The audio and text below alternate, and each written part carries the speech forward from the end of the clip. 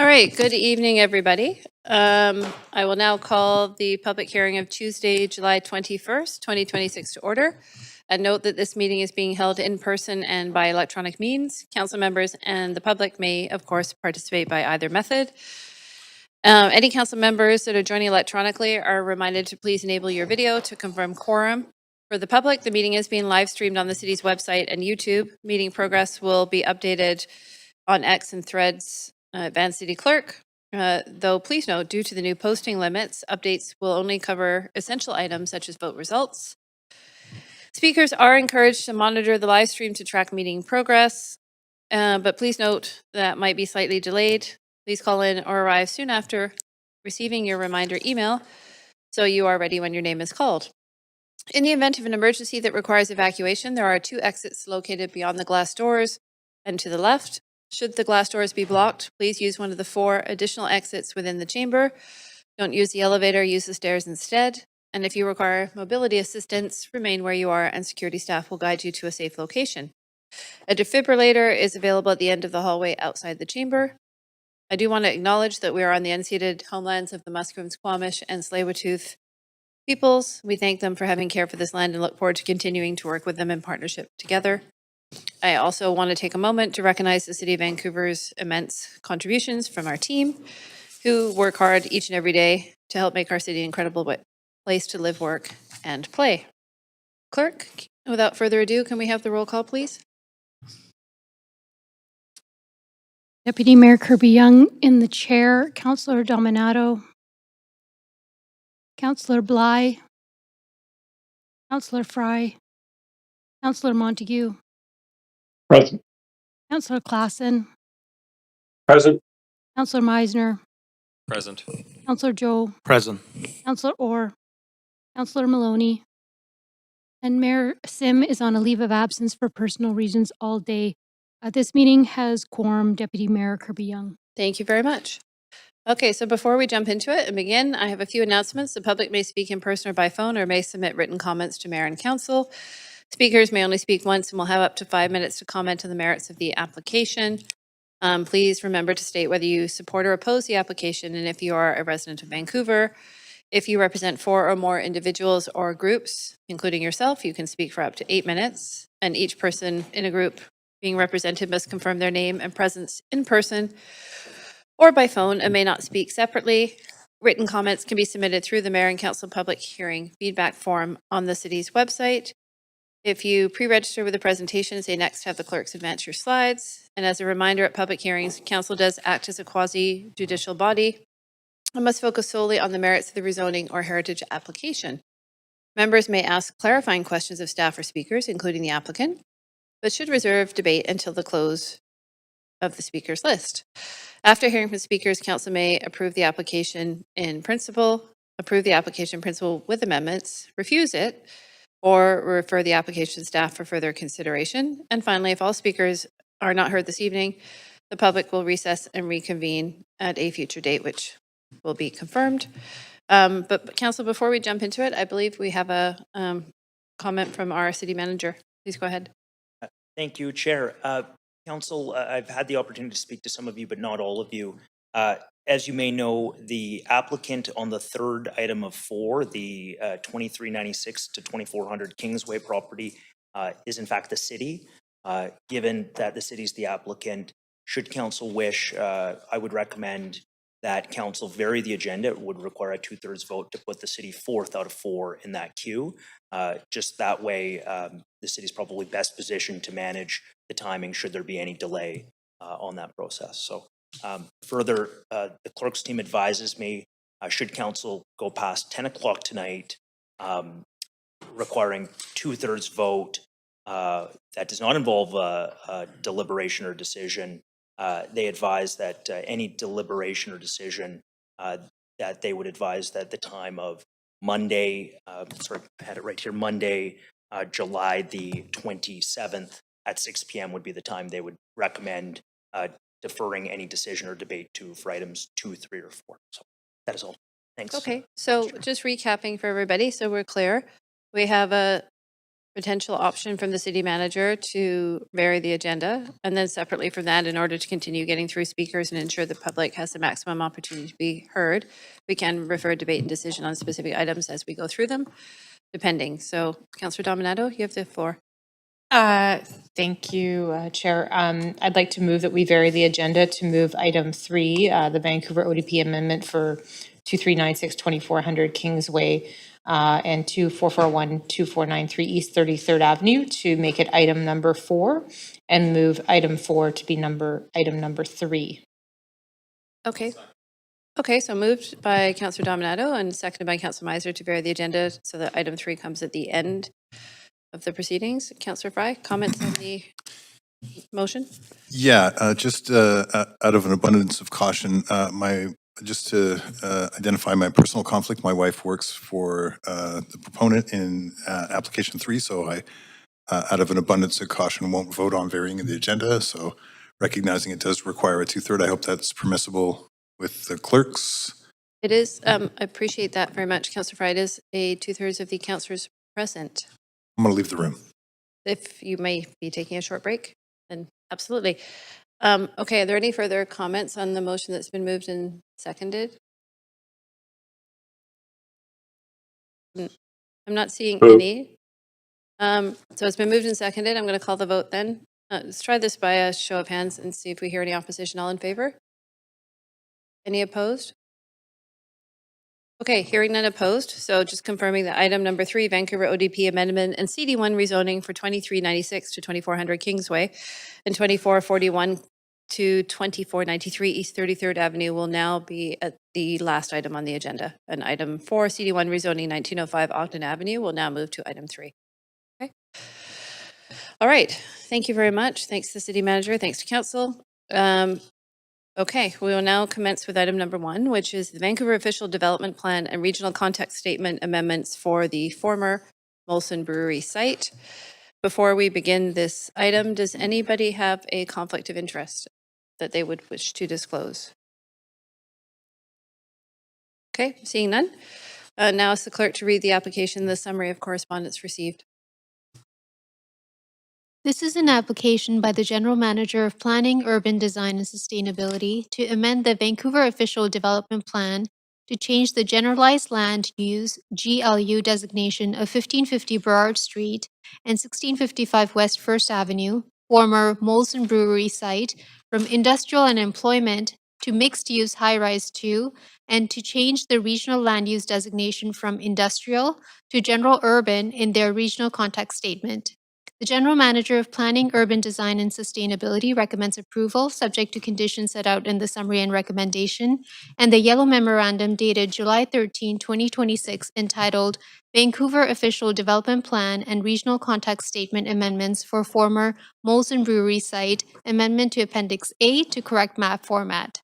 The following correspondence has been received since referral to public hearing: 20 pieces of correspondence in support, 6 pieces of correspondence in opposition, and 3 pieces of correspondence regarding other aspects related to the application.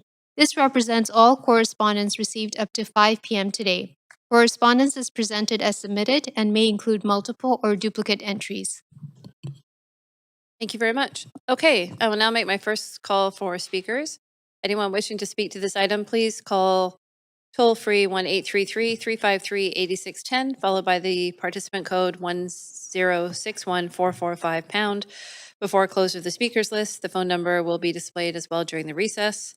There will be an opportunity for new speakers and missed speakers to be heard at the end of the registered speakers list.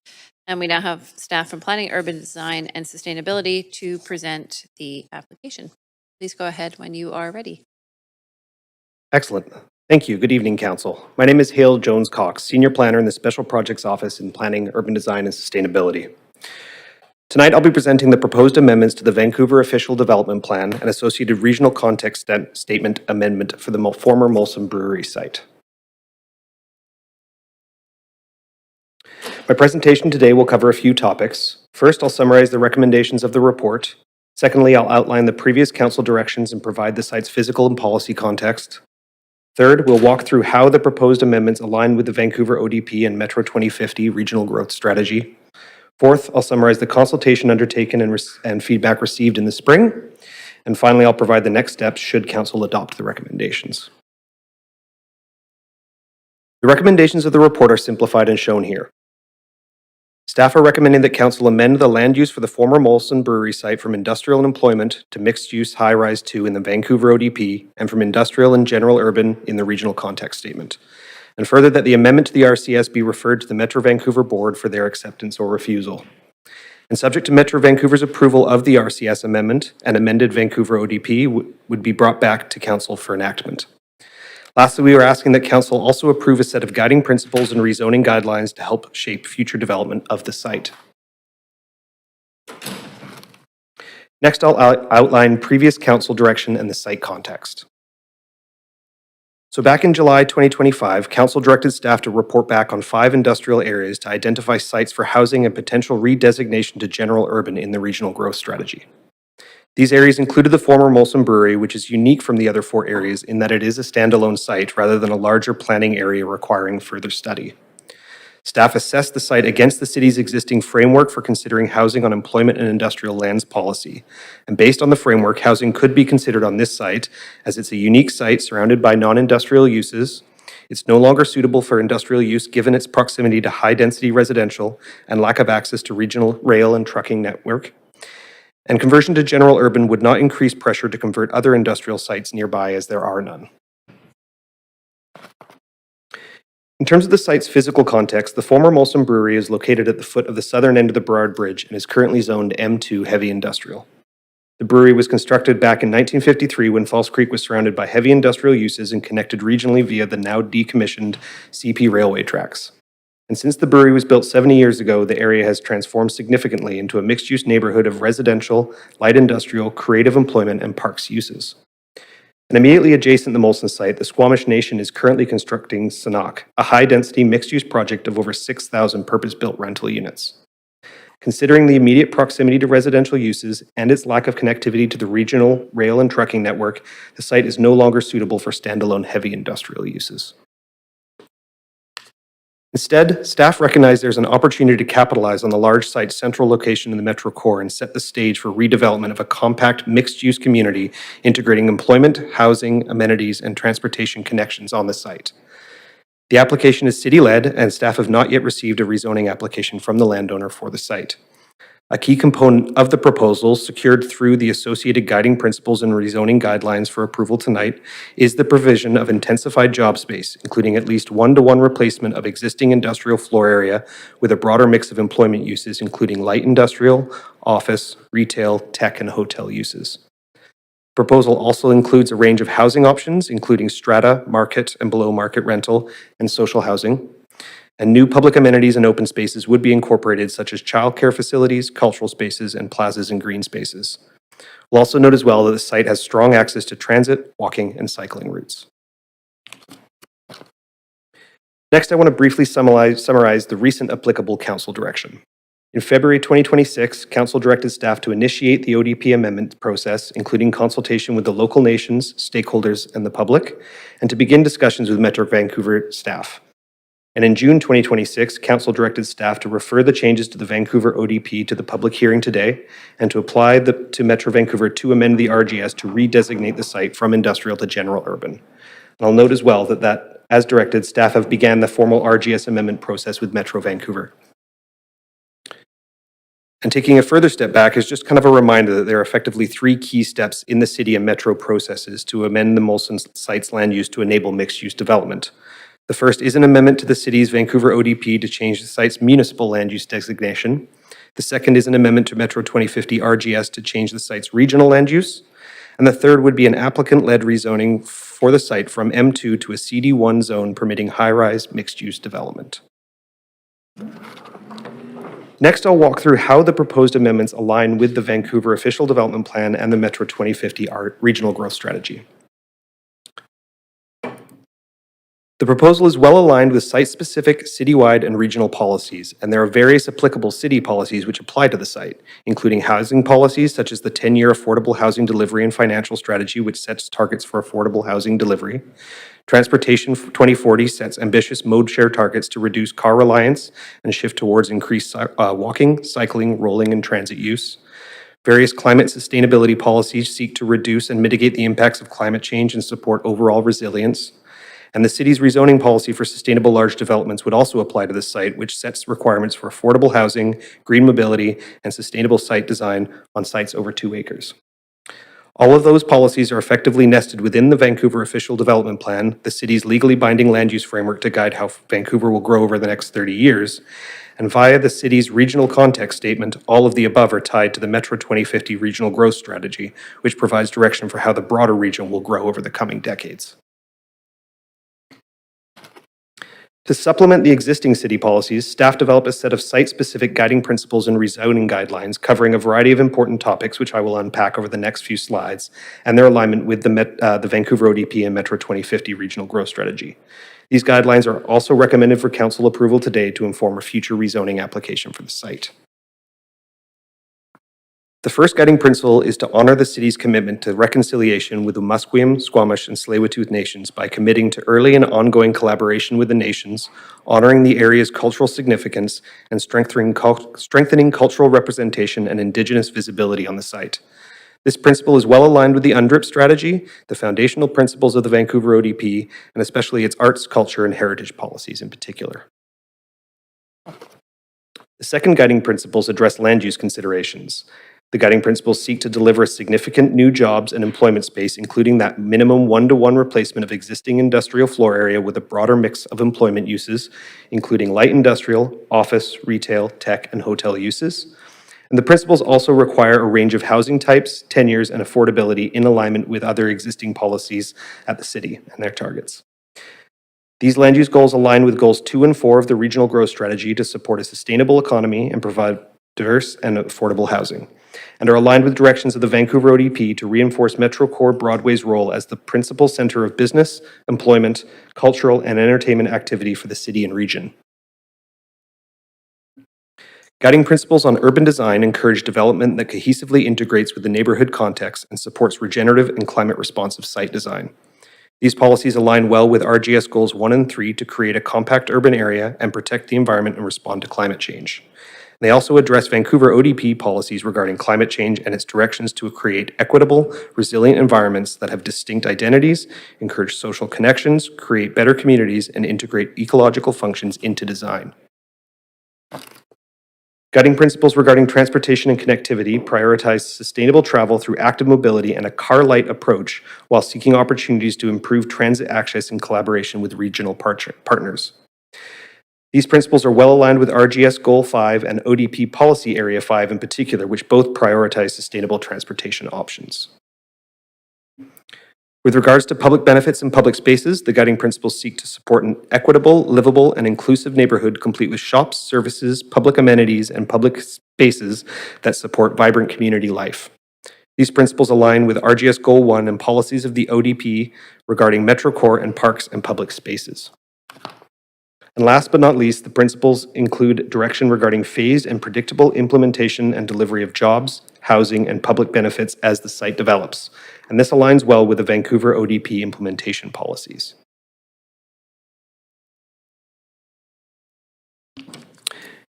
In the next section, I will briefly summarize the consultation undertaken as directed by Council in February 2026.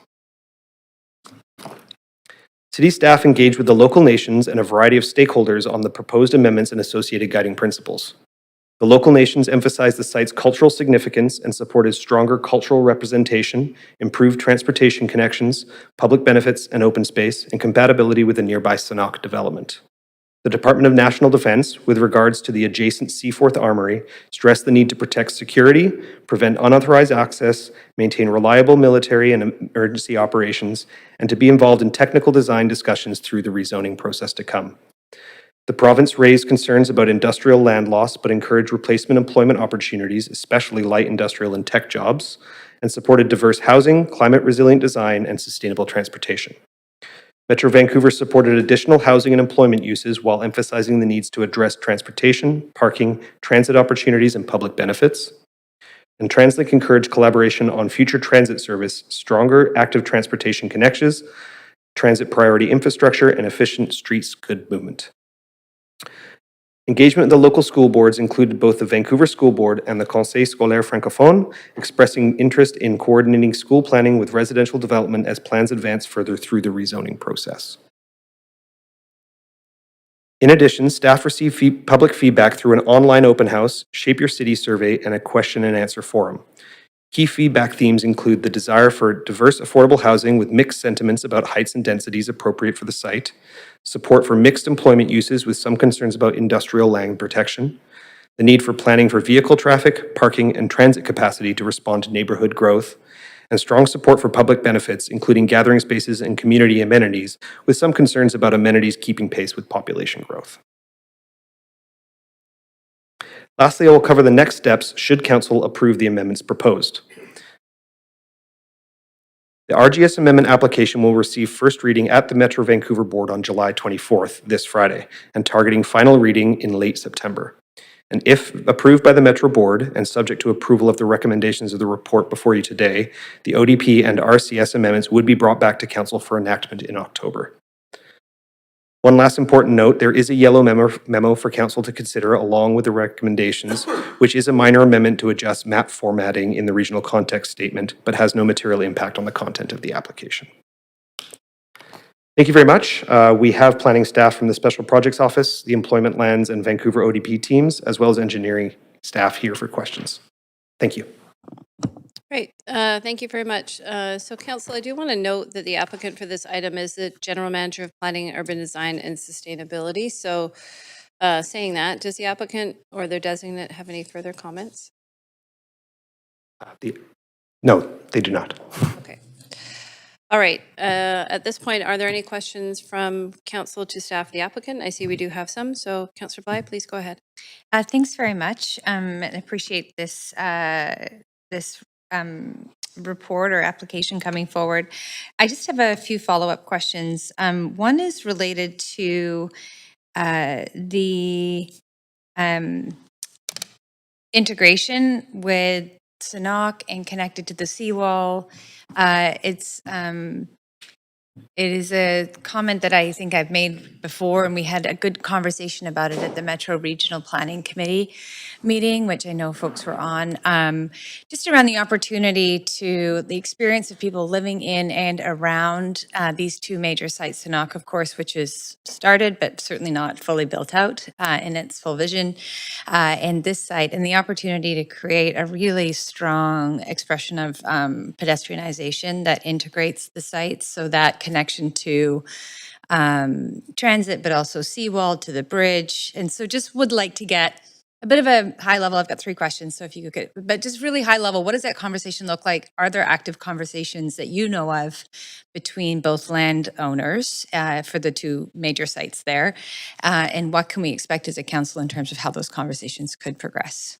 Sure. Thanks for the question. So in response to the work that we've done so far, we did do a formal referral to the nations, which included a conversation with the Squamish Nation on the topic. They share 900 feet of property line, and obviously it's a very important connection that we're making. And we're looking for opportunities to really round out and contextualize Sanok in that area in terms of development and kind of bring it to fruition as you've described, an opportunity to really create a great car light, walkable, sustainable neighborhood in that area. Transportation connections will be very important to consider, but it is very well positioned along the seawall with active transit routes as well, and with TransLink in terms of transit. Okay, so conversations ongoing, nothing. Conversations are on the table ongoing. right now. I can't speak to the landowners' conversations that have happened to date, but we will certainly encourage them to have those conversations going forward when they have details on a design. Yeah, okay, great. Question around the opportunity with the existing rail line there that connects to Olympic Village, Canada Line. I think I got that right. We did receive a sort of unsolicited proposal, I'd say about a year or so ago. I think a UK-based group. And what's the state of those conversations? Obviously, some sort of light rail that connects that area to rapid transit sounds great. Sounds like an obvious choice. Where are we at with those conversations? Hi, Steve Brown, Director of Engineering Projects and Development Services. We did have a few interests in running a pilot along that corridor. We didn't proceed with those because the South False Creek development area that we've been exploring could change that corridor quite significantly. And at this point, we don't see progressing anything on a streetcar. Current transit priorities are Broadway Subway, UBCX, Hastings, so it's not a top priority to progress on our transit priorities. Okay, that's interesting. I appreciate that. What about the heritage? Just a little bit more context for the Armory, the heritage of the Armory in terms of the status of that building and its future plans. Yeah, thanks for the question. So it is a designated and protected heritage building, and it was seismically upgraded in 2016, as well as there's kind of another headquarters building built adjacent to it. We've had further conversations with the Department of National Defense, who indicated they had no kind of short to medium term plans for redevelopment of that site. Their concerns were more about making sure that there was kind of no unwanted access to the site, considering they do use it for military staging and emergency operations. Okay, do we have a sense of how far the site is from the next closest rapid transit line? I believe it meters. is. The province has trained us to think in meters. Is it 400, 800, 200? Yeah, I can't think of the exact distance, but there is through the integration plan, the Arbutus bus route would actually connect past that area up Burrard Street and be able to connect to the Arbutus station. Okay, okay. That's helpful. That's great. Thank you.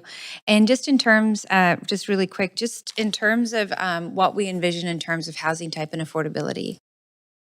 Sure. So we're looking at leaning on the existing policies that we have citywide in terms of the housing policy we have today. Matt, do you want to address some of those for me, We just please? have 10 seconds, so Thanks. please. Matt Shillito, Director of the Special Projects Office. The rezoning policy for large sites we would negotiate towards 20% social housing and 10% rental housing, of which 25% should be below market rental. Those are targets that we negotiate towards and seek to achieve. That is I'm happy. That is time, unfortunately, but I'm Councillor happy Maloney has for the you floor. to continue. Perhaps she'll pick up. Thank you.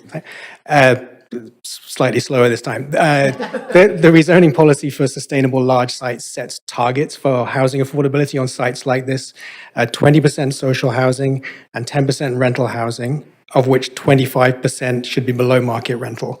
Now, I should emphasize that those are targets, and historically, our ability to achieve those targets on sites like this has been challenging, particularly in the context of other public benefit and land use objectives that we might have. Nevertheless, those are the policy targets we would be working towards and looking at it holistically with the rest of the project to see what can be delivered across job space, public amenities of other kinds, and affordable housing. This site's been able to pretty much double its density thanks to the surrounding development with Sanark. Isn't that right? Has that helped with the likelihood of that kind of affordable housing being included? Well, the density is still to be determined, will be determined through the rezoning process. What we've identified or proposed through this ODP amendment is simply an allowance to go above 26 stories in height to create some flexibility around height, but density will be determined through the rezoning process. But I think to your point, yes, we do see an opportunity to deliver on housing affordability and other public benefit objectives and deliver job space on a site like this, given we're going from an industrial-based site to a clearly higher density mixed use development. And I know that road access to Sanark is going to be very important and could be enhanced greatly by cooperation with this site. What stage are those discussions at?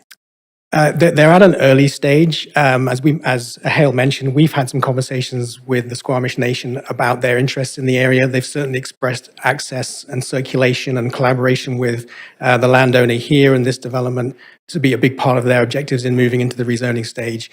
We understand the landowners have had very initial contact with the Squamish Nation, but really those are things we would get into in detail through the rezoning process when we develop a master plan for this site. All right. And so Burrard Street is going to be the main transit access That will, in all likelihood, be the main vehicular access and the main route out to particularly active transportation and the existing transit on Burrard. We also do have aspirations to improve bus connections along 4th and 6th Avenue to the Olympic Village station. So we'll look at all aspects of the site and see what best connections we can come up with. But I think the focus is on a car light, active transportation and transit-oriented community rather than one with a lot of vehicular parking and traffic. And I assume that I know that you've got cycling routes, protected cycling routes on almost circling this general area. So That's right. And what kind of approach is going to be taken to things like delivery zones and parkade entrances and that kind of thing? Yeah, all of that would be progressed through the rezoning when we actually see where the various different connections are. But there's definitely is the proximity to the transit hub from Sanok, which is key for access in there. And then, yeah, deliveries, we'd have to look to see what streets would be able to perform that. And also, how is the percentage of non-industrial, how do we govern or require a particular percentage of industrial jobs or commercial jobs space to be included in this development? You go ahead. No, that was one of the critical elements of why we wanted to establish the rezoning policies and guidelines, is so we had a really robust site-specific policy that would enshrine that idea that delivery of what was the existing industrial space should be recontemplated with a broader mix of employment uses on the site, but we'd really like to see and will encourage other light industrial uses, which could include tech, could include production and rehearsal studio, creative products manufacturing, things like that, laboratories, things that can be co-located with residential and other mixed uses in terms of it's possible through the Vancouver Building Code, but that's something that we'd definitely like to explore further through the rezoning process. Thanks very much. Thanks, Councillor Maloney. Councillor Fry, you have the floor. Just still on the subject of transportation and transit, I see an articulation of the streetcar line, and we've long talked about how a streetcar line could integrate with Sanok and the Molson lands. Is it on the table, off the table? I see there's construction happening on Second right now with... Right now, we would say that it would be off the table. We don't see the future for that, but the South Falls Creek further development plan would actually figure out the long-term life of that through that area. So we are still retaining the right-of-ways to potentially connect it, but there's no funding mechanism. Yeah, and through that development plan, it would actually look at changing the right-of-ways because it creates a barrier of access to 6th Avenue. So there's a lot of corridors through there. So that would be something that we'd want to revisit to see if we can get better access north-south through that area. Does the potential development on this site contemplate funding a streetcar line? Is that... Not on this site, no. Okay. So I do recall that there was a Burrard Slope area plan that I think was probably rescinded after Broadway plan that contemplated a sort of one-for-one residential industrial kind of component. Is that still in the mix in any way, shape, or form? Doesn't apply to this site. The Burrard Slopes mixed employment area is a very interesting and broad change of mix of uses that are possible to be delivered on that site, including office. You see some developments for hotels that have come forward in that area as well. So there is a very kind of interesting mix of uses that are through there, but residential is something that was actually removed as it was not in alignment with the regional growth strategy. Okay, and so as we contemplate this sort of new change in the ODP, and where does permeable surfaces and green space fit into this site? Is there contemplation? Because certainly we're doing a lot of development in this general area with Sanok and the Molson site. Is there a clear direction as far as permeable spaces and green spaces? It's a very industrial site right now. Absolutely. That's something that we're really keen to see, and that's we're actually enshrined through the rezoning policy and guidelines, is we're looking to see opportunities for both green spaces and plazas, things that'll complement, this, an increased scale of development in this area. We want to see it matched with the open spaces that really make it an incredible neighborhood. Okay. Last question for me around and it's touched on in this report. talking about the military use, and obviously we're seeing a historic investment in the Canadian military, and this is a critical sort of military infrastructure site in Vancouver with the Seaforth Armory and the other building that's mentioned in here. How does this future-proof for any big moves by the Canadian military in this location? Yeah, fair question. So we have had those conversations with the DND at the Department of National Defense, and they had not indicated any short to medium term intent. The most recent thing was the upgrades to the Seaforth Armory, which is kind of a staging place that they do for many operations, as well as the Hofmeister building, which is this kind of headquarters that was built more recently. They have no kind of medium term aspirations for redevelopment of that site, but it is something that they could potentially explore in the future, and it shouldn't be precluded by any sort of development of this site. And I know there's a mention here about securing the sort of the interface, and what does that potentially look like? Are we talking? Yeah, I think that may I think it's something that will be explored further through the rezoning process, but I think there may be interest in hardening some of the edges to make sure that there is not unwanted access to some of those secure spaces, but that's something that we will be exploring through that. I mean, will it impact kind of overlook and oversight of say, height of buildings in proximity to, are there any considerations around that? It was a conversation that was had through that, and it was something that we identified as requiring further study as we start to understand what the form of development might actually look on that site. And so to be clear, we're not totally mandating the built form at this point. We're just more generally releasing this from industrial land and big picture stuff. That's exactly it. We're just identifying what is a more appropriate land use moving forward rather than industrial. Instead of standalone heavy industrial, we think there's an opportunity for a mixed use future for this site. Yeah, okay, thank you. Thanks. Great, that's all, Councillor Fry. Yeah, thank you. Great, thanks. Councillor Meisner, go ahead.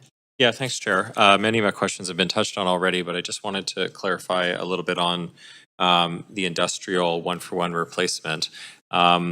Are staff envisioning that to look similar to what we see in Mount Pleasant, for example, in terms of uses? I know we don't have residential in Mount Pleasant, although we did have that project recently on West 2nd that kind of deviated from past policy. Are we talking about similar uses as we see in Mount Pleasant in terms of like, we have some biotech, we have some more heavy, not heavy industrial, but actual manufacturing? What would that look like in context with the residential? Yeah, I think you've really hit it on the head. It is a spectrum out there in terms of industrial uses, and we're looking at much more the lighter end of things. So that would include creative products manufacturing, tech, production and rehearsal studio, things like that don't generate the kind of noise pollution, air pollution, things like that can be easily managed in terms of their co-location with residential uses. I think a lot of what you see developing currently in the Mountain Pleasant industrial area is very much the type of synergistic uses, whether it's the laboratories and things like that. But I think if you're looking at the kind of the traditional production, distribution, repair, that's what we're kind of moving away from in this site. But we're looking to find tech and things like that as real opportunities. Okay. And another question was around parking. Obviously, SNOC has taken a pretty, I would say, ambitious approach to minimizing parking. Any thoughts at this early stage around what that might look like on this site?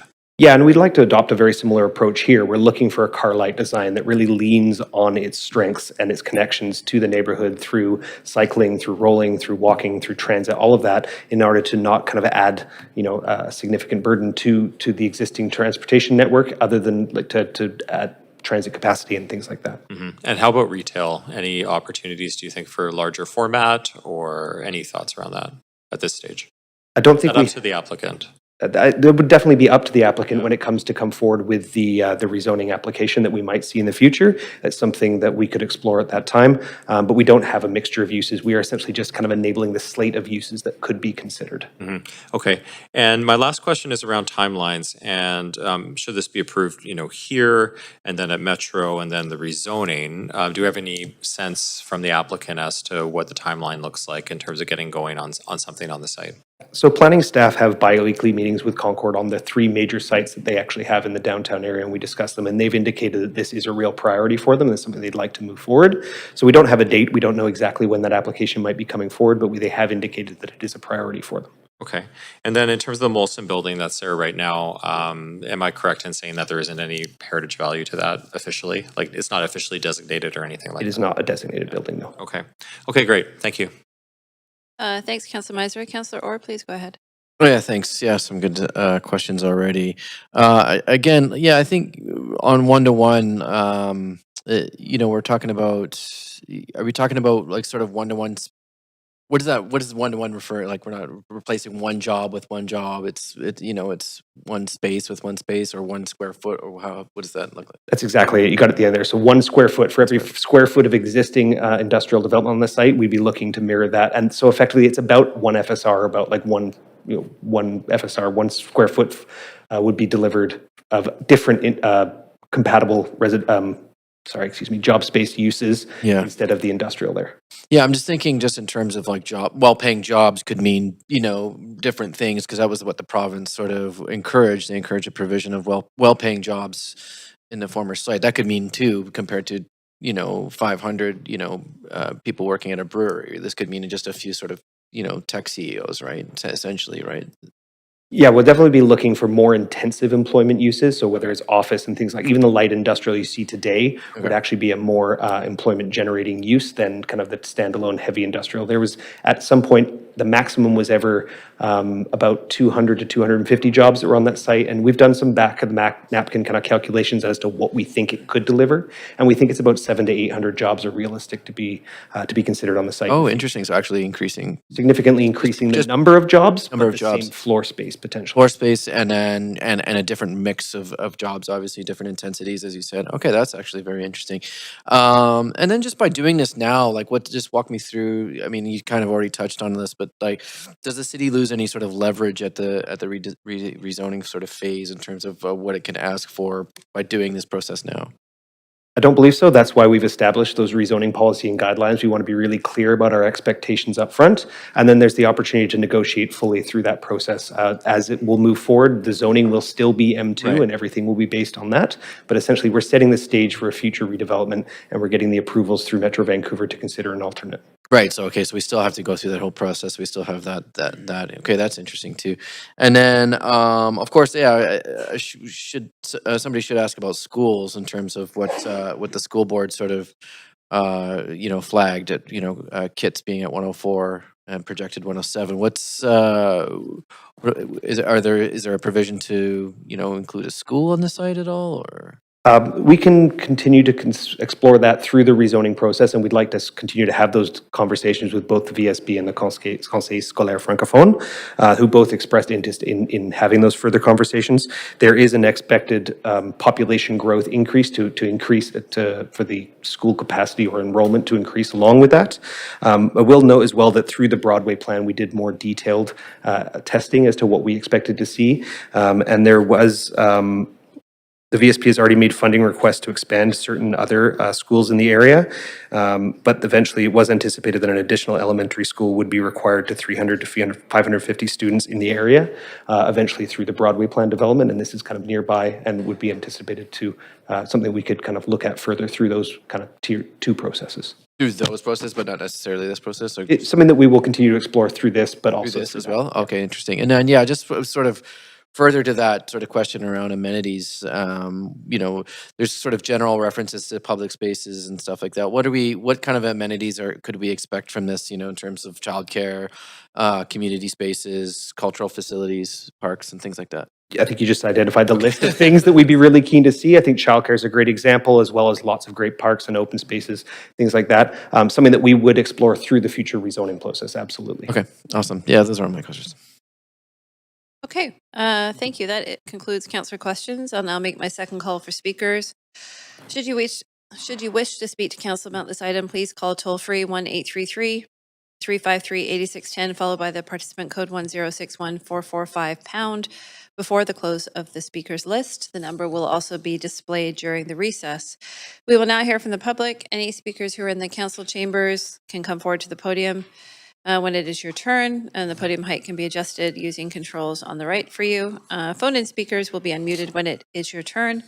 A reminder to all speakers, you have up to a maximum of 5 minutes to make comments. Please limit them to the merits of the report being considered. And our first registered speaker tonight is Chris Knight, by phone, I believe.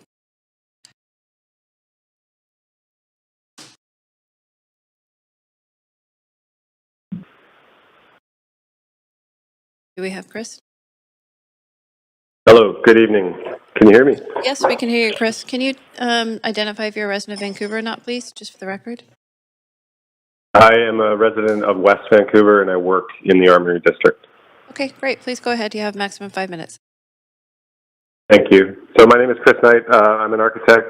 As I mentioned, I work in the district at Michael Green Architecture.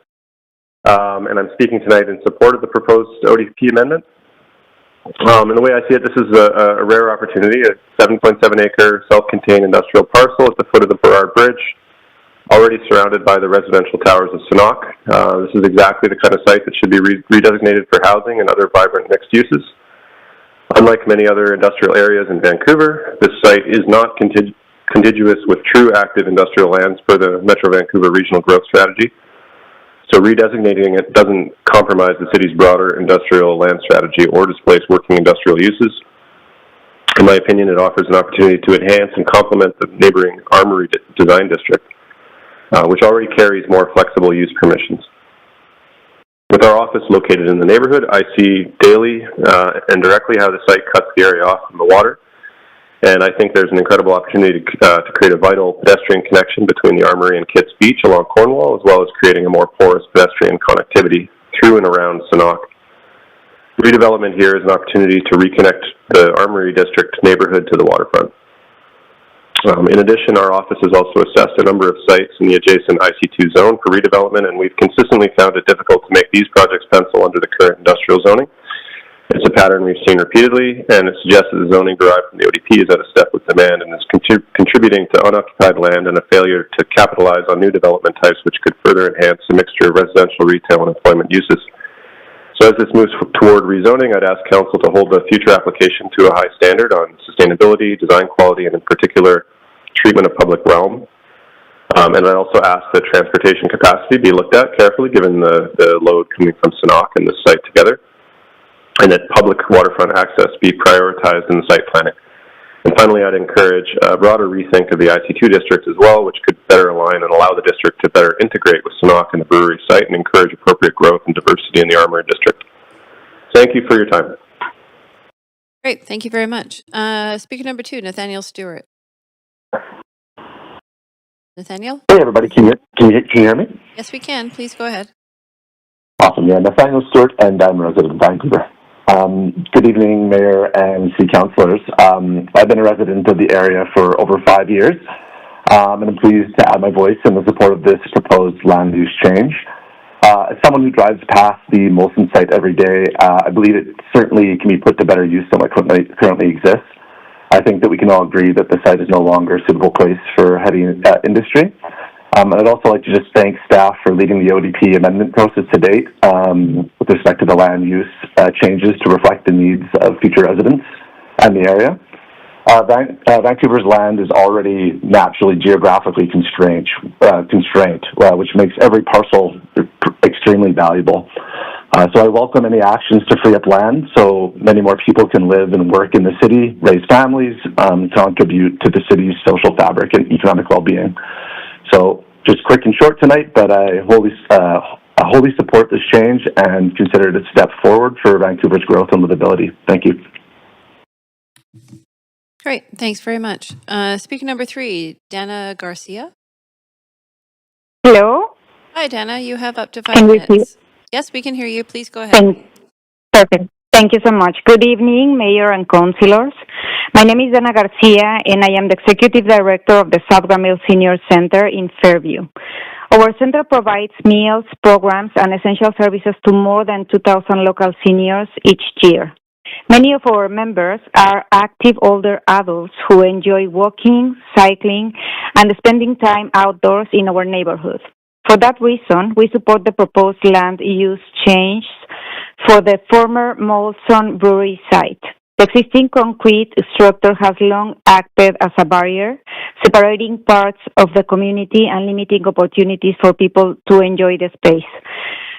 Redeveloping the site into a vibrant, mixed-use neighborhood has the potential to create a more welcoming, connected, and accessible environment for residents of all ages. As this project moves forward, I hope I hope careful consideration will be given to creating accessible green spaces, walking paths, seating areas, and safe connections for pedestrians and cyclists. These features will greatly benefit older adults by encouraging physical activity, reducing social isolation, and creating opportunities for people to gather and enjoy the neighborhood.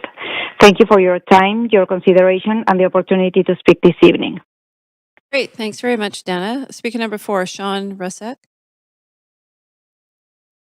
Hi, good evening, city staff and councilors. Thank you so much for your time. My name is Sean Rosick, and I am a resident of Vancouver, as well as the director of Kyodai Properties.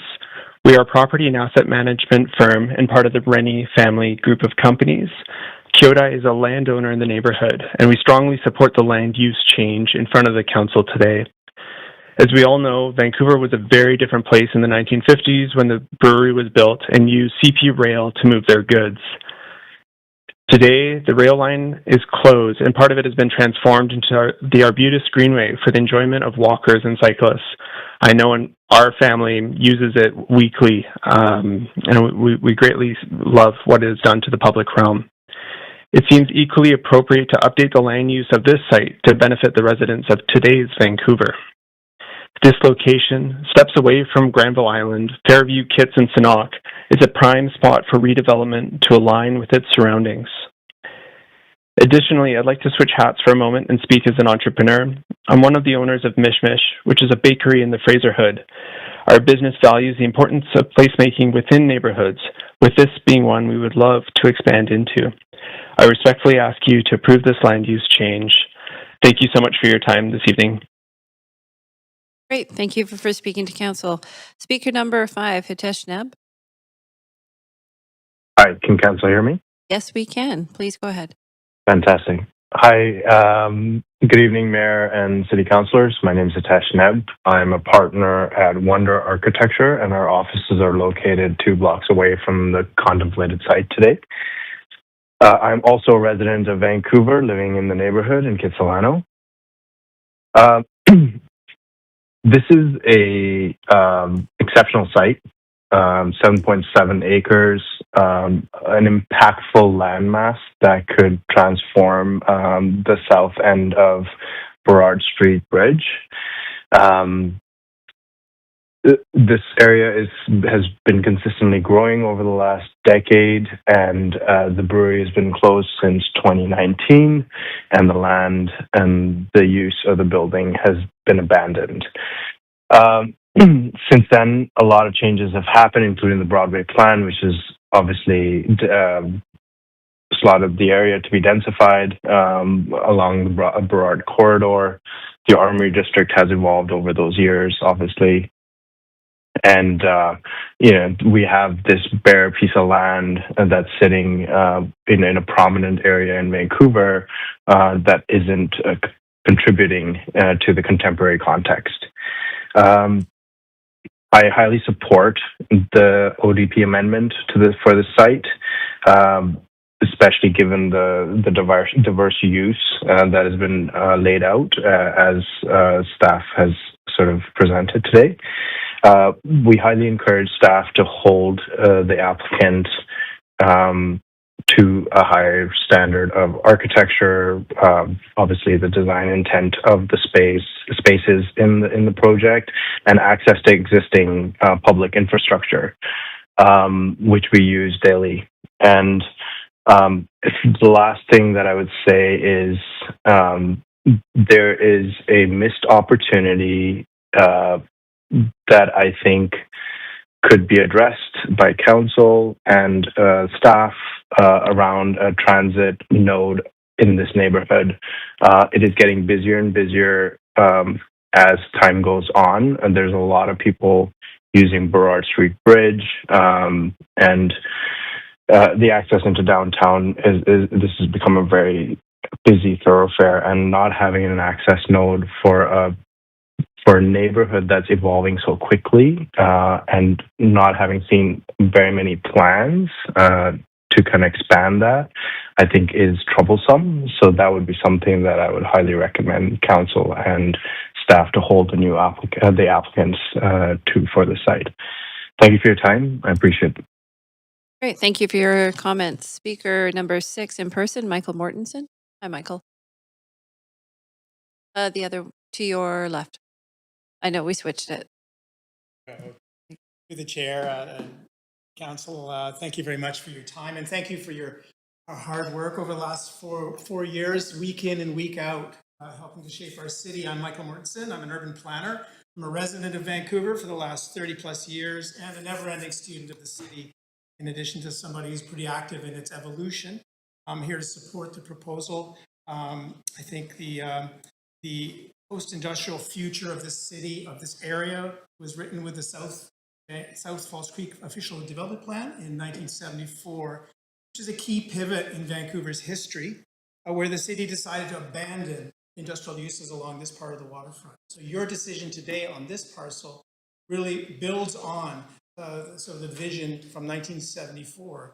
And I think it's a logical conclusion that industrial land in this location is no longer appropriate for Vancouver. We can do a lot better than 200 jobs on a 7.7 acre industrial site. When the plant closed, I think they might have had 100 people on the site. I remember because after it closed, as it was closing, I was watching. I'd sit there in the cafe across the street looking at how many people, there's nobody on this site, really. 7.7 acres of inner city land with barely any employment on it. You heard from city staff, we could probably get 4 times the number of jobs with the equivalent amount of space if we deploy it as light industrial, flex, tech, employment space. So more jobs for Vancouver, plus the opportunity for more housing, more amenities, more commercial uses as well too, and more amenities. So, but to be brief, I think you've got a busy agenda today. I think that there are great placemaking opportunities between the owners of the Molson site and Inchikai, Squamish Nation for the Sanok site. Interface between those properties is so enormous. There just has to be some great placemaking outcomes if we let those two parties come together. I think, given the intensity of use on that property, that just makes sense too. When we're thinking about transit, let's also think about water mobility as well. Buses, New Sky Train, but also the ferries that take people across the water. 2 major centers of employment within a kilometer of this site in terms of the Broadway corridor, plus the entire downtown peninsula, which we know you can walk in 20 minutes. So this just makes too much sense. And again, I'm not part of this project. I'm not paid to come here and recommend this. It's just me for the love of my city and the right thing to do as we evolve and move forward. So just to wrap up, I urge Council to approve in principle the amendments to the Vancouver Official Development Plan as presented in the report, and to adopt changes that come through from Metro. Thank you very much. Great, thank you, Michael. Appreciate your comments. Thanks. Next, number 7, Emily Armitage. Hi. Emily, can I just ask you to identify if you're a resident of Vancouver or not for the record, please? No, I'm a resident of Coquitlam, but I work in Vancouver. Okay, great. Please go ahead. Okay, yeah, good evening. My position is opposed. Like I said, I work in Vancouver. I have a lot of friends who live and work in Vancouver, so I'm really concerned about the quality and the quantity of jobs available to people in the city. So I want to kind of focus what I'm going to say today on the loss of this industrial use land. So I know we've heard some different numbers thrown around, but this former brewery seems like at one point employed, maybe at its height, 250 people, maybe at the end of its lifespan around 100, as the previous person said. But this report proposes at least like a 1-to-1 replacement of that new floor space with job space, which does sound good. Definitely on paper it sounds reasonable, but I don't think that I don't want to get confused between like floor space and the actual replacement of the economic opportunity and the opportunity for jobs. So I think there's like 2 linked concerns here. There's like the loss of industrial land and then also the need for well-paying jobs. I think those concerns are really important because industrial land is difficult to recreate once it is converted.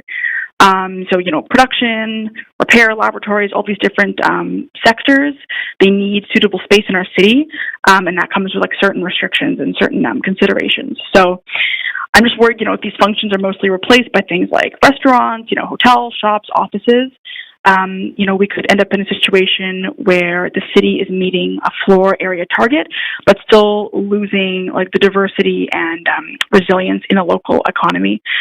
So I think that council should consider that as like part of this application. There should be maybe an employment plan or some extra stipulations on this land before approving the redevelopment framework. And that plan should identify the minimum amount of space for light industrial, production and other job uses. So it could include like design standards that make those spaces functional and not just like a nominal thing. So potentially could also be, if possible, look into maybe including protections that would protect the rent that's charged on the commercial spaces to make sure that there's opportunity for small businesses, local entrepreneurs, as some previous speakers were, in order for them to have a spot to get into the market and have an area for them to have spaces where that produce jobs in our city. I think also that job quality really has to be part of this plan. I don't know what the wages were at the Molson Brewery, but I do know that, if this space were to be replaced by, a bunch of jobs and, employment opportunities that pay minimum wage, I don't think that's a good use of land. Great. Thank you very much for your comments. Sorry, we might be losing you, Emily. Perhaps you might have an issue with your connection. Does that conclude your comments? Going once, going twice? Okay, we will move on to speaker number 8, Mike Bisker. Yes, hi, good evening. Can you hear me? Yes, we can. Please go ahead. Great. Yeah, my name is Mike Biskar. I am a resident of Vancouver. I'm opposed to this application. My wife and my 3 kids, we live in downtown, very close to the site. And to be clear, when I say opposed, I think as a family living in downtown Vancouver, I think we are absolutely supportive of changing the use of the site from industrial to something that makes sense. And I'm not an economist, but my understanding is that the moment that council approves this application and this change in use, the value of this land is going to go up significantly and will make the $185 million that Concord Pacific paid for it 10 years ago seem like a steal. And so if that's the case, then I'm hearing all the conversation about the community benefits that ought to be included when the rezoning application comes, and I think that ought to be spoken about now. I think that ought to be a requirement now. I think everybody knows that we're facing an affordability crisis. As someone who's trying to raise a young family downtown, there is an unbelievable shortage of childcare space. We're friends with so many different families living downtown who have no place to put their kids. We just look at, we have no space for schools. Our son was waitlisted. Many families go through the waitlist. It's become a regular occurrence where every year it just becomes the normal thing in February. Parents are told that their kids are going to be waitlisted for kindergarten. That shouldn't be happening here. When we have the value of the land that we have in Vancouver, I don't understand how, and there are some people getting so wealthy off of the value of that land, why we can be facing some of these affordability issues for families in the city. $10 a day childcare is almost unheard of in Vancouver.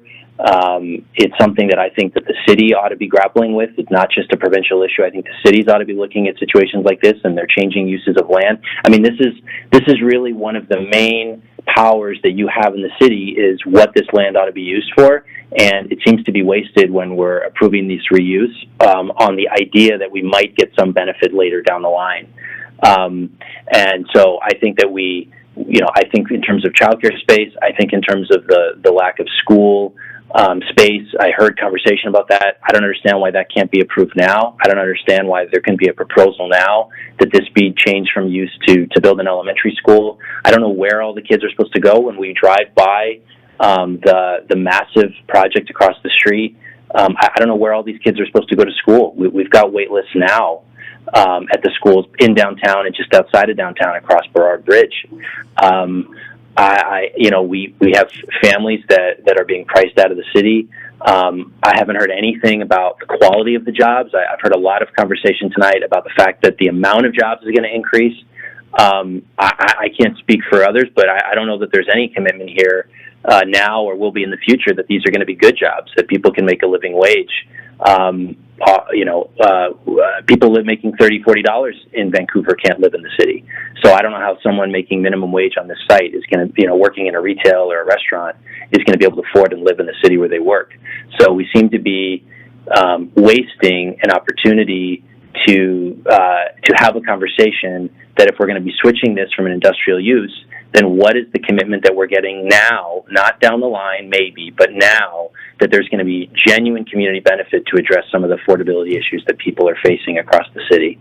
I also wanted to say that, again, and this is something that I'm a part of the Union for Hospitality Workers, Unite Here Local 40, and this is something that we've spoken about again and again. I heard it come up that one of the possible use of this space is for a hotel. We've tried to make pretty clear that we think that the narrative from the hospitality industry that there's a hotel room crisis has been significantly exaggerated, is how I'll put it. And so, again, I think that and Concord Pacific is one of the major players in the hospitality industry. So if they own the site, that seems like a real possibility. Again, we ought to be having a conversation about community benefit now. That is sort of one of the main opportunities that you as a council have to address the affordability crisis in the city, and I don't see that you're taking advantage of that at all. That's why I'm opposed to the application. Thank you. Thank you, Michael. Okay, speaker number 9, Mitesh Poole. Speaker 9 is not on the line. Okay, we'll move on to speaker number 10, Bachman Jomo. Hello. Hi, Bachman. Please go ahead. You have a maximum of 5 minutes. I'm going to use my native language. It is important for councillors to hear what you have to say. So do you have the ability to speak in English? You can speak if you wish, but it means the council may not be able to understand what you want to share.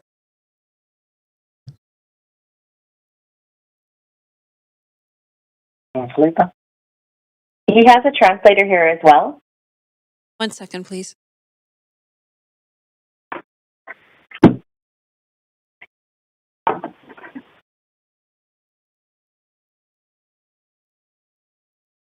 Okay, I understand you have a translator with you. Please go ahead.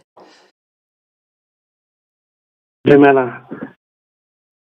Setso ya gompieko e tshwanetse go sireletsa dikokomane tsa ka moso. Dumelang Ratropo le maloko a khansele. Maemo a me ke oppose ka gonne ga ke re lefelo leno ga la tshwanela go fetoga. Ke botsa gore phetogo e kgolo jaana e tlogela boswa jo bo siameng mo bathong ba ba nnang mo Vancouver gompieko le mo dikokomaneng tse di tla tlang. Ka lefatshe la madirelo le fetolwa go nna lefelo la dikago tse di kwa godimo le bonno. Boleng jwa lone bo ka oketsega thata. Boleng jo bo newa mong wa lefatshe ka tshwetso ya setšhaba. Khansele e tshwanetse go botsa boleng bo oketsega ka bokae, mme karolo e kae e tla boela mo setšhabeng. A go tla nna le tekanyetso e ikemetseng e bontshang boleng pele le morago ga phetogo. Dikokomane tsa kamoso di tla tlhokana le matlo a kgonagalang, mafelo a tiro, diphaka, dikolo, ditlhokomelo ya bana le dipalangwa. ke di-percent-e di le kae tsa matlo tse di tla nnang social housing kgotsa tsa maraka o ko tlase ga wa diranta. Matlo ao a tla nna kgonagala dingwaga di le kae?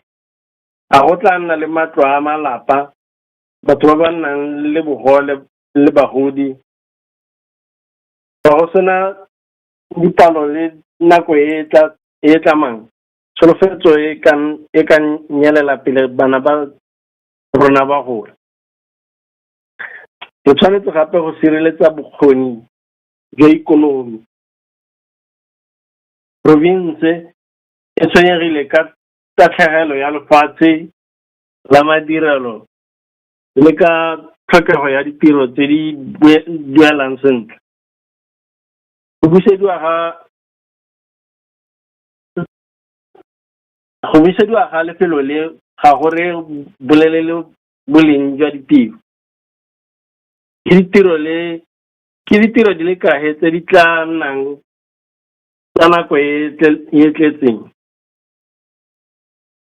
Tuelo e tla nna bokae? Ke karolo e kae e tla nnang ya madirelo le a thekenoloji? E seng fela di-hotele le mabenkele. Tumalano ya tiriso ya ditsompelo e tshwanetse go nna tlamo e seng boitlhophelo. E tshwanetse go akaretsa go thapiwa ga batho ba mo mafelong, baithuti mo tirong, dituelo tse o kgonang go tshela ka tsone, polokesego ya badiri le ditšhono tsa bašwa, batho ba indigenous ba ba sa tswang go goroga le ditlhopha tse di sa emelwang sentle. Ke mang yo tla lekang diphitlhelelo go tla diragalang ga ditlamelo tse di tsa go tokagatsa lehatseng? Go botlhokwa gape gore melemo e tla ka nako a diphaka ko bana ba bannyane ba rutelwang teng, mantu a e leng gore ga a turi, di tla agiwa mo mafelong a ntlha kgotsa di tla supesediwa kwa bofelong. Fa porojeke e rekisiwa kgotsa e ema ka dikago tse di nnang le tuelo di setse di weditswe, kansele e tla tshwara kgotsa madi a lekaneng go fetsa melemo ya setšhaba. Lefelo leno le bapile le seafoto le dikago tse dingwe tsa itshireletso. Go na le ditlhokego tse di tshireletso, ditsela tsa dikoloi tse dikgolo tsa sesole le tiro ya morago ga matlhotlhapelo. Ga go tla nna le thulaganyo e dumalanweng pele ga dikago e e sireletsang diphetogo le kago ya ofogamane. Monga developer o tla duela ditshenyegelo tsotlhe kgotsa setšhaba se tla latlhegelwa ke melemo e mengwe. Dipalangwa le ditirelo le tsone di tshwanetse go ipaakanyediwa, dibese, metsi le drainage. Dikolo ditirelo tsa tshoganyetso di kgona koketsego. Ke mang yo tla duelang tokafatso? A boagedi e tla emisa fa ditirelo di se di siamele. Go aga mantlo pele ga ditirelo go fetisetsa molato mo bathong ba ba tlang morago. Setšhaba se tshwanetse go botsa se tshwanetse go bona tshedimosetso ngwaga le ngwaga. Go tshwanetse go nna le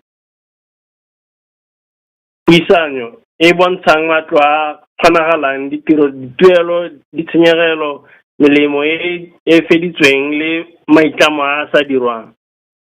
Maitlamo a tshwanetse go kwadiwa mo tekeleng ya lefatshe gore a se ka anyelela fa mongwe a fetoga. Ke kopa kansele go leba tshwetso eno jaaka tumalano ya dikokomane. Watchman. Pele ga Sorry, one moment. I want to let your translator know you have a maximum of 10 minutes, so you have less than 3 minutes to translate if you wish to, or you'll have to do a quick summary. So just giving you an update on your time. I can start now. Good evening, Mayor and Council. My position is against because I am saying the site must never change. I am asking whether a change of this scale will leave a fair legacy for the people living in Vancouver today and for generations to come. When industrial land is changed to high-rise mixed use, its value may rise greatly. That value is granted to the owner through a public decision. Council should ask, how much value is being created and what share will return to the community? Will an independent appraisal show the value before and after the change?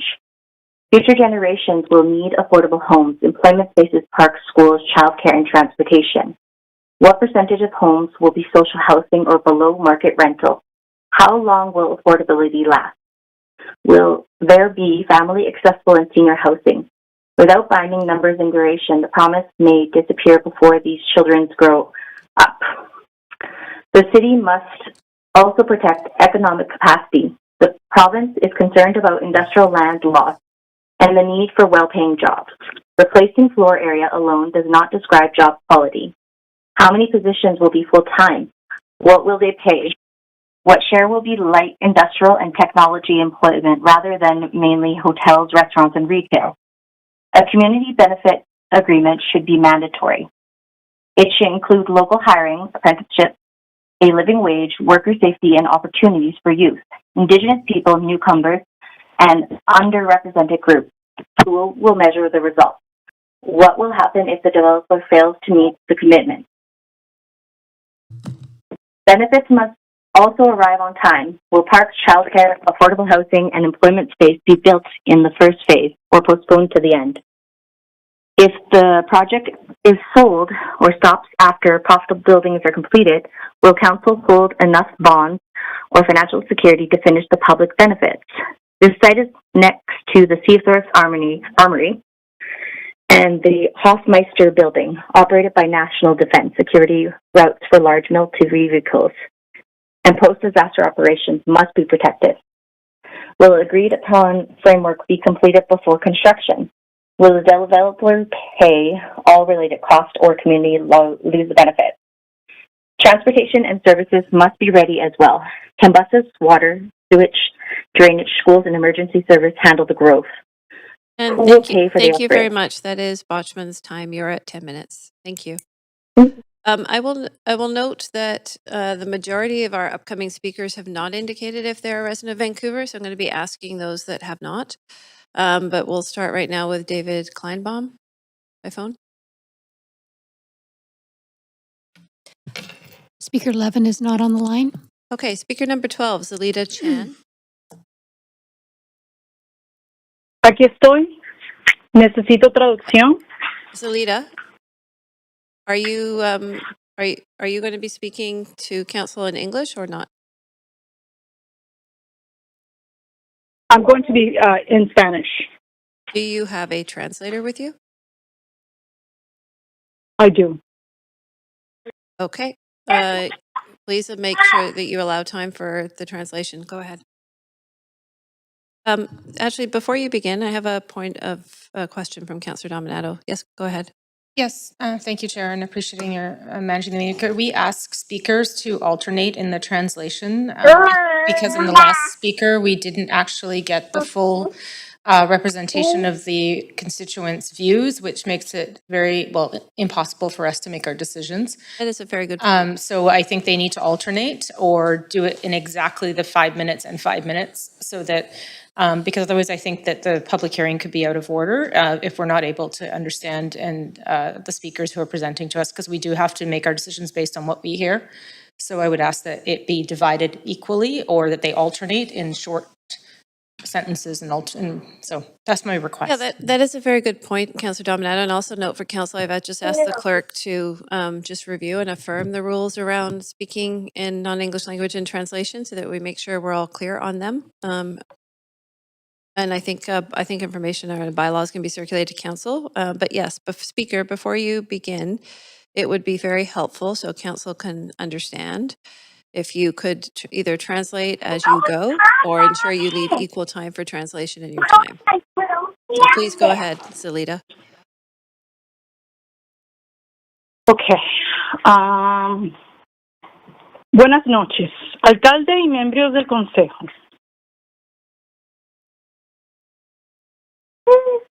Robert? Oh, good evening, Mayor and Council. My position is other. No, mi posición es contra.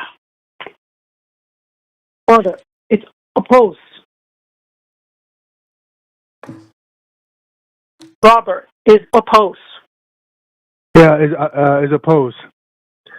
Porque no estoy aquí para decir que este terreno nunca debe cambiar. Because I'm not here to say that the land can never change. Estoy aquí para preguntar por qué la ciudad debe cambiar primero el valor del suelo y dejar para después la negociación del beneficio público. I'm here to ask why the city should change the land value first and leave the public benefit negotiation until later. La decisión de hoy no es solamente una modificación técnica de un mapa. Tonight's decision is not merely a technical map amendment. Cambiar el antiguo terreno de la cervecería Molson de uso industrial y de empleo a uso mixto de gran altura puede crear un aumento enorme de valor para el propietario. Changing the former Molson Brewery lands from industrial and employment use to high-rise mixed use may create a very large increase in value for the owner. Antes de conceder ese valor, ¿dónde está la taxación independiente que muestre el valor del terreno bajo la designación actual y el valor probable después del cambio? Before granting that value, where is the independent appraisal showing the land's value under the current designation and its likely value after change? ¿Quién preparó esa designación? Who prepared it? ¿Se publicará completa con sus supuestos? Will the full appraisal and its assumptions be published? ¿Qué porcentaje del aumento de valor volverá a la comunidad? Me pregunto.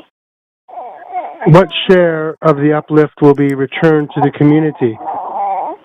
El informe habla de vivienda, empleo, espacios públicos y servicios, pero no presenta una cuenta clara. The report refers to housing, jobs, public spaces, and amenities, but it does not provide a clear account. ¿Cuál es la contribución mínima del desarrollo? What is the minimum developer contribution?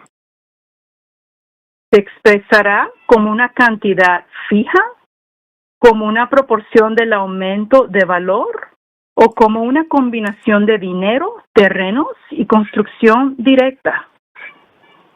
Will it be a fixed amount, a proportion of the value uplift, or a combination of cash, land, and direct construction?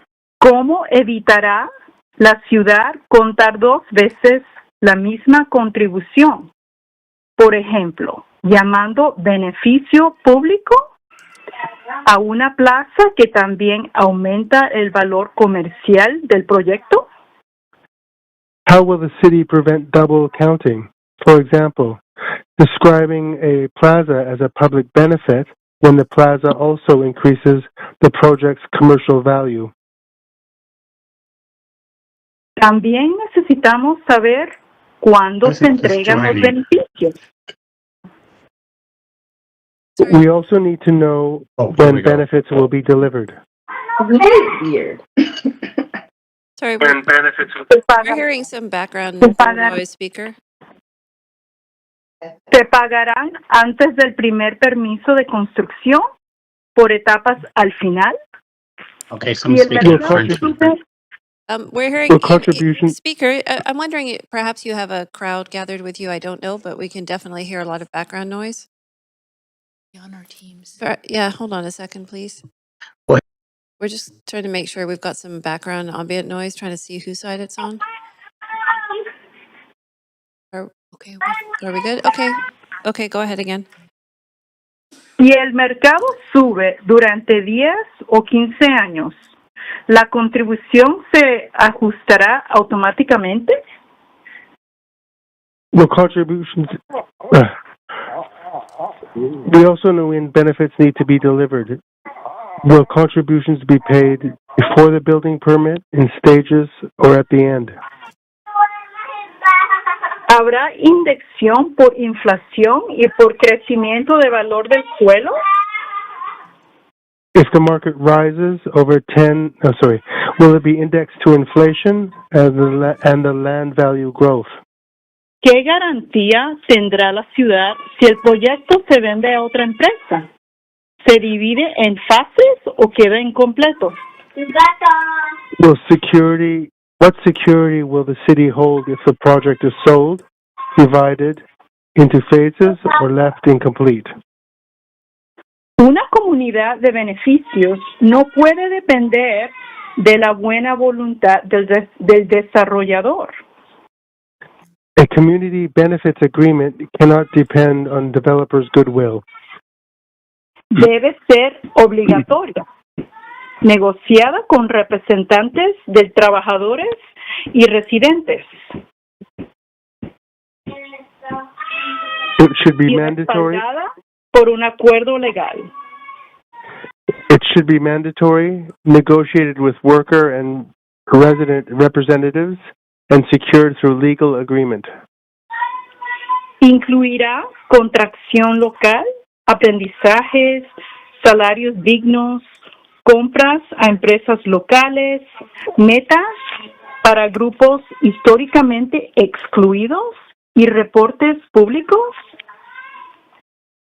Will it include local hiring, apprenticeships, living wages, local procurement, targets for historically excluded groups, and public reporting? ¿Quién auditará los resultados?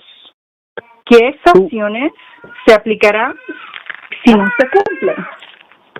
Who will audit the results? What penalties will apply if the commitments are missed? El cambio de uso también debe responder a la pérdida de tierra industrial. The land use change must also respond to the loss of industrial land. La provincia pidió considerar un reemplazo 1 a 1 y empleados bien pagados en sectores como industria ligera y tecnología. The province asked for consideration of 1-for-1 replacement and well-paying jobs in sectors such as light industry and technology. ¿Qué parte exacta del terreno se reserva para estos usos? What exact portion of the site will be secured for those uses? ¿Serán espacios realmente funcionales? Con alturas, carga, energía y alquileres adecuados o solamente oficinas y locales del servicio? Will the spaces be genuinely functional with suitable ceiling heights, loading, power and rents, or will the result mainly be offices and service storefronts? ¿Cuántos empleados permanentes se esperan y cuál será su nivel salario? How many permanent jobs are expected and at what wage levels? En vivienda, palabras como diversa y asequible no bastan. On housing, words such as diverse and affordable are not enough. ¿Qué porcentaje será vivienda social, alquiler por debajo del mercado y alquiler construido expresamente? What percentage will be Thank you very social much, housing? Speaker. I'm sorry, we need to stop there. That is your time. Before we go on to the next speaker, I have Councillor Montague. Do you have a question or a point of information? Yeah, question to the speaker. I'm just wondering if she can provide us with her occupation. Okay. So, Speaker, you do have a question from Councillor Montague. If you want to go ahead and answer that, please.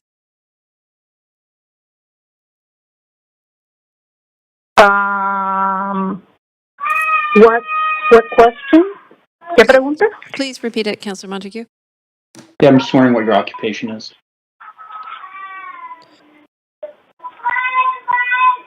My job?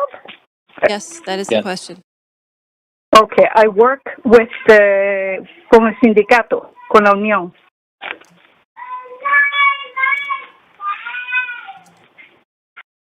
Translator?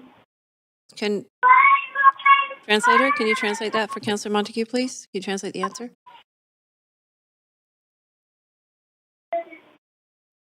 I'm sorry, I didn't hear what she said. We were asking if you would translate her answer, please, so Councillor Montague can understand the response. Trabajo con la unión de hoteleros.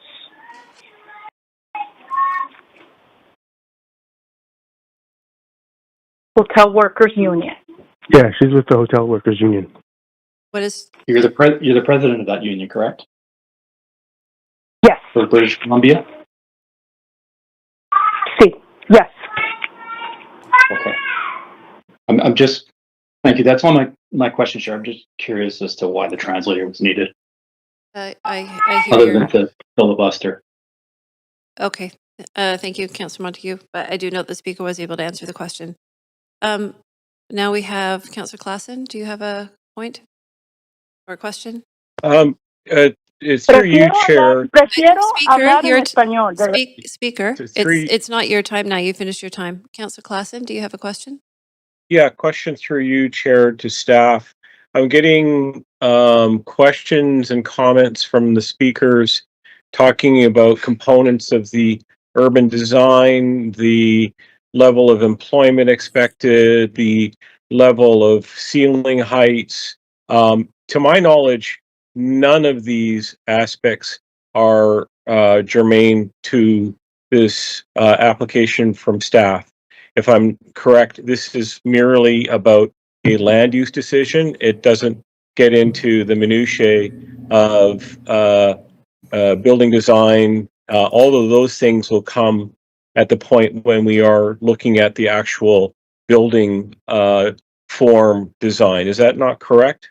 Yeah, I think just to level set, I think it's a good point, Councillor Klassen, just to guide the speakers as to what tonight is about. So I will sort of allow staff to answer that. If you can just respond to Councillor Klassen's question, just confirm for council what is being considered tonight and what is not being considered tonight. Yes, thank you for the question. So we are asking council to approve the land use change in the Vancouver ODP from industrial to mixed use high rise 2, and as well to improve the changes in the regional context statement to general urban. And that would allow us to move forward with the future redevelopment of that site through a rezoning. And it is through that rezoning that we would get into all of those details. So all we're seeking today is the changes to the land use designation to set the stage for future work. Thank you for that clarification. Answer. Yeah, and is that all, Councillor Klassen? Again, through you, Chair. So it would be highly unusual for us to be making any kind of decisions nor even considering comments or points of view or questions on the aspects of the urban design, employment levels, and what have you in this site? Would it not make more sense for us to guide our speakers onto the topic at hand? That's correct. We'd be looking to have council approve what is in the rezoning policy and the guidelines as well, which do at a high level speak to some of those key topics. But it would be best to hear from speakers tonight on topics about or specifically to the land use change itself. Okay. Possible. Thanks very much. We're gonna carry on now, Councillor Klassen. Thank you very much. Okay, thank you. All right, so speakers, if you can just focus your comments on this specific application we have in front of us tonight, that would be very helpful. Speaker 13 is our next one is Gulsar Graywall. Yeah, I'm on. Okay, and are you a resident of Vancouver? No, I'm sorry. Okay, please go ahead. Yeah, good evening, Mayor and Council. I'm Gulsar Graywall. I'm opposed this proposal because I am not simply speaking for the engaged change. I am asking why when the city is granted a developer a land use change that may create private value, the return to the community is not clear, legal and mandatory. The proposal creates a community benefits agreement or CBA as an option. That is the wrong order. Would council describe safety requirements and service obligation or building code as an option for a major project? Then why should local employment, apprenticeship, living wages, equal opportunity, and community oversight be optional? Who would negotiate a mandatory CBA? Would the city and developers set the terms behind closed doors? Or would labor unions, nearby residents, youth newcomers, other communities, and small business have real seat at the table? Would meeting records, drafts, and decisions be made public? Employment needs quality as well as quantity.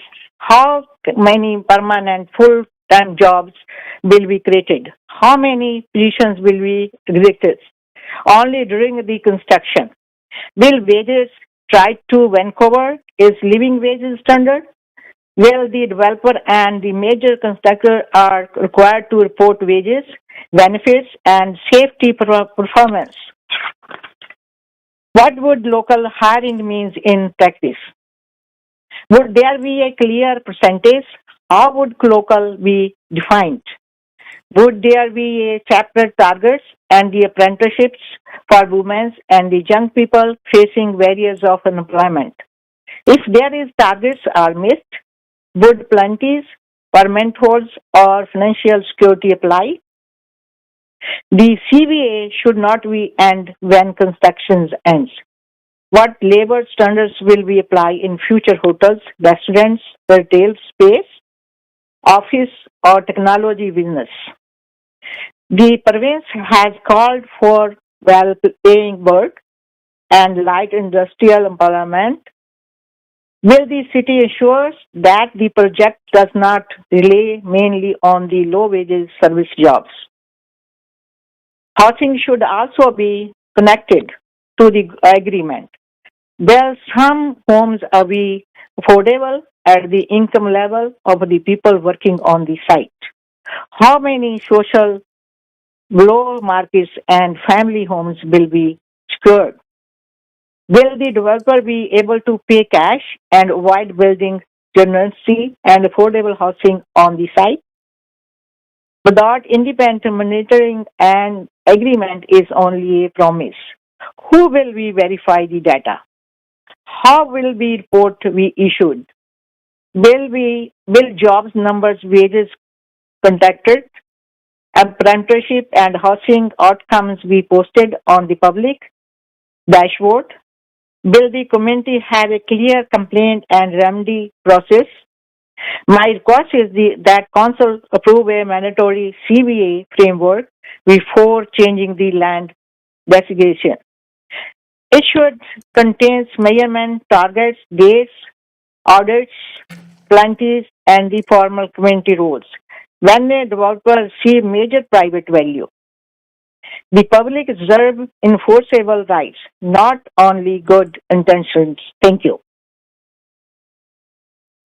Okay, next, 14, Gabby Makua. Hola, buenas noches. Gabby, are you a resident Hi, of hi. Gabby, are you Sorry. are you a resident of Vancouver? ¿Cuál es la pregunta? Te están preguntando si sos residente de Vancouver, ¿sí, vea?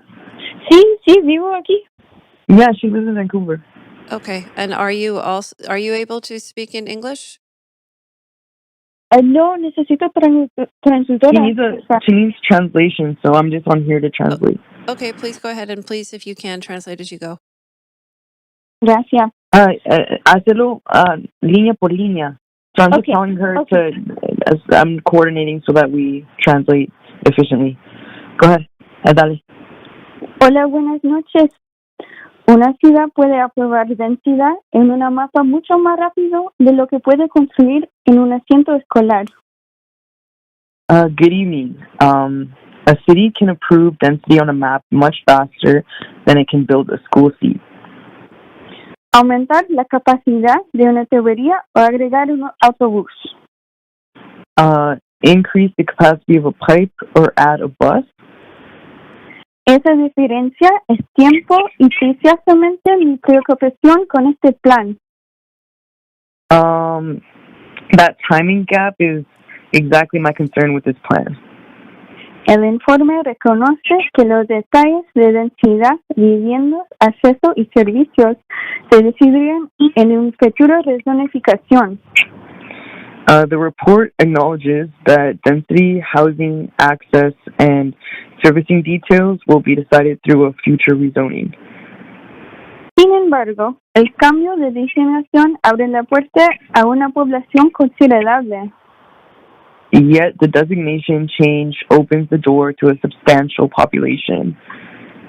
¿Por qué no se exige primero un análisis integrado de infraestructura que incluya este terreno, Seneca y otros proyectos cercanos? Why is an integrated infrastructure analysis not required first, covering this site, Senac, and other nearby projects? ¿Cuál sería la demanda acumulada sobre escuelas, guardias, aguas residuales, drenaje, energía, parques, policía, bomberos y repuesto de emergencia? What will the cumulative demand be on schools, child care, water, sewer, drainage, energy, parks, police, fire protection, and emergency response? En educación, ¿cuántos estudiantes se proyectan por fase y por tipo de vivienda? On education, how many students are projected by phase and housing type? ¿Qué escuelas pueden recibirlos y en qué años? ¿Existe terreno para una nueva escuela o una expansión? Which schools can accommodate them and which years? Is land available for a new school or expansion? El Consejo Escolar Francophone pregunta si podría contemplarse una escuela pública en el lugar. The Council of Francophone Schools asked whether a future public school could be considered on the site. ¿Se ha reservado espacio real para esta posibilidad o solo se estudiarán después que el diseño está fijado? Has real space been reserved for that possibility, or will it be studied only after the design is fixed? ¿Quién pagará la construcción y la operación? Who will pay for construction and operation? En transporte, no basta con pedir a las personas que caminan o usan bicicleta. On transportation, it is not enough to tell people to walk or cycle. ¿Qué nueva capacidad de autobús se financiará? What new bus capacity will be funded? ¿Habrá prioridad de transporte sobre el puente Burrard? Will there be a transit priority on the Burrard Bridge? ¿Cómo se conectará el lugar con estaciones de transporte rápido? How will the site connect to a rapid transit station? ¿Qué mejoras se construyen en las rutas ciclistas y antes de qué fase? What cycling upgrades will be built and before which phase? ¿Se permite la ocupación de miles de viviendas antes de que lleguen estas mejoras? Will thousands of homes be occupied before those improvements arrive? Esta red vial tiene conflictos especiales. This road network has special conflicts. Se necesitan rutas para cargas comercial, acceso de emergencia y movimiento de vehículos militares grandes hacia las instalaciones del Departamento de Defensa Nacional. Commercial loading, emergency access, and the movement of large military vehicles to a Department of National Defense facilities all require reliable routes. Existe un plan de circulación que prevé que estas funciones pueden coincidir con horas de mayor demanda. Is there a circulation plan proving that these functions can coexist during peak periods? ¿Cómo se evitará que los estacionamientos, las entregas y los vehículos de aplicaciones bloquean accesos críticos? How will parking, entrances, deliveries, and ride-hailing vehicles be prevented from blocking critical access? ¿Habrá simulaciones de evacuación y respuesta posterior a desastres? Will evacuation and post-disaster responses be simulated? La infraestructura subterránea también necesita respuestas. Underground Translator, I'll just to remind you, we're not at the point of contemplating specific buildings where we have to think about egress or access in and out. We're simply talking about a land use designation. So it is not specific material to this application as to how people get in and out of a specific building location, because that is not proposed tonight. Perhaps you can help to guide your speaker. Yeah, she's asking me what's happening, so just give me a moment. Ya están diciendo que lo que estás hablando no tiene nada que ver y que, no sé, mejor hablar. Pero no estas sé. cosas también son importantes, tenemos que pensar en eso. She's saying those things are important as well. You should be paying attention to all those factors, but I'll see. Those ¿Qué will más be podrías decir? you can just let her know, if you would, that those are things that would be considered at a future date if and when a rezoning application is coming forward and any buildings are proposed. That is when council, it would be appropriate to speak to them. That is not what is on the docket for this evening. Sure, no problem. Está diciendo que en el futuro lo van a ver con lo del redevelopment y que ahorita no tiene nada que ver, así que no sé si hay algo más que querías decir. Oye, entonces no me están dejando de hablar. ¿Qué está pasando? She's asking, is it real that you guys aren't letting her speak and talk about her? Soy un residente de Vancouver. Todo esto es importante. Okay, sí, es importante, pero están diciendo que, so I'm just trying to explain to her that you guys are saying that it's going to come at a later date, and están diciendo que ahorita no están hablando de esto. No, yo no sé. No sé. No sé. I guess she'll just call back, I guess, if she thinks of something else. No, bueno. ¿Qué más ibas a decir? Maybe los beneficios comunitarios. Eso al final. Speaker, can you please translate for council so we are also aware of what's happening? I just want to make sure I give you a final opportunity while you still have time. Does she wish to continue or no? ¿Quieres continuar o no? Sí, quiero hablar. ¿Di algo más? Ya, bueno, una comunidad de beneficios obligatorio podría incluir guardias, espacios, comentarios, programas juveniles y empleos locales, pero no debe usarse para efectuar obligaciones básicas de infraestructura. Exactamente. Okay, so she said a mandatory community benefits agreement would include childcare, community rooms, youth programs like local jobs, but it must not replace like basic infrastructure obligations. I think that might be more on topic. Continúa. Bueno, la ciudad distinguirá claramente entre mitigación necesaria y beneficio adicional. So she's asking, will the city clearly distinguish required mitigation from an additional public benefit? Y vetará contar una tubería necesaria como si fuera un regalo voluntario del desarrollador. She's asking if it will avoid counting a necessary sewer pipe as though it were a voluntary developer gift. Mi solicitud es que el Consejo adopte una regla simple. Ninguna fase debe producir una demanda que la infraestructura todavía no puede atender. So I asked Council to adopt a simple rule. No phase should create demand that the infrastructure cannot yet serve. Primero, si deben publicar los modelos, financiar las mejoras y ayudar a las fechas.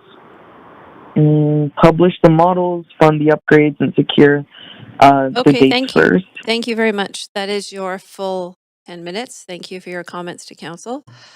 We're now moving on to speaker 15, which is Felicia Perry. Do we have Felicia? No? Not on the line. Okay, speaker 16, Harja here. I'm here. Hi, Harj. Can you hear me? We can. Are you a resident of Vancouver? I'm a resident of Victoria. Victoria. Okay, please go ahead. Yeah. Okay. Sorry, just one moment here. So, Mayor and Council, my position is opposed because the current proposal asks the public to trust a future process without showing enough of the public bargain today. This is not an ordinary housekeeping amendment. The city is being asked to convert a former industrial site into a mixed-use, high-rise opportunity. That decision changes what can be built, changes the economics of the land, and gives the developer access to residential value that is not available under the current designation. Before council grants that opportunity, residents deserve to know the terms of the exchange.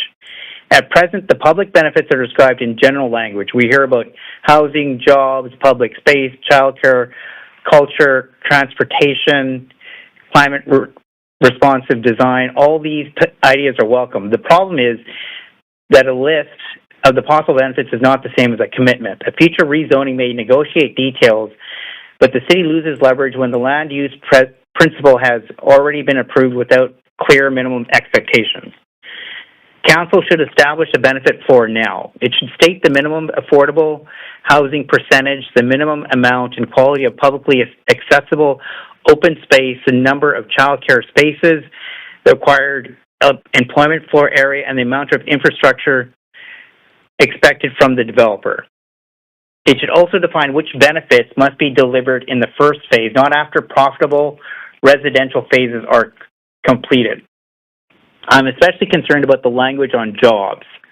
The report proposes a one-for-one replacement of the former industrial floor space with compatible job space. However, replacing square footage does not necessarily replace economic value.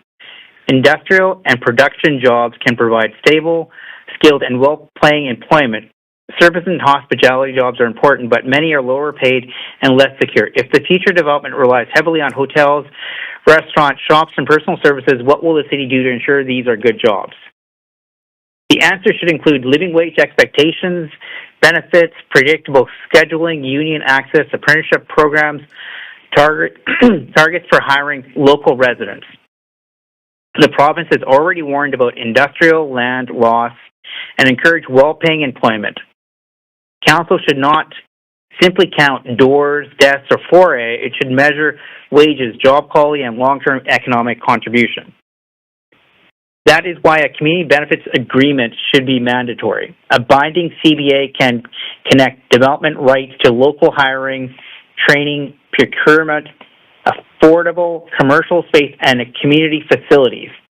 It can require annual public reporting and create a role for community representatives in monitoring delivery. Leaving a CBA optional means the strongest public commitments may disappear during later negotiations. The same concern applies to housing. The report says that the development could include rental, strata, affordable, and social housing. That is not enough. Council should set an aggressive and permanently affordable target with deeply affordable homes, family-sized units, and housing for workers who actually serve their neighborhood. Otherwise, the project may create jobs that do not pay enough for workers to live nearby.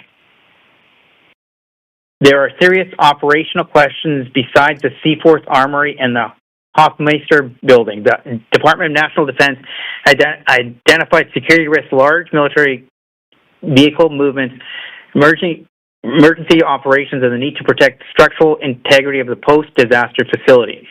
Council should require an independent security and access plan, reviewed by D&D before any final development approval. The city should welcome redevelopment on clear terms. Do not grant major private value today and negotiate the public return tomorrow. Define the return now, make it enforceable, and make it worthy of the value being created. There should be an independent review of the benefit package. The city and the developer will each have their own assumptions about land value, cost, and feasibility. An outside review can help council avoid understating the value created or overstating the cost of public obligations.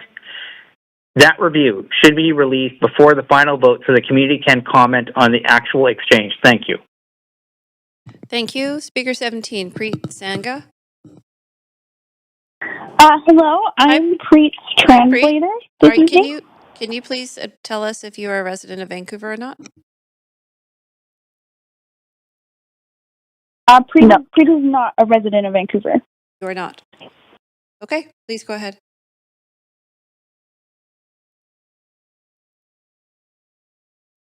You can begin. मेरा नाम हैगा प्रीत. Are you also Preet, are you also requesting? Are you also intending to use a translator? Yes, she's intending to use a translator. I will translate. Okay, go ahead. मेरा नाम हैगा प्रीत. मैं आज हैगी इत्थे अपोज करनू यह प्रोजेक्ट जेड़ा हैगा मोसन ब्रूअरी साइट पे. इस करके नहीं करके साइट दोबारा डेवलप होने लगी है, पर इस करके मैनू ये यकीन नहीं हैगा कि यह काउंसिल इस सिटी नू ओह दोगी जो सानू सब तो ज्यादा लोड़ आ, affordable housing. Good evening, Mayor, Council, and staff. My name is Preet. I'm here tonight to speak against moving forward with the current planning process for the former Molson Brewery site. Not because I don't want to see the site redeveloped, but because I don't trust what this council will use it for and what our city actually needs most, affordable housing. पहले तो शुरू करते हैं एक चीज ना कि जो सिटी ने सानू दिते आ कि 7.5 एकड़ दी साइट फेयरव्यू दे गब्बे हैगी आ. ये बोर्डेड हैगी आ कि ਇਹਦੇ ਆਲੇ ਦੁਆਲੇ ਹੈਗੇ रेजिडेंशियल ਜਿਹੜੇ ਘਰ ਹੈਗੇ ਆ, ਕੰਮ ਹੈਗੇ ਆ, ਸਟੇਸ਼ਨ ਹੈਗੇ ਆ ਤੇ ਹੋਰ ਵੀ ਡਿਵੈਲਪਮੈਂਟਾਂ ਹੈਗੀਆਂ ਆ. ਤੇ ਜਿਹੜੀ ਬਰੂਅਰੀ ਦੇ ਕੰਮ ਖਤਮ ਹੋਇਆ ਸੀ 2019 ਦੇ ਵਿੱਚ ਤੇ ਸਿਟੀ ਨੇ ਇਸ ਸਾਈਟ ਨੂੰ ਹੁਣ ਕਿਹਾ ਹੈਗਾ ਆ ਕਿ ਇਹ ਹੁਣ ਹੈਵੀ ਇੰਡਸਟਰੀ ਜਿਹੜੀ ਹੈਗੀ ਉਹ ਨਹੀਂ ਹੋਗੀ ਤੇ ਇਹਨੂੰ ਦੁਬਾਰਾ ਅਵੋਲਵ ਕੀਤਾ ਜਾਏਗਾ. Let's start with the facts the city gave us. This is a 7.7 acre site right in the middle of Fairview. It's bordered by residential neighborhoods, jobs, parks, transit, and the Santa Cruz development. Brewery operations ended in 2019. The city says the site is no longer suited for heavy industrial and that we need to reflect its evolving context. I agree the site needs to change, but evolving context cannot just be code for evolving to more luxury condos, more market rentals, and more missed opportunities. ਮੈਨੂੰ ਯਕੀਨ ਆ ਕਿ ਇਹ ਜਿਹੜੀ ਜਗ੍ਹਾ ਹੈਗੀ ਹੈ ਇਹਦੀ ਡਿਵੈਲਪਮੈਂਟ ਦੁਬਾਰਾ ਹੋਣੀ ਚਾਹੀਦੀ ਆ, ਪਰ ਆਪਾਂ ਇਦਾਂ ਨਹੀਂ ਕਹਿ ਸਕਦੇ ਕਿ ਇਹ ਤੇ ਜਿਹੜੇ ਮਹਿੰਗੇ ਅਪਾਰਟਮੈਂਟ ਆ ਉਹੀ ਬਣ. ਆਪਾਂ ਨੂੰ ਚਾਹੀਦੇ ਆ ਰੈਂਟਲ ਜਿਹੜੇ ਕਿ ਹੈਗੇ ਲੋਕਾਂ ਲਈ, ਆਮ ਲੋਕਾਂ ਲਈ ਅਫੋਰਡੇਬਲ ਹੈਗੇ ਆ ਤੇ ਉਹ ਆਪਰਚੁਨਿਟੀ ਆਪਾਂ ਨੂੰ ਮਿਸ ਨਹੀਂ ਕਰਨਾ ਚਾਹੀਦਾ. ਕਰਕੇ ਇਹ ਉਹੀ ਵਜ੍ਹਾ ਹੈਗੀ ਆ ਕਿ ਹਰ ਵਾਰੀ ਕਾਉਂਸਲ ਨੇ ਇਦਾਂ ਦੇ ਪ੍ਰੋਜੈਕਟ ਨੂੰ ਹੈਡ ਦਿੱਤਾ ਤੇ ਜਿਹੜੇ ਅਫੋਰਡੇਬਲ ਹਾਊਸਿੰਗ ਆ ਉਹਨਾਂ ਨੂੰ ਪਿੱਛੇ ਰੱਖਿਆ. Because this is exactly what has happened every single time this council gets a once-in-a-generation piece of land. First, let's talk about priorities. We're in a housing crisis. Rents are up 30% in 5 years. Teachers, nurses, tradespeople, and young families are being pushed out of Vancouver. The wait list for non-market housing is years long. People are living in cars, in SROs, in tents. And what does council do when we get 7.7 acres in Fairview? Steps from transit and parks? We launch a planning process to explore opportunities. ਪਹਿਲਾਂ ਤਾਂ ਆਪਣੀਆਂ ਜਿਹੜੀਆਂ ਸਭ ਤੋਂ ਜ਼ਰੂਰੀ ਗੱਲਾਂ ਉਹ ਕਰੀਏ ਕਿ ਆਪਣੇ ਰਾਈਟ ਨਾਓ ਜਿਹੜੀ ਵੈਂਕੂਵਰ ਦੇ ਵਿੱਚ ਬਣੀ ਹੋਈ ਆ ਕ੍ਰਾਈਸਿਸ ਇੱਕ ਹਿਸਾਬ ਦੀ ਹੈਗੀ ਆ ਘਰਾਂ ਦੇ ਲਈ ਰੈਂਟ 30% ਉੱਪਰ ਗਏ ਆ ਪਿਛਲੇ 5 ਸਾਲਾਂ ਦੇ ਜਿਹੜੀਆਂ ਟੀਚਰਾਂ ਹੈਗੀਆਂ ਨਰਸਿਸ ਹੈਗੀਆਂ ਜਿਹੜੇ ਕੰਮ ਕਰਨ ਵਾਲੇ ਬੰਦੇ ਹੈਗੇ ਆ ਜਿਹੜੇ ਬਹੁਤ ਯੰਗ ਲੋਕੀ ਹੈਗੇ ਆ ਉਹ ਸਾਰੇ ਵੈਂਕੂਵਰ ਤੋਂ ਬਾਹਰ ਰਹਿ ਰਹੇ ਆ ਤੇ ਜਿਹੜੀ ਵੇਟ ਲਿਸਟ ਹੈਗੀ ਆ ਨਾਨ ਮਾਰਕੀਟ ਜਿਹੜੀ ਘਰਾਂ ਦੀ ਆ ਉਹ ਬਹੁਤ ਲੰਬੀ ਆ ਲੋਕੀ ਗੱਡੀਆਂ 'ਚ ਰਹਿ ਰਹੇ ਆ SRO ਦੇ ਵਿੱਚ ਜਾਂ ਟੈਂਟਾਂ ਦੇ ਵਿੱਚ ਐਂਡ ਕਾਉਂਸਲ ਨੇ ਜਦੋਂ 7.5 ਏਕੜ ਦੇ ਫੇਅਰਵਿਊ ਦੇ ਇਸ ਪ੍ਰੋਜੈਕਟ ਨੂੰ ਮੋਰੇ ਲਿਆਂਦਾ ਆ ਉਹਨਾਂ ਨੇ ਇਹ ਕਦੋਂ ਨਹੀਂ ਸੋਚਿਆ ਕਿ ਇਹ ਓਪਰਚੁਨਿਟੀ ਵੀ ਕੁਛ ਸੋਚਿਆ ਜਾਵੇ Where in that sentence is the word affordable? Where is the commitment that 100% of this site will be non-market, co-op, or deeply affordable rental? It's not there, and that's the problem. Elected officials keep saying housing is the #1 issue, but when we actually get land, the priority disappears. Instead, we get mixed use, employment districts, creative spaces, and public realm improvements. All good things, but none of them keep a roof over someone's head. ਇਹਦੇ ਵਿੱਚ affordable ਲਫ਼ਜ਼ ਕਿੱਥੇ ਆ ਇਹ ਜਿਹੜੀ commitment ਹੈਗੀ ਆ 100% ਇਹ ਨਾਨ ਮਾਰਕੀਟ ਹੋਗੀ ਕੋ-ਆਪ ਹੋਗੀ ਕਿ ਅਫੋਰਡੇਬਲ ਹੋਗੀ ਆਮ ਲੋਕਾਂ ਦੇ ਇਹਦੇ ਵਿੱਚ ਤਾਂ ਹੈ ਹੀ ਨਹੀਂ ਤਾਂ ਉਹੀ ਸਭ ਤੋਂ ਵੱਡੀ ਇਹਦੇ 'ਚ ਪ੍ਰੋਬਲਮ ਹੈਗੀ ਆ ਜਿਹੜੇ ਸਾਡੇ ਇਲੈਕਟਿਡ ਬੰਦੇ ਹੈਗੇ ਆ ਉਹ ਕਹੀ ਜਾਂਦੇ ਕਿ ਘਰਾਂ ਦਾ ਮਾਮਲਾ ਜਿਹੜਾ ਅਨਅਫੋਰਡੇਬਲ ਹੈਗੇ ਆ ਉਹ ਸਭ ਤੋਂ #1 ਪ੍ਰੋਬਲਮ ਹੈਗੀ ਆ ਬਟ ਜਦੋਂ ਉਹਨਾਂ ਨੂੰ ਮੌਕਾ ਮਿਲਦਾ ਆ ਇੱਦਾਂ ਦੀ ਓਪਰਚੁਨਿਟੀ ਤੇ ਅਫੋਰਡੇਬਲ ਹਾਊਸਿੰਗ ਨੂੰ ਮੋਹਰੇ ਲਿਆਉਣਾ ਉਹ ਨਹੀਂ ਇਹ ਕਰਦੇ ਕਈ ਪ੍ਰੋਬਲਮਾਂ ਆ ਜਾਂਦੀਆਂ ਆ ਇਸ ਚੀਜ਼ਾਂ ਦੇ ਵਿੱਚ ਸਿਰਫ ਆਮ ਲੋਕਾਂ ਨੂੰ ਪਰ ਜਿਹੜੇ ਡਿਵੈਲਪਰ ਆ ਜਾਂ ਵੱਡੇ ਬੰਦੇ ਆ ਉਹਨਾਂ ਨੂੰ ਨਹੀਂ Look at the pattern. Seneca next door, mostly market. East Fraserlands, mostly market. Jericho lands, we're still negotiating, and the affordable numbers keep shrinking. The city sells, leases, or rezones public lands, and the affordable component is always the first thing value engineered out. ਪਿਛਲੇ ਐਗਜ਼ਾਮਪਲਾਂ ਨੂੰ ਤੁਸੀਂ ਦੇਖੋ Seneca ਦੇਖੋ ਜਿਹੜੇ ਨਾਲ ਦੇ ਆਪਣੇ ਗੁਆਂਢ ਵਿੱਚ ਹੀ ਆ ਉਹ ਸਾਰੀ ਮਾਰਕੀਟ ਤੇ ਆ ਰੈਂਟਲ ਜਿਹੜੇ ਹੈਗੇ ਆ ਈਸਟ ਫਰੇਜ਼ਰਲੈਂਡ ਦੇਖ ਲਓ ਉਹ ਵੀ ਮਾਰਕੀਟ ਆ ਜੈਰਿਕੋ ਲੈਂਡ ਦੇਖ ਲਓ ਉਹਦੇ ਵਿੱਚ ਵੀ ਆਪਾਂ ਹੱਲੇ ਨੈਗੋਸ਼ੀਏਟ ਕਰ ਰਹੇ ਹਾਂ ਕਿ ਪਰ ਉਹਦੇ ਵਿੱਚ ਵੀ ਜਿਹੜੇ ਅਫੋਰਡੇਬਲ ਹਾਊਸਿੰਗ ਦੇ ਨੰਬਰ ਉਹ ਸ਼ਰਿੰਕ ਹੋ ਰਹੇ ਛੋਟੇ ਹੋ ਰਹੇ ਆ ਇਹ ਸਿਟੀ ਨੇ ਵੇਚ ਦਿੱਤਾ ਜਾਂ ਲੀਜ਼ ਕਰਤਾ ਜਾਂ ਰੀਜ਼ੋਨ ਕੀਤਾ ਪਬਲਿਕ ਲੈਂਡ ਨੂੰ ਐਂਡ ਜਿਹੜਾ ਉਹ ਅਫੋਰਡੇਬਲ ਕੰਪੋਨੈਂਟ ਹੈਗਾ ਆ ਉਹ ਪਹਿਲੀ ਚੀਜ਼ ਹੁੰਦੀ ਹੈ ਜਿਹੜੀ ਇਹ ਕੱਢਦੇ ਹੈਗੇ ਆ Second, let's talk about timing and trust. The Molson site has been sitting empty since 2019. 6 years. While we waited, thousands of people lost housing. And now, Council wants to start another multi-year planning process. More consultants, more open houses, more engagement. ਦੂਸਰਾ ਆਪਾਂ ਗੱਲ ਕਰੀਏ ਕਿ ਜਿਹੜਾ ਇਹ ਵਕਤ ਆ ਤੇ ਜਿਹੜਾ ਸਾਡਾ ਤੁਹਾਡੇ ਤੇ ਯਕੀਨ ਆ ਜਿਹੜੀ ਇਹ ਮੌਸਮ ਸਾਈਟ ਹੈਗੀ ਆ ਇਹ ਸਾਈਟ ਕਿੰਨੇ 2019 ਤੋਂ 6 ਸਾਲਾਂ ਦੀ ਖਾਲੀ ਪਈ ਆ ਜਦੋਂ ਲੋਕਾਂ ਨੇ ਹਜ਼ਾਰਾਂ ਲੋਕਾਂ ਨੇ ਆਪਣੇ ਘਰ ਇਸ ਟਾਈਮ ਦੇ ਵਿੱਚ ਗਵਾਏ ਸੀਗੇ ਐਂਡ ਹੁਣ ਕਾਉਂਸਲ ਦੁਬਾਰਾ ਮੰਗਦੀ ਹੈ ਕਿ ਇੰਨੇ ਸਾਲ ਦੁਬਾਰਾ ਲੱਗ ਜਾਣ ਇਹ ਅਫੋਰਡੇਬਲ ਹਾਊਸਿੰਗ ਲਿਆਉਣ ਨੂੰ ਹੋਰ ਲੋਕਾਂ ਨੂੰ ਕੰਸਲਟੈਂਟ ਲਿਆਈ ਜਾਣ ਓਪਨ ਹਾਊਸ ਹੋਰ ਕਰੀ ਜਾਣ ਤੇ ਇੰਗੇਜਮੈਂਟ ਹੋਰ ਕਰਨ Meanwhile, there are non-profit housing providers who could break ground on affordable housing here in 18 months, if you give them the land and got out of the way. But we won't do that, because this council has never made affordable housing the default. It's always the negotiation. ਜਦ ਤੱਕ ਤੁਸੀਂ naan profit ਘਰਾਂ ਦੇ provider ਵੱਲ ਦੇਖੋ ਉਹ break ground ਕਰਦੇ ਆ ਅਫੋਰਡੇਬਲ ਹਾਊਸਿੰਗ ਦੇ ਲਈ 18 ਮਹੀਨੇ ਲੱਗਦੇ ਆ ਜੇ ਤੁਸੀਂ ਉਹਨਾਂ ਨੂੰ ਲੈਂਡ ਦਿੱਤਾ ਆ You cannot claim to prioritize affordability while treating every major site like a blank canvas for revenue generation. ਤੁਸੀਂ ਨਹੀਂ ਇਹ ਕਹਿ ਸਕਦੇ ਕਿ ਆਪਾਂ ਹਰ ਅਸੀਂ ਅਫੋਰਡੇਬਿਲਿਟੀ ਨੂੰ ਪ੍ਰਾਇਓਰਟਾਈਜ਼ ਕਰਦੇ ਹਾਂ ਜਦ ਤੱਕ ਤੁਸੀਂ ਇਦਾਂ ਦੇ ਵੱਡੇ ਪ੍ਰੋਜੈਕਟ ਨੂੰ ਖਾਲੀ ਰੱਖਣ ਦੀ ਕੋਸ਼ਿਸ਼ ਕਰਦੇ ਆ ਤੇ ਕੋਈ ਰੈਵਨਿਊ ਜਨਰੇਸ਼ਨ ਵੀ ਨਹੀਂ ਹੋ ਰਿਹਾ. Third, the location demands better. This isn't the edge of the city. This is 7.7 acres, surrounded by transit, schools, hospitals, and parks. This is exactly where teachers and healthcare workers should be able to live close to work. This is exactly where we should be building family-sized, non-market homes so kids don't have to change schools every time rent goes up. ਤੀਜੇ ਹਿੱਸੇ 'ਚ ਇਹ location ਕਾਫੀ ਜ਼ਿਆਦਾ better ਆਪਾਂ ਵਰਤ ਸਕਦੇ ਹਾਂ. ਇਹ ਕਿਹੜੀ ਸਿਟੀ ਦਾ ਖੂੰਜਾ ਆ ਜਾਂ ਇਹ 7.5 ਜਿਹੜੇ ਏਕੜ ਹੈਗੇ ਇਹਦੇ ਆਲੇ ਦੁਆਲੇ ਹੈਗਾ ਟ੍ਰਾਂਜ਼ਿਟ ਹੈਗੇ ਆ ਸਕੂਲ ਹੈਗੇ ਆ ਹਸਪੀਟਲ ਹੈਗੇ ਆ ਤੇ ਪਾਰਕ ਹੈਗੇ ਆ. ਇਹਨਾਂ ਇਸ ਇਲਾਕੇ ਦੇ ਵਿੱਚ ਹੀ ਟੀਚਰ ਤੇ ਹੈਲਥ ਕੇਅਰ ਵਰਕਰ ਜਿਹੜੇ ਆ ਉਹਨਾਂ ਨੂੰ ਰਹਿਣ ਨੂੰ ਥਾਂ ਹੋਣੀ ਚਾਹੀਦੀ ਆ.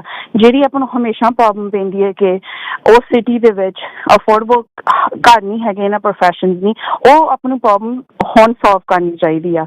ਤੇ ਆਪਾਂ ਨੂੰ family size non market home ਬਣਾਉਣੇ ਸੋ ਨਿਆਣਿਆਂ ਨੂੰ ਸਕੂਲ ਨਾ ਚੇਂਜ ਕਰਨੇ ਪੈਣ ਜਦੋਂ ਵੀ ਰੈਂਟ ਵਧੇ. If we put market towers and boutique office space here, we will have permanently wasted the best chance Fairview has had in 70 years to add affordable homes. ਜੇ ਆਪਾਂ ਇੱਥੇ ਮਾਰਕੀਟ ਟਾਵਰ ਤੇ boutique office ਪਾਤੇ ਇਹ ਥਾਂ ਹਮੇਸ਼ਾ ਦੇ ਲਈ ਜਿਹੜਾ ਫੇਅਰਵਿਊ ਲਈ ਚਾਂਸ ਹੈਗਾ ਆ ਅਗਲੇ 70 ਸਾਲਾਂ ਦੇ ਲਈ ਅਫੋਰਡੇਬਲ ਹੋਮਸ ਐਡ ਕਰਨ ਦਾ ਉਹ ਵੀ ਗਵਾ ਸਕਣਾ ਆਪਾਂ. And let's be honest about employment and creative districts. We don't have a shortage of office space in Vancouver. We have a shortage of 1, 2, and 3 bedroom apartments people can actually afford. ਜੇ ਆਪਾਂ ਸੱਚ ਗੱਲ ਕਰੀਏ employment ਤੇ creative ਥਾਵਾਂ ਦੇ ਵਿੱਚ ਤਾਂ ਆਪਾਂ ਕੋਲ ਆਫਿਸ ਵਾਲੀਆਂ ਜਗ੍ਹਾ ਦੀ ਕੋਈ ਘਾਟ ਨਹੀਂ ਹੈਗੀ ਵੈਨਕੂਵਰ ਦੇ ਵਿੱਚ. ਆਪਾਂ ਕੋਲ ਘਾਟ ਹੈਗੀ ਆ 1, 2 ਜਾਂ 3 ਬੈਡਰੂਮ ਦੇ ਅਪਾਰਟਮੈਂਟ ਲਈ ਕਰਕੇ ਲੋਕੀ ਉਹਨਾਂ ਨੂੰ ਅਫੋਰਡ ਨਹੀਂ ਕਰ ਸਕਦੇ. Okay, Speaker, that is your time. You do have a question from Councillor Montague. Councillor Montague, please go ahead with your question. Yeah, thanks, Chair. I'm wondering if the Speaker can let us know what her occupation is. Yeah, I'm sorry, is that relevant? It is, yes. Okay, she is an organizer for Local 40. Okay, what's her job at local? She's, according to her recent media release, it would suggest that she's part of their communications team. Is that correct? No, that's incorrect. She's an organizer. Okay. She is on a media release as a contact person. Can I ask where she went to school, please? I'm sorry, you'd like to ask where she went to school? Yeah. I'm sorry, I don't understand the relevancy of this question. Just a question. It concerns me that she's not willing to provide that information as well. Like, she's a resident of this country. Like, we're here to speak at City Council. That's not what I'm asking. It's her right to do so. I'm asking where she went to school. So you do have an option to ask. I don't have the answer to that question. Could you ask her? You're the translator. You are the translator, so you can translate the question, then it's up to the Speaker if she wants to answer that. Can you translate the question, please?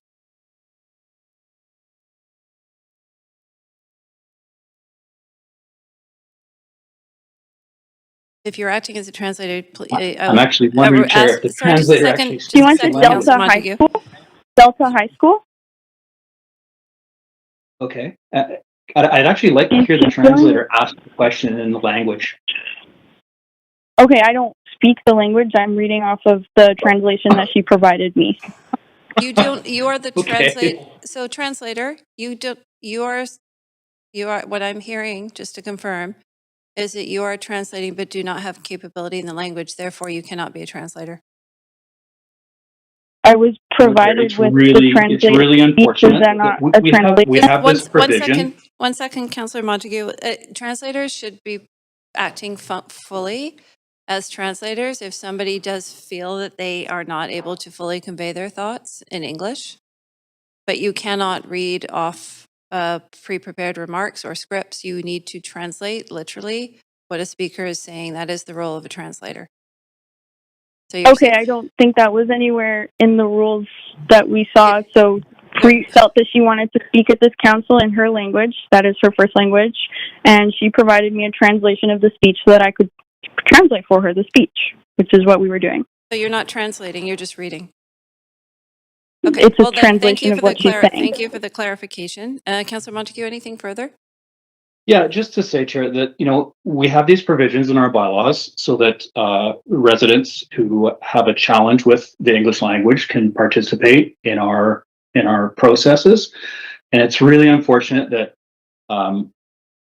that this organization appears to be on multiple occasions using it not so that people, because they can't speak English, it's so that they can waste more time. Okay, Councillor Montague, I appreciate the point, and perhaps I'll just ask for, I think it might be helpful at this point to just reiterate my understanding of the bylaw, and we can have our city clerk confirm. I know we have all of our clerks here, is that the intention of the bylaw, if somebody does not feel they can fully convey their thoughts in English, is they can have a translator, and that translator should be translating that information as the speaker is providing it. That is my understanding and interpretation of the bylaw, and I'm going to look to staff to confirm if that is correct. Is that correct?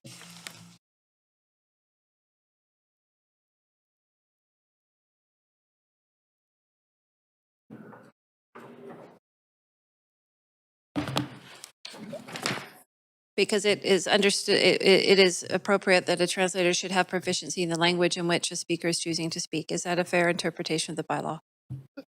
Jason Twa, City Clerk. Yes, Councillor. The procedure bylaw provides that if someone requires a translator, they may have a translator. If the person isn't a translator, then arguably that section of the bylaw is not applicable. Okay, and would the clerk have any follow-up information as to how we, as we go through the rest of the proceedings, we confirm and identify someone as a translator? Should we ask them to provide some commentary or translate something in a language to confirm that people have that ability? I think it's difficult to run a translation test through the meeting. I think all you can do is ask to ensure that they have a qualified translator who's translating their actual words as they speak. As they speak. Okay, so we'll ask for people to honor that intention for the process on that as they do so. Please do not as we continue the next speakers, please do not read prepared remarks. Please translate in real time based on what you are hearing in the language that the speaker is speaking in. Okay, I hope that is clear for everybody. We will now move on to speaker number 18, which is Faye Tasla.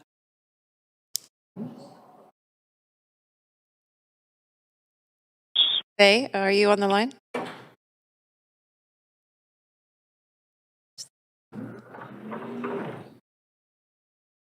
Yes, I'm on.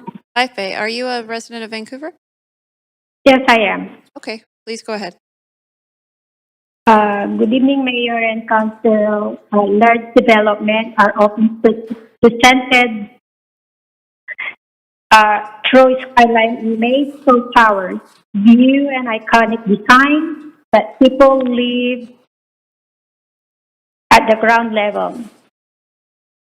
That is where they experience wind, shadows, traffic, noise, and whether a place feels safe and welcoming. My position is other because important question about the human experience remain unanswered.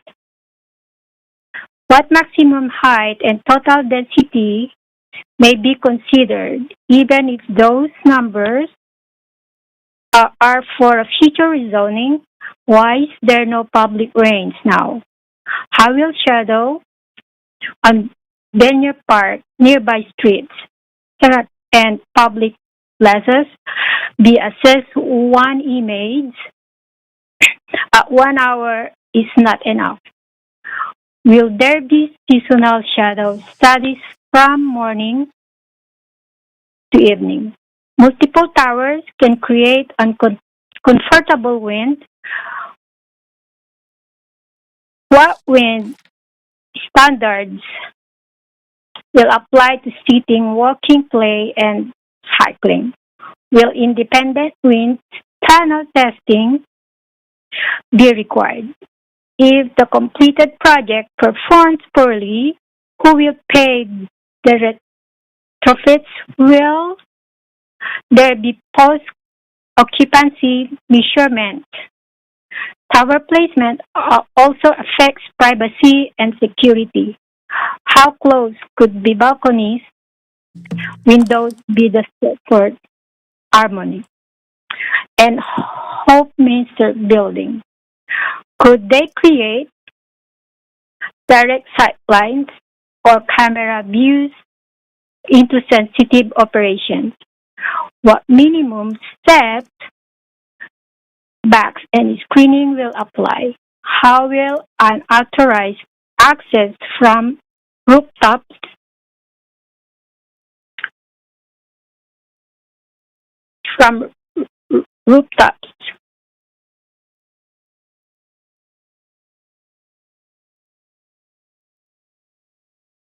Multiple towers can create uncomfortable wind. What wind speed standard will apply to seating, walking, play, and cycling? Will independent wind tunnel testing be required? If the completed projects performs poorly, who will pay for retrofits? Will there be a post-occupancy measurement? Tower placement also affected privacy and security. How close could balconies and windows be to the Stratford Armory and Hopeless building? Could they create direct satellite or camera views into sensitive operation? What minimum set, backs, and screening will apply? How will unauthorized access from rooftop, parkades, or pets be prevented? At the street level, how will the area remain genuinely public and lively without becoming an outdoor shopping mall? What share of the frontage will serve small local businesses? Cultural use, community space, or blank walls? Will there be limit on large chains? Will affordable commercial space be secured for local entrepreneurs and artists? The public must be accessible to everyone. Will there be... Thank you. Thank you very much. Thank you, Speaker. That is your time. Thank you for speaking to Council. Speaker 19, Jalen Arnold. Hello? Can you advise Hello? Hello. Can you advise if you're a resident of Vancouver, please? I am not. Okay, please go ahead. Perfect. Good evening, Council. My position is to oppose, and I just want to ask whether this project will create a mixed income community or simply a mix of market products. The referral report says the future development could include strata, purpose-built rental, affordable housing, and social housing. That sounds a little bit broad to me, but without targets, it does not guarantee inclusion. A project can contain several tenures and still remain unaffordable to most Vancouver households these days. I think that council should establish a housing framework before granting the major increase in land value. The framework should set minimum percentages for social housing, below market rental, secured market rental, the family-sized units, and so on. And it should define affordability by household income and require long-term or permanent protection. The city should also require a range of unit sizes and accessible homes. Families, seniors, people with disabilities, lower-income workers, they shouldn't have to be treated as special cases to be added later. They should be a part of the basic program. The developer contribution should reflect the value of the land use change. The city is moving the site from industrial and employment designation toward mixed-use high-rise development. The council should publish the estimated uplift and show how much will be captured through affordable housing, infrastructure, public space, and community facilities. Also, a mandatory community benefits agreement should support the housing framework. It can secure affordable units by phase, local hiring, apprenticeships, living wage expectations, childcare, cultural space, and affordable commercial space. It should prevent the public benefits from being reduced quietly during later negotiations. The province's concern about industrial land and well-paying jobs is directly connected to the housing. If the permanent employment is mainly in hospitality, retail, and services, many workers would not be able to afford market rents in the project or close by. The city should require good job standards and ensure that affordable housing programs serves the incomes of the workforce being created. The one-for-one replacement for the former 283,000 square feet of industrial floor area should also be delivered in a way that supports economic inclusion. Functional space for light industrial, arts, technology, laboratories, local businesses can create different types of jobs and opportunities. Affordable commercial rents can help small businesses survive.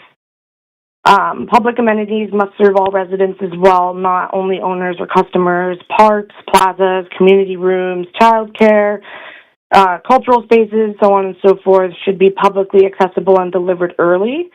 Council should require clear, quantities and operating arrangements.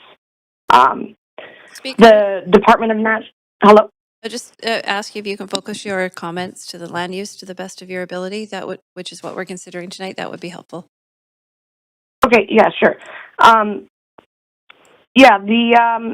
D&D concerns around the land must be resolved without sacrificing the quality of housing or public realm.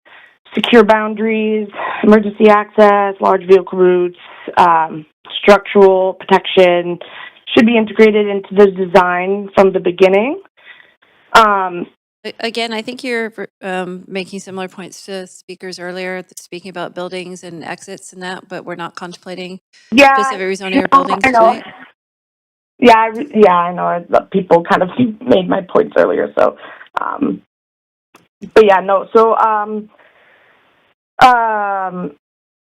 This project will be called complete community only if people with different incomes can truly live there. It should be affordable, good jobs, transparent value capture, public amenities that are open to everyone, and a mix of towers is not the same as, a mixed income neighborhood. The city should also guard against strata dominance. A large share of ownership units can increase speculative demand and weaken long-term rental stability. Council should examine whether rental and nonprofit housing should form the majority. Thank you very much. Thanks very much, Shaylin. That's your time. Thanks for speaking. Speaker number 20 is Rowena Umali. Not on the line. Not on the line. Okay, 21, Matt DeMarchi. Hello, can you hear me?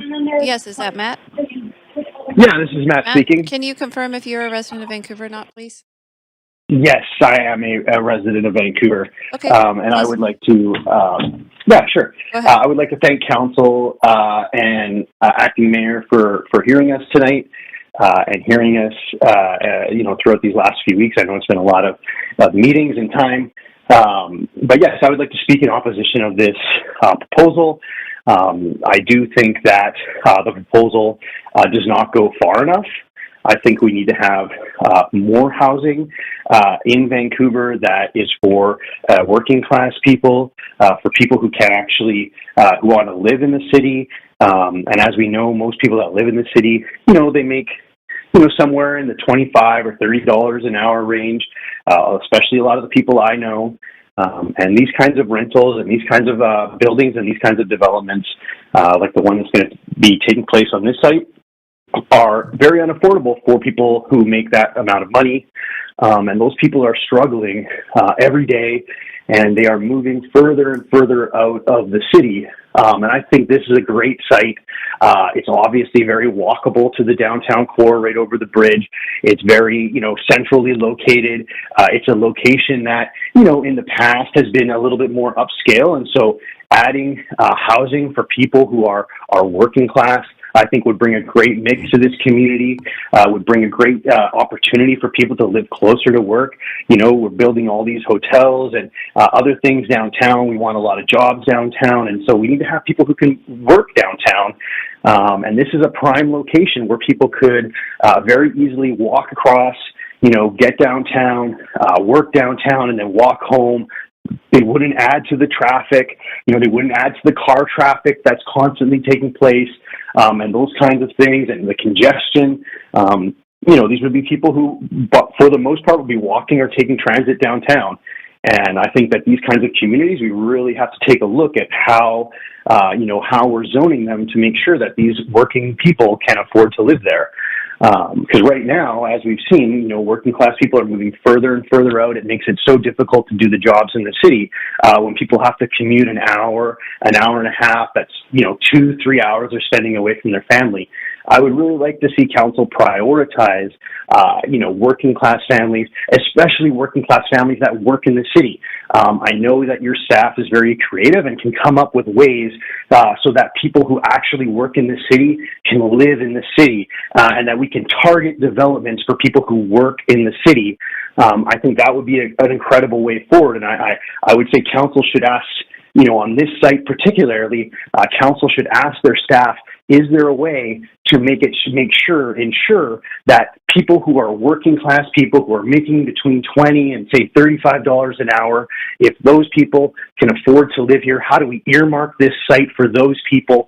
How do we make sure that those people who are in that range that are making around $20 to $35 an hour are able to stay close to the city on this site and, walk to their job, enjoy their life, and contribute to Vancouver in a vibrant way. Working class people can contribute to the culture of the city, and we are losing that. And all that is kind of moving out east, and we want it to stay in Vancouver. And this is a perfect spot right here on Burrard, right close to downtown, for people who will be able to work and live in Vancouver. So that's what we're hoping for with this site, and we hope that City Council will reject it and ask city staff to figure out a way to earmark this location for people who work in the city, whether that's in a hotel or in a car dealership or on a construction site, or in a school or a hospital, or for the police or whoever, so that they can live in the city. I think that's the most important project City Council can take on, is how can working class people live in the city, especially the people that put so much pride into making Vancouver awesome. They do the work, they do the hard work, the heavy lifting. How can we make sure that they can stay and contribute to the city and add to the cultural life of the city? So, Council, thank you very much for hearing me out today. I want to once again thank you guys for all your time and listening to us, over the days and the weeks and the months. I know it's been a very intense schedule for you guys, so thank you very much. And I implore you to reject this proposal. Have a great night.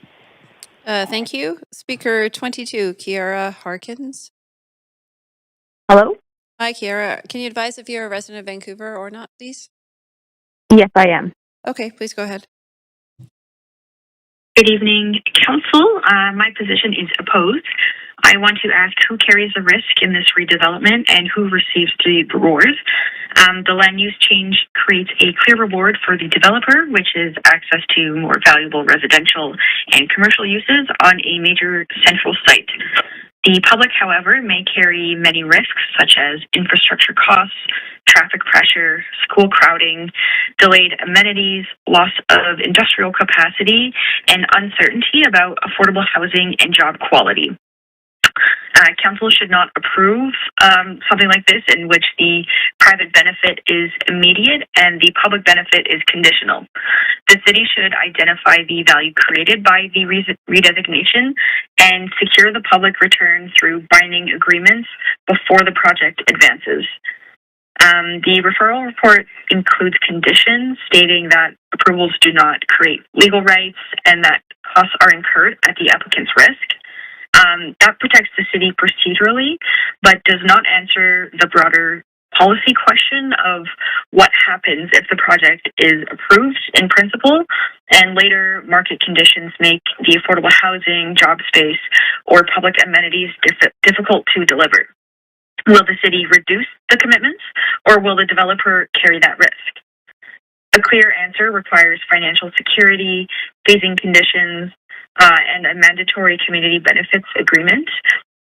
The developer should post security for major public obligations, affordable housing, employment space, childcare, parks, and transportation improvements should be tied to specific phases.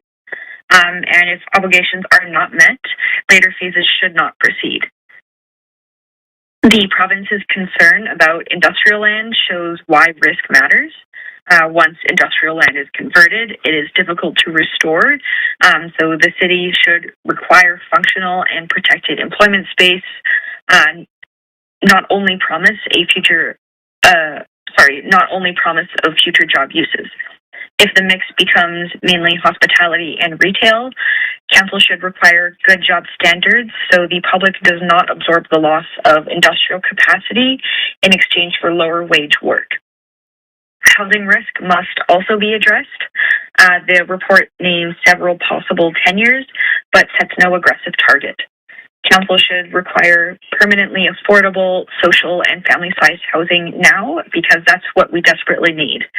The developer should not be able to reduce affordability later because costs rise or market demand changes. The Department of National Defense concerns involve public safety and emergency risk.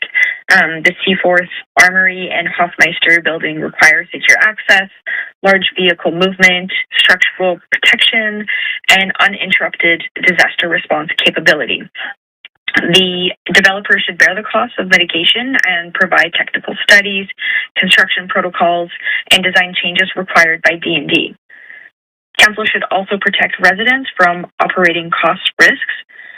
Public spaces, cultural facilities, and childcare need long-term maintenance and management, so the developer contribution should include sustainable funding, not only construction.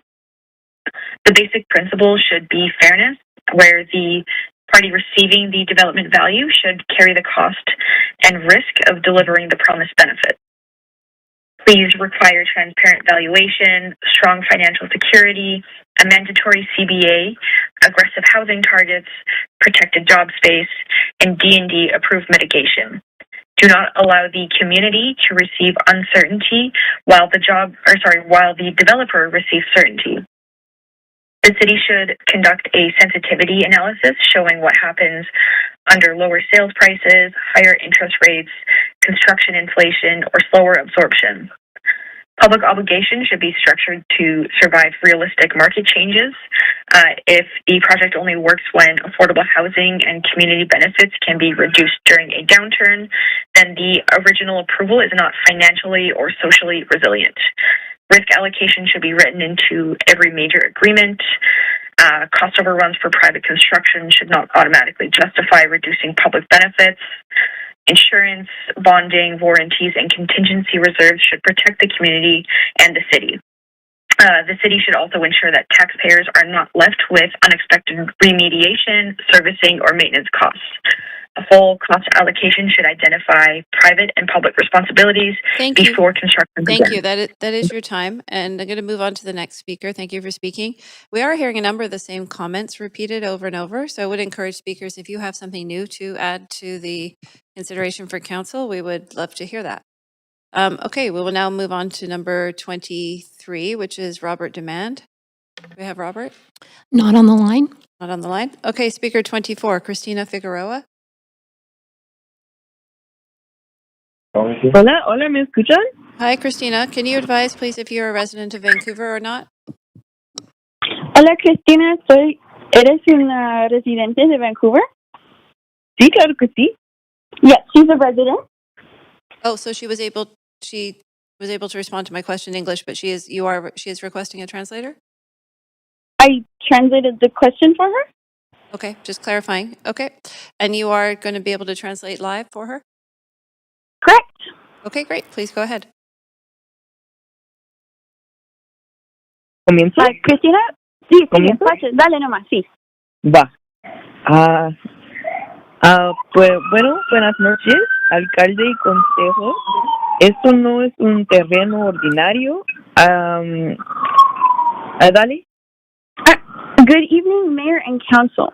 For decades, this site has had a clear economic function. Al lado se encuentra la Armenia C4, sí, y el edificio de este otro, y instalaciones que apoyan operaciones sensibles y que deben seguir funcionando durante y después de una emergencia. The former brewery contained roughly 200,800 square feet and once employed about 250 people. A complete transformation is now proposed.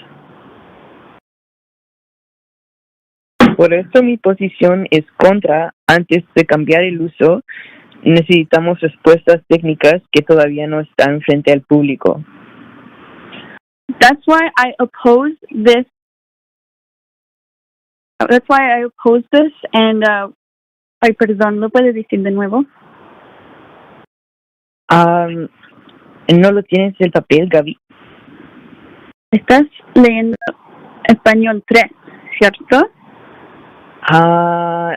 No, 5. Ya. Okay, entonces estamos bien ahora. Yo sigo y tú sácalo, ¿lo puedes sacar ahorita? Sí, lo estoy leyendo ahora, estamos bien. Okay. El Departamento de Defensa Nacional ha expresado preocupación por acceso, notariación, seguridad, movimiento diario de vehículos militares grandes y la integridad del edificio Hofmeister como instalación posterior a desastres. The Department of National Defense has raised concerns about unauthorized excess security, the daily movement of large military vehicles, and the integrity of the Hofmeister building as a post-disaster facility. What formal threat and Translator, sorry to interrupt. It appears that you are reading an exact same comment from word for word from a speaker. I just want to confirm, in case I wasn't clear, that the intention of the bylaw in providing a translator is to allow a translator to translate in real time from what somebody is speaking. And it does. So I just want to confirm that that is what you are able to do and that's what you are doing, because it sounds like you're reading the same comments word for word, the same script we heard from previous speakers. ¿Qué pasó? No, están diciendo que estás diciendo las mismas cosas que ya dijeron antes de esto. Pero esto es todo nuevo, ¿es cierto? Como lo encuentro un poco raro. ¿Y qué tiene que ver eso? Si alguien más piensa lo mismo que mí, ¿qué importa? Sí, okay, so sorry. I'm translating for this person, and she's just wondering, like, if she has the same comments as someone previous to her, that's still relevant, is it not? If they're similar sentiments, it was just that they were word for word, they sounded identical. So I just wanted to make sure I was clear in explaining what the expectation or the intention of the translation bylaw is.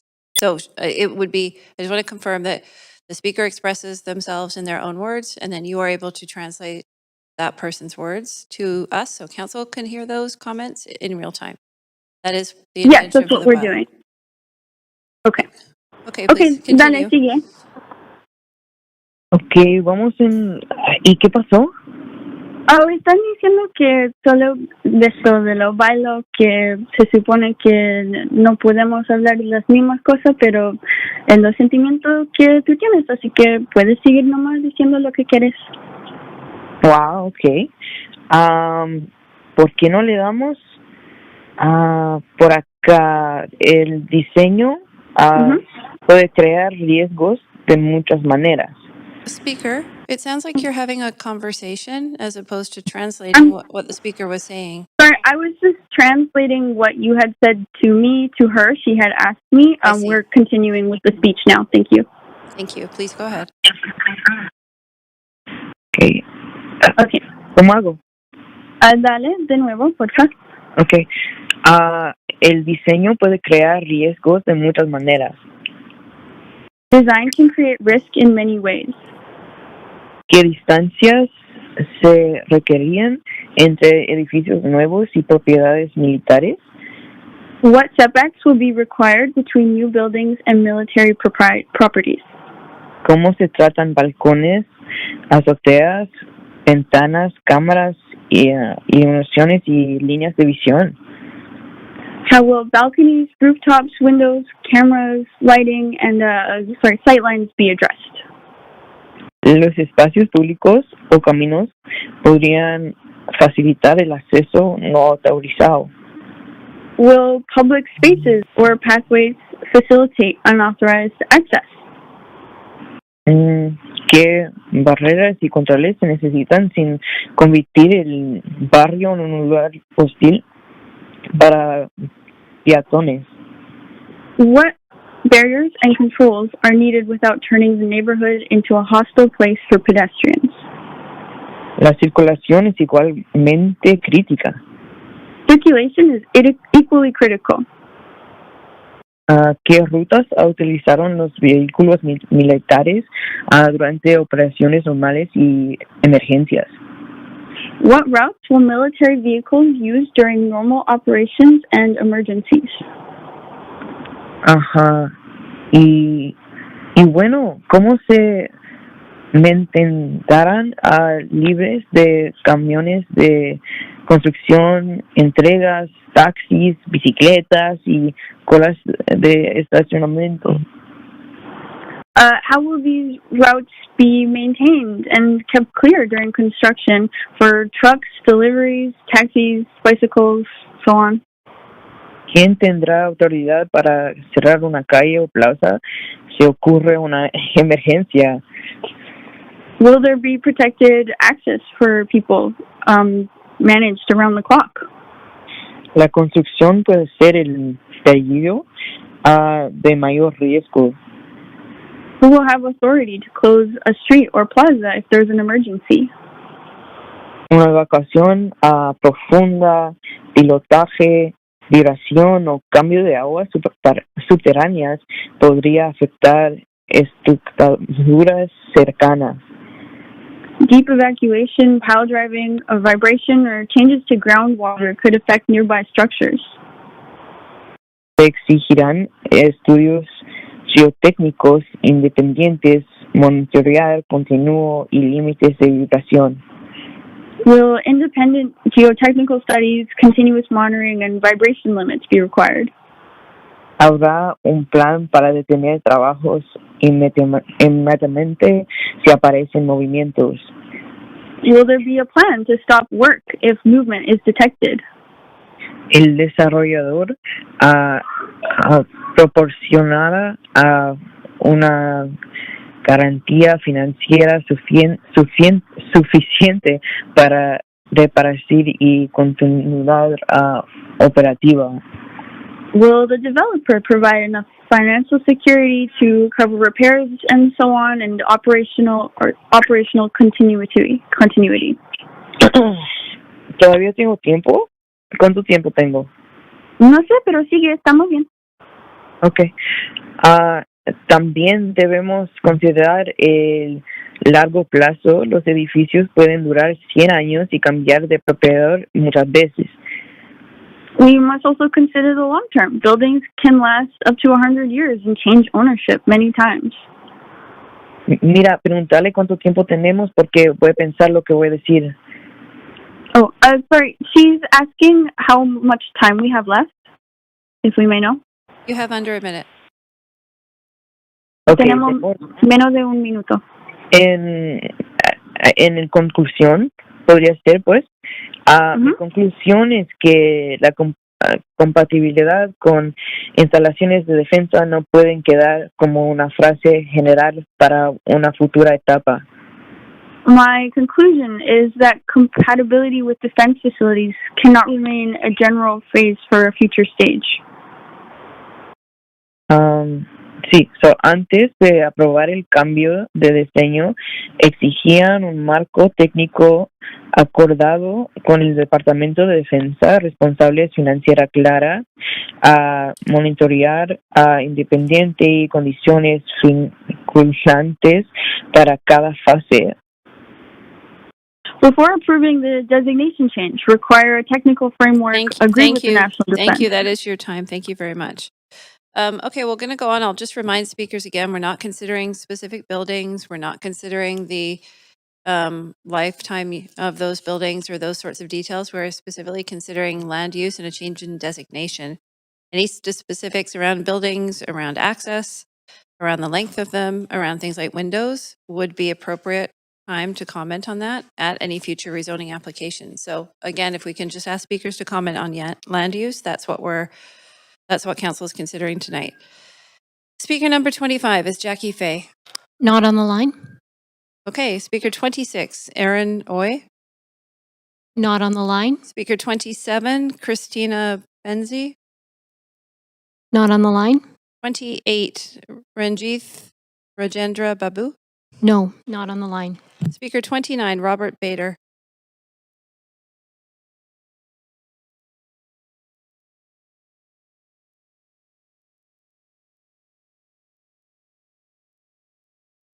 No. Robert Bader, number 29. Disconnected? Okay. Here? Yeah? Is that Robert? Yeah, that's me. Okay. Can you advise if you're a resident of Vancouver or not, please? I am a resident of Vancouver, yeah. Okay, please go ahead. And my position is I oppose.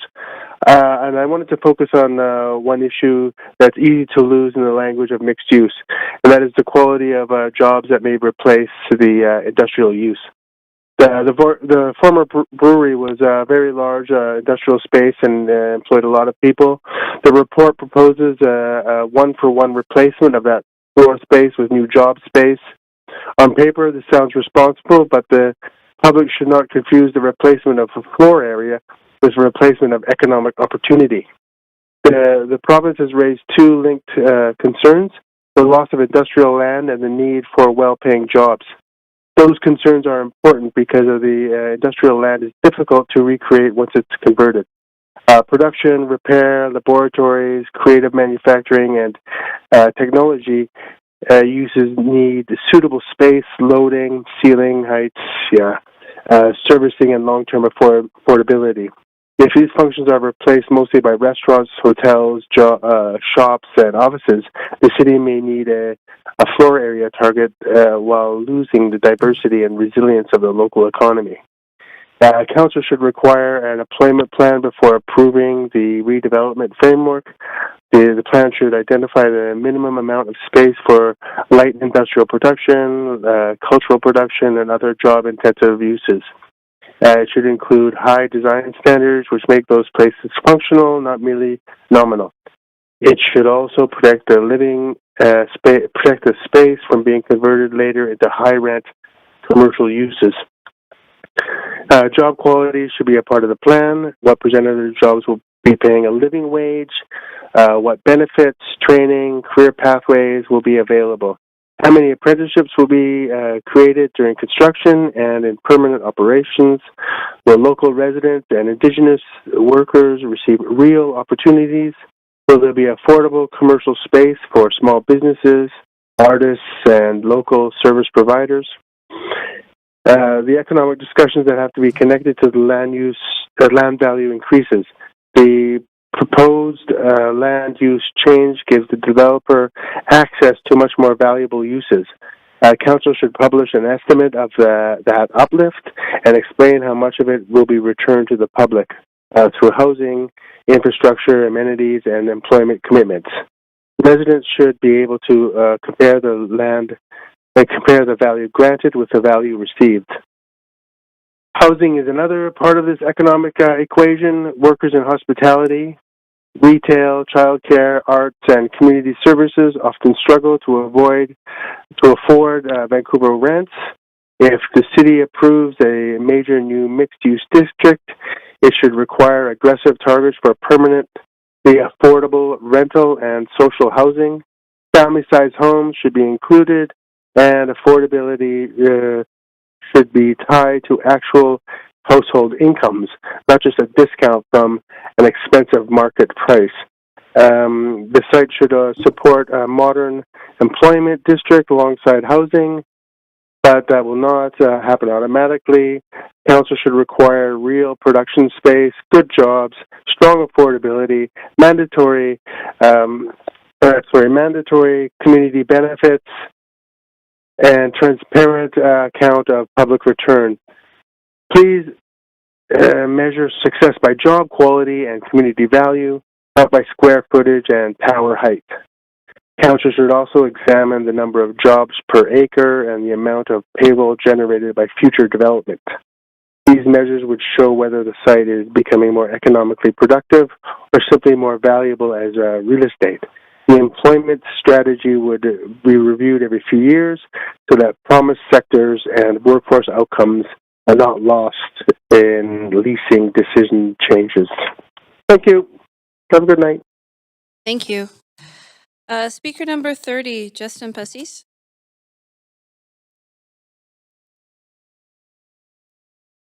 Not on the line. Okay, 31, Connie Chan.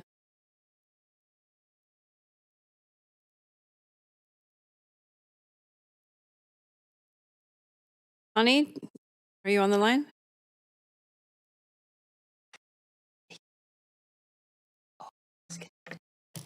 The caller is disconnected. Okay, we'll mark them as complete. Speaker 30. Can you hear me? Is that Connie? Yes. Okay, Connie, can you advise if you're a resident of Vancouver or not, please? Yeah, I'm a resident of Vancouver. Okay, please go ahead. Okay, 今日集中又講嘅社區 Excuse me, 嘅 speaker, just a moment. Are you requesting to use a translator? Yes, I do. Do you have a translator with you who can translate your language in real time? Yes. And you are going to be speaking in what language? Cantonese. So you understood me. Okay. You're going to speak in Cantonese with a translator. Okay. Okay. Go ahead. 今晚我想集中講一講社區協議呢個議題。呢個規模同埋價值咧，長遠影響咧就開發社區嘅利益，唔應該係開發商嚟做嘅，唔願意就唔做嘅附加選擇，就唔應該批准呢個過程嘅基本條件。Chanceline now? Yeah, so good evening, Mayor and Councillor. My position is other. Tonight I want to focus on the Community Benefits Agreement. For a development of this scale, value, and long-term impact, a CBA should not be an optional extra that a developer may accept or decline. It should be a basic condition of approval. The community... 社區承受多年嘅施工噪音、灰塵交通、交通同埋公共服務社會壓力同埋生活成本，點解承辦呢個影響呢個人嘅冇一個人嚟直接參與呢？書面或者可以執行嘅協議呢？點解社區利益要等到未來至定呢？ The community will experience years of construction, noise, dust, traffic detours, pressure on public services, and rising living costs. So why should the people carrying those impacts not have a direct, written, and enforceable agreement? Why should community benefits be left to future negotiation instead of being established before the critical planning decision?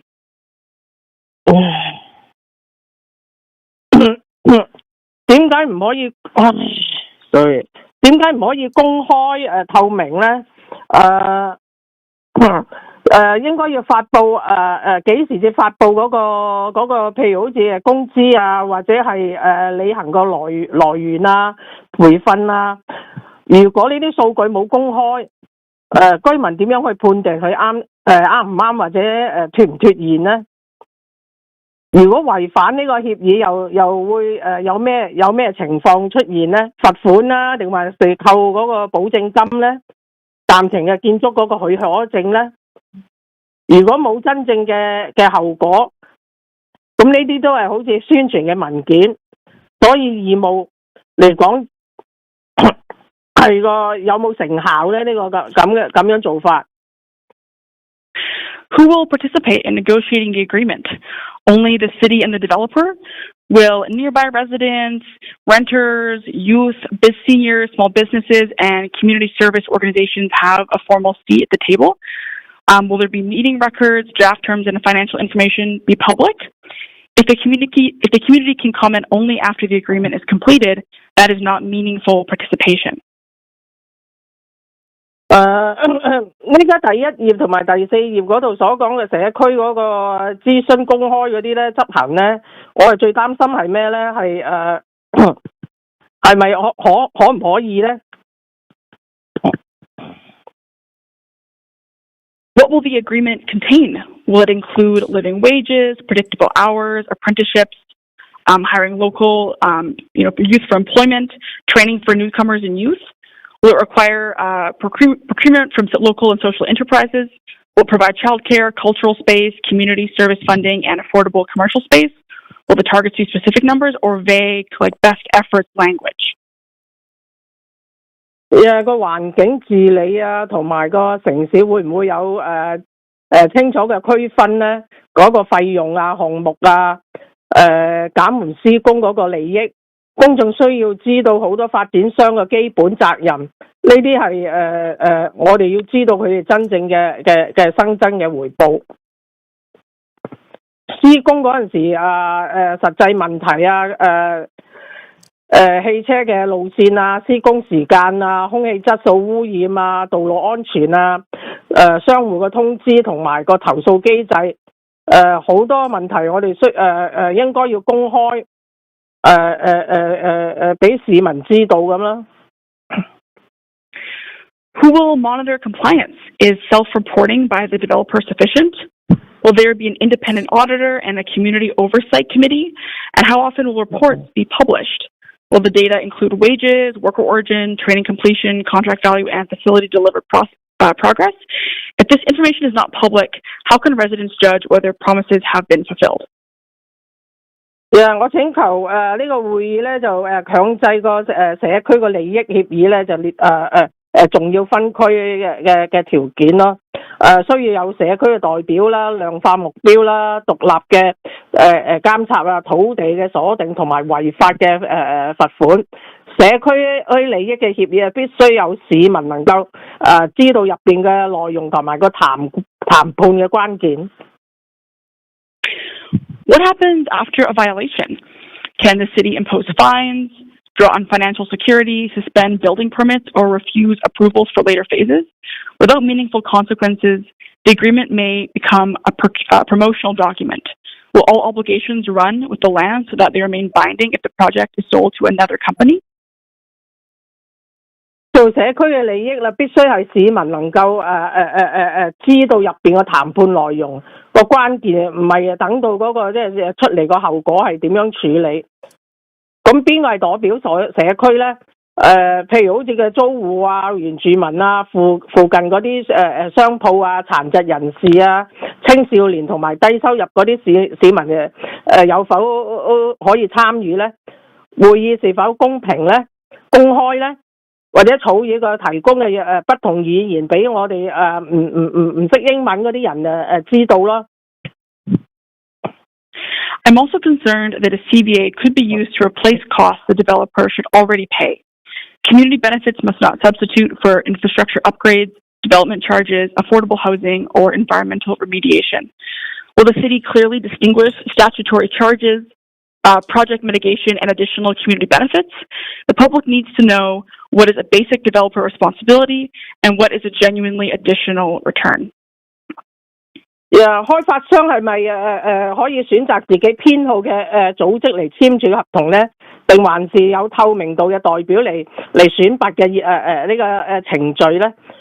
有冇即係普通市民參與咧？所謂社區嘅協議可能反映最有資源最容易被聽到嘅聲音。一個大項目唔單止係個社區嘅善意。亦都需要有數據同埋可以執行，所以我哋想知道，如果城市如果呢啲咁嘅利益，點解唔將佢寫入去規條入邊呢？ The agreement should also address daily construction impacts, truck routes, construction hours, air quality, noise, street safety, business access, and complaints. When residents report a problem, who must respond and within what time? Will there be a public hotline, issue register, and resolution deadline? 呢啲就係我今晚想要講嘅入邊嘅內容。Thank you. I ask Council to make a mandatory CBA a precondition of any future rezoning and to require public negotiation, community representation, measurable targets, independent monitoring obligations that run with the land, and penalties for non-compliance. A project of this size cannot ask the community to rely on goodwill alone. Trust comes from clear rules, public data, and enforceable consequences. If the city believes these benefits are important, why would it not make them mandatory? Thank you. Thank you. Okay. Just one moment.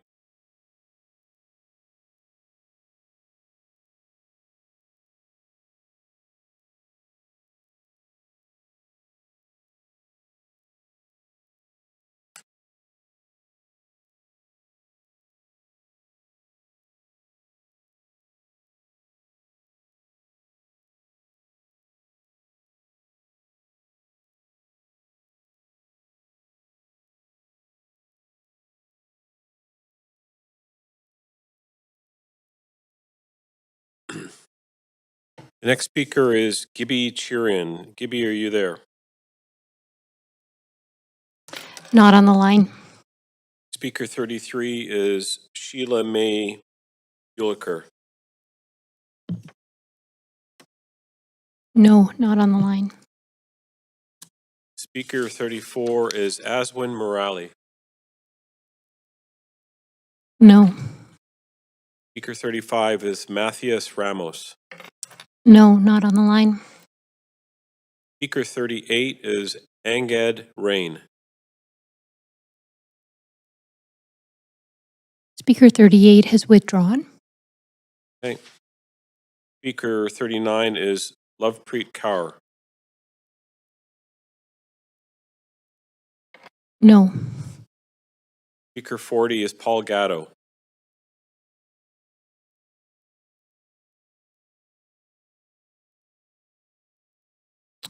Speaker 40 is not on the line.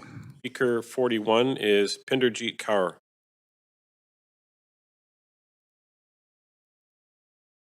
No, not on the line. Speaker 42 is Alan Lynn.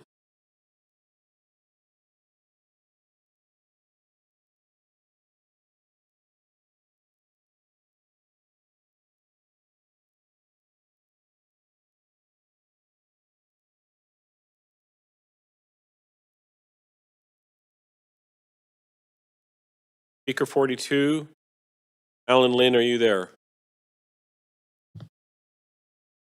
Pardon me, no, not on the line. Speaker 43 is Random Deep Sandhu.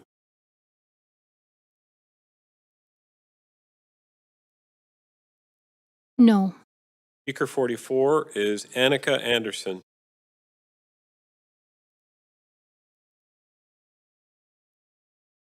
Hello? Hi, is this Annika? Hi. Are you able to hear me okay? Yes, I am. Go ahead. Good evening, Council. My position is other for this topic. I want to raise the issue of the President. The report describes this site as a unique and self-contained, and it says that the redesignation is unlikely to trigger many similar applications.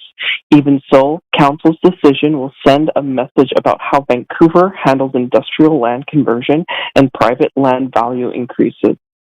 If Council approves the change without clear public benefit requirements, other landowners will reasonably expect the same approach.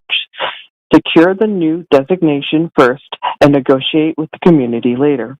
This weakens the city's position and makes the future of planning less predictable. Council should therefore establish a strong standard for exceptional land conversions. The standard should require independent land value analysis, transparent value capture, aggressive affordable housing target, protection of employment capacity, a mandatory community benefits agreement, and infrastructure planning before final approval. The province's concerns about industrial land is especially important. Industrial land is scarce and conversion is usually permanent. The city proposes one-for-one replacement of the former industrial floor space with compatible job space. That should be a binding minimum, but Council should also require functional design, sector target, and long-term protection. Otherwise, future projects may claim to replace industrial capacity while providing ordinary commercial space. The jobs must also be well paid. If the site shifts towards hospitality, retail, and services, the city should require living wage expectations, benefits, training, apprenticeships, and local hiring. A mandatory CBA is the best place to secure these commitments. Housing policy also needs a precedent. A major increase in residential development potential should produce a major contribution to permanently affordable housing.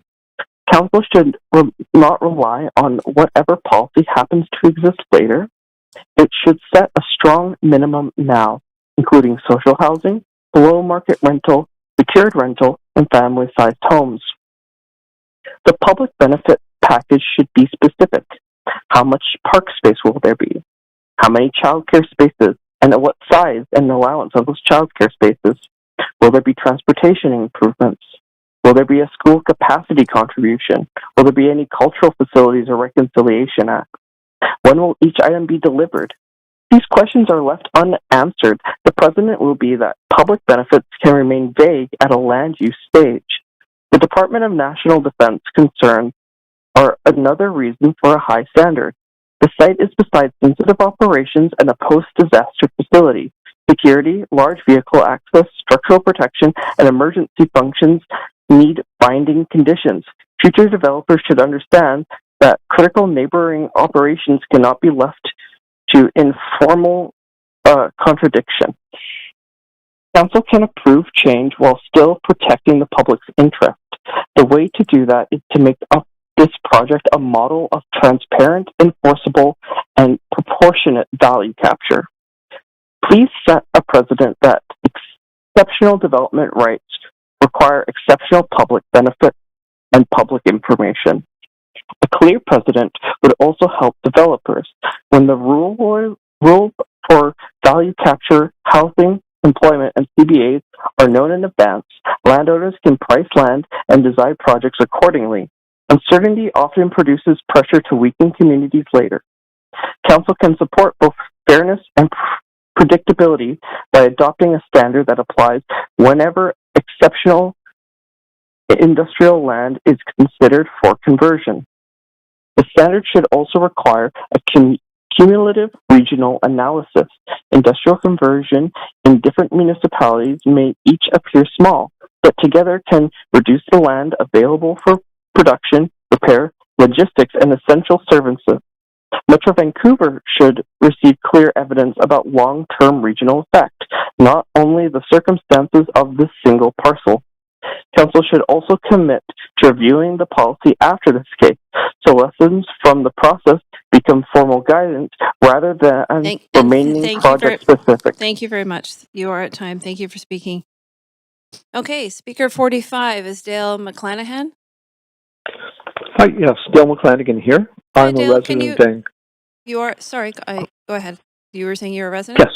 Okay. Yes, I am. Yep. Please go ahead and speak when you're ready. Yes, I live at 16th and Granville, about 1.5 kilometers from the site. And on a micro level, whatever gets developed at the former Molson site will probably chip out a little bit of my view of Stanley Park, which is, I think, definitely fair game given the quality of urban design that can be brought to bear on this site. I'm speaking in favor of the proposal. I would like to start by noting that the staff report was very succinct and identified the numerous reasons why this is no longer suitable for industrial use, as industrial use required in 1953. I think that the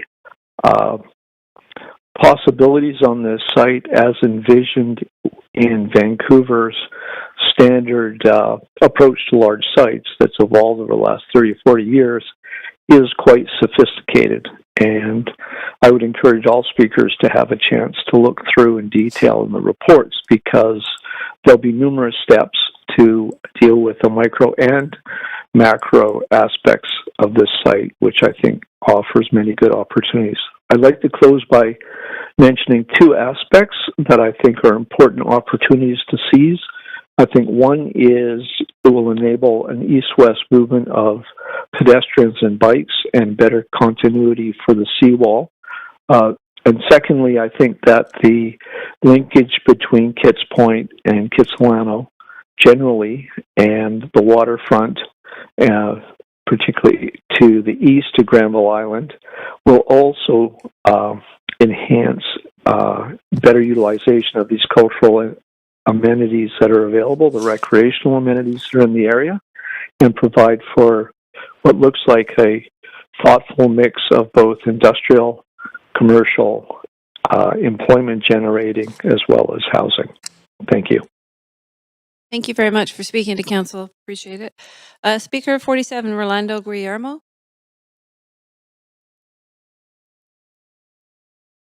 Not on the line? Not on the line. Speaker 48, withdrawn. Speaker 49, Rovik Toldias. No, not on the line. Speaker 50, Linda Husner.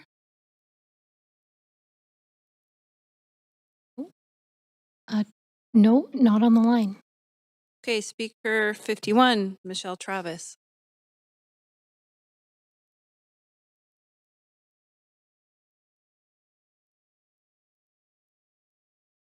Not on the line?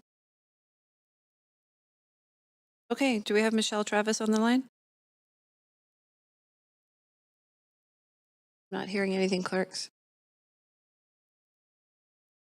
The caller has disconnected. Disconnected? Okay. Okay, so mark that as complete. Speaker 53, Linda Husner. That's it. That looks like a duplicate, same name.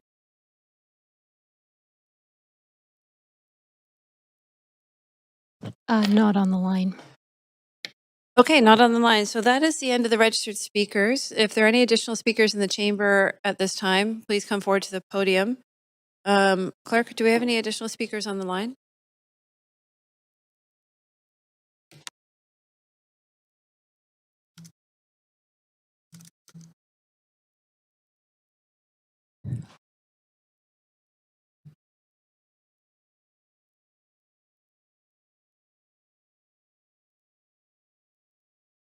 No further speakers are on the line. Okay. I'm going to make my third and final call for speakers. If you wish to speak to council about this item, please call toll-free 1-833-353-8610, followed by participant code 1061445# before close of the speakers list. The phone number will be displayed during the recess. We will take a 2-minute recess and be back at 9:18. Thank you.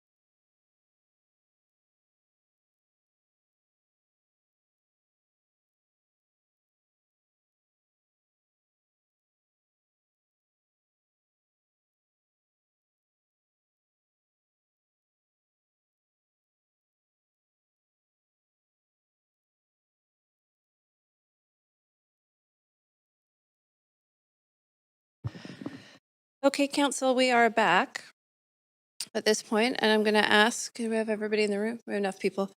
1, 2, 3, 4, 5. One online? Yep. Okay, so clerks, do we have any more speakers in chambers or on the line? I'm not seeing any in chambers.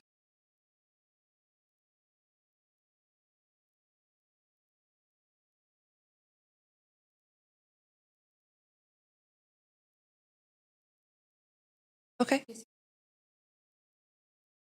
Okay, so we will. Okay, we're just going to take a couple more minutes to confirm who's on the line, so we will convene at 9:23. Thanks.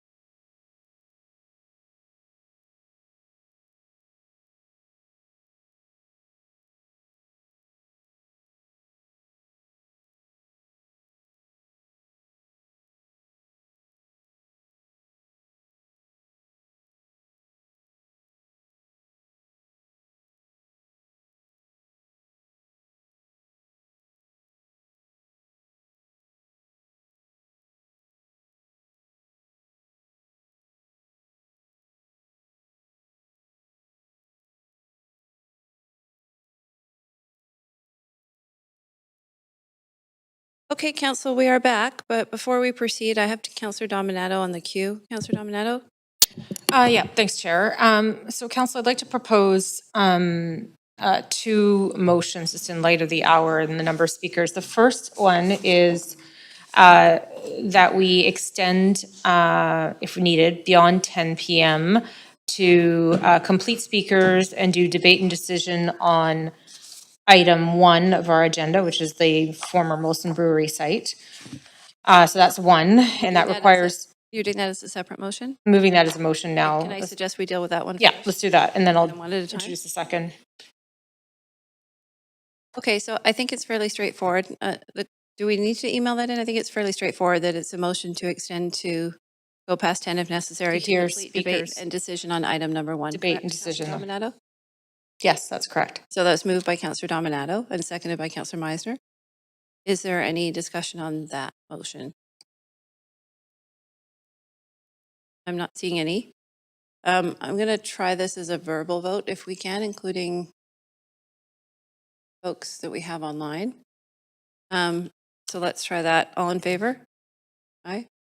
And are there any opposed to that? Okay, hearing none, that passes unanimously. And I'll go back to Councillor Dominato. You have a second item?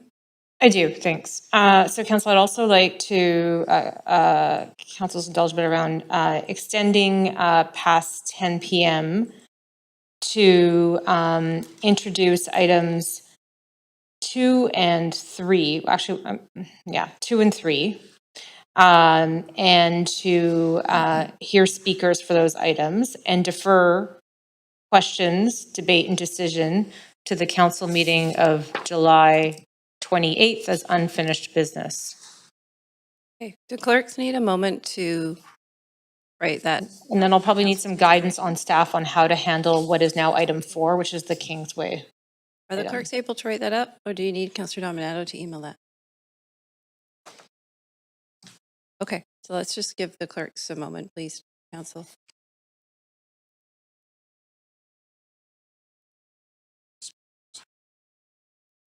I know. Maybe while we're waiting, could the staff just confirm that we can refer the question portion of public hearing and debate and decision to the July 28th meeting? So we'd hear the staff presentation and go directly to speakers. I just want confirmation on that.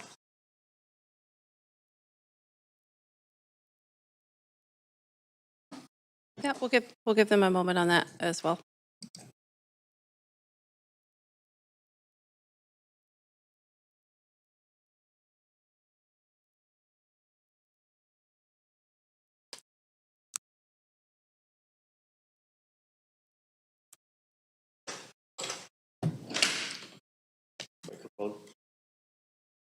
Can we hang on a second?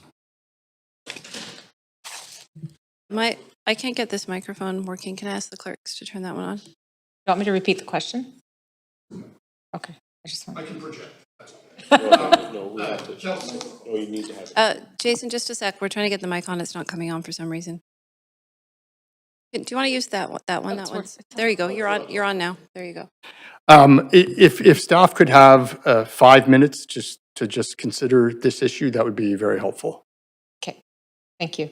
Okay, Council, we will be back in 5 minutes. Long enough for me to have an ice cream? Yeah, we'll have your ice cream.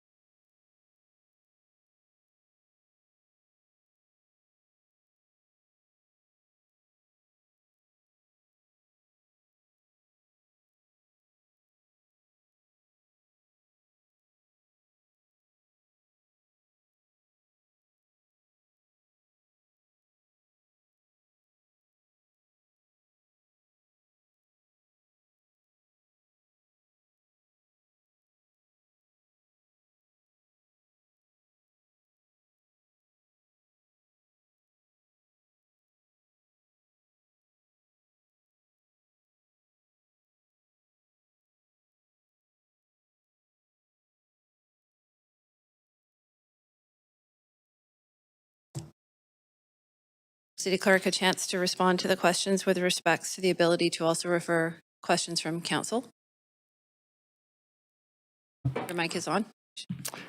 Thank you, Jason Twa, City Clerk.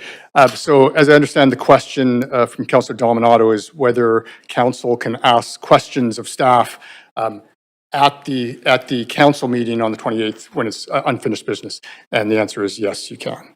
At a future date. Okay.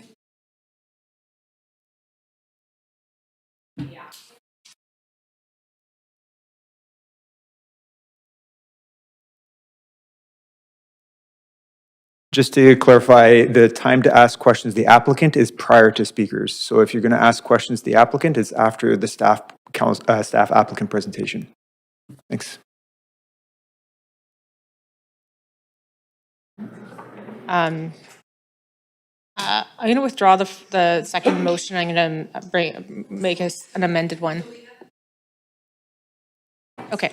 Sorry, I don't have a mic. I don't have it. Councillor Dominato, just to confirm where we are for everybody, it hasn't been tabled yet because it was being written up. So I don't believe it had been formally moved and seconded at this point. So we don't have a motion on the floor right now. Okay.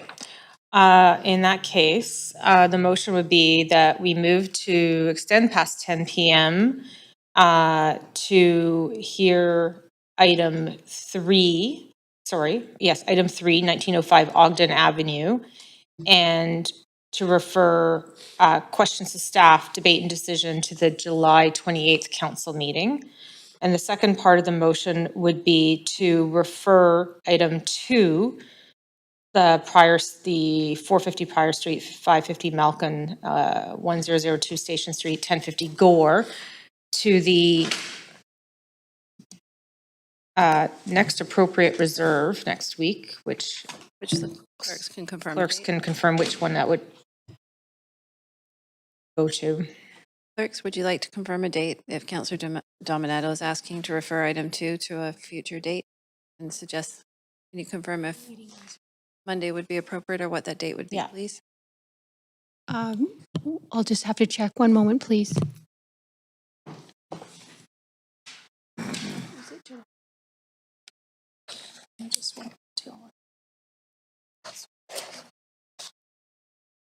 This is tonight. Monday or Tuesday.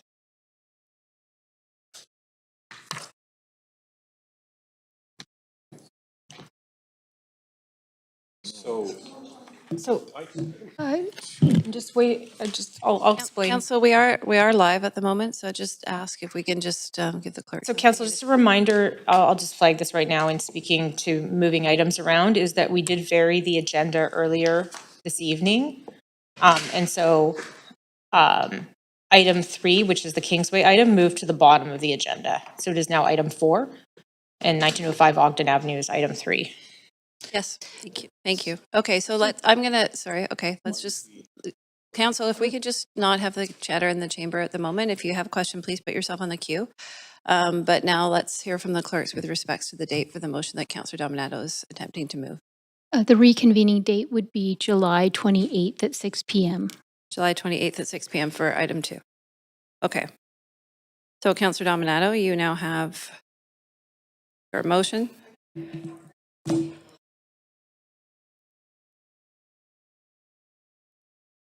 Thank you.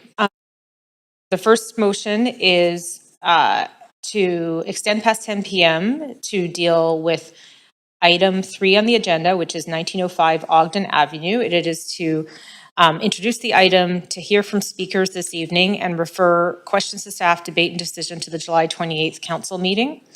And then the second part is to refer item number 2, which is the Prior Street, Malkin Avenue, Station Street, to the council reserve the evening of July 28th, starting at 6 p.m. And we won't dispense with the Kingsway item at all tonight. Okay, so that motion is on the floor. Clerks, do you have that? You're fine? Do we have a seconder for that motion? Seconded by Councillor Bly. Is there any discussion on the item? Councillor Klassen, please go ahead. Thanks. I have a question about item 2. I see 52 speakers currently. This is a motion through you, Chair, to the mover. Question, go ahead. Councillor Dominato. Yes, go ahead. Councillor Dominato? This is a motion, Question. this question to the mover. Item 2 also has an extensive list, some duplicate names here. If we were to put this to what I understand is next Tuesday evening, is there a risk that that item will also be subject to a very long? Well, I think to your question, I think it'll depend on what else is going over to that reserve. I don't know, clerks, do you know if there's any other items on that reserve agenda? For the July 28th at 6 p.m.? No, it would just be for these public hearing items. Okay. Okay, is that all, Councillor Klassen? Does that answer your question? Okay, Councillor Meisner, question or comment? I had the same comment as Councillor Klassen. I would support hearing from speakers on both items 2 and 3 this evening. You are free to amend the motion if you like. So I'd like to amend the motion to hear speakers on items 2 and 3 this evening. Okay, I'm going to move us to an amendment queue then. We did. It was moved by Councillor Dominato. It was seconded by Councillor Bly. I can type it up. Okay, we'll pause a moment while the clerks have the language, but I will say pending the language appearing on the screen, it has been moved. Guys, one at a time, please. It has been moved by Councillor Dominato, seconded by Councillor Bly. We will wait for the language to come up on screen so everybody sees it. And then once we have that, we will go back to Councillor Meisner, who can make an amendment at that time, but let's get the language up for everybody.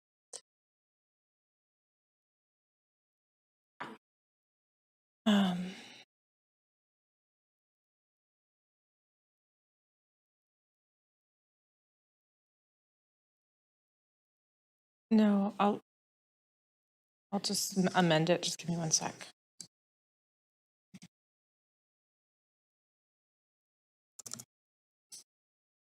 So clerks, are you saying it's because you don't have the language that we don't have it on screen, so she can't amend it at this point?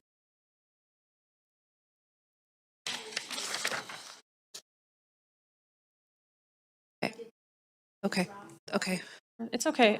No problem. I'm just clarifying the use of 1 minute amend. to- Okay, thank you. Okay, again, one at a time. I'm going to just take a moment because if we need to get this done so we can proceed with the rest of the business. So just please, everybody be patient for a minute.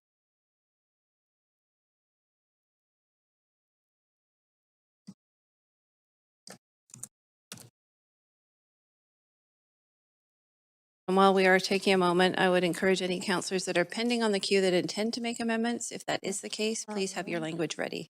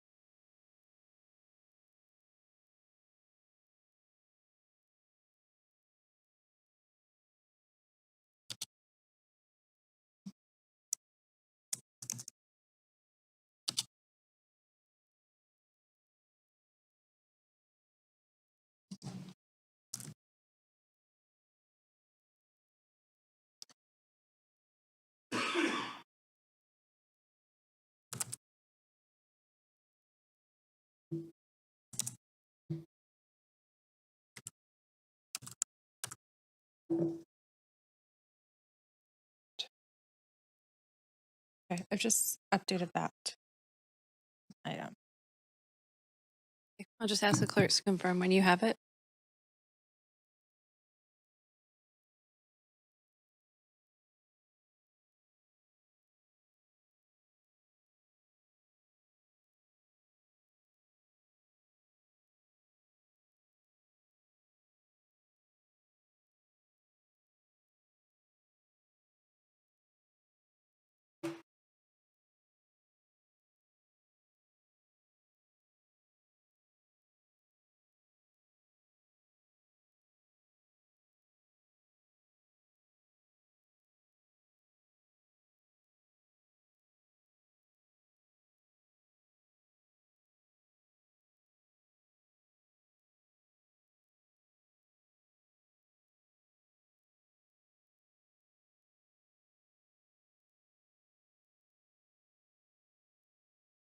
Okay, council, we now have the motion online, which is, and I'll read it so we're all clear, that council extend past 10 p.m. to introduce item 3, including presentation by staff and applicant, questions to applicant, hear from speakers, close speakers, and close public comments, and refer questions to staff, debate and decision.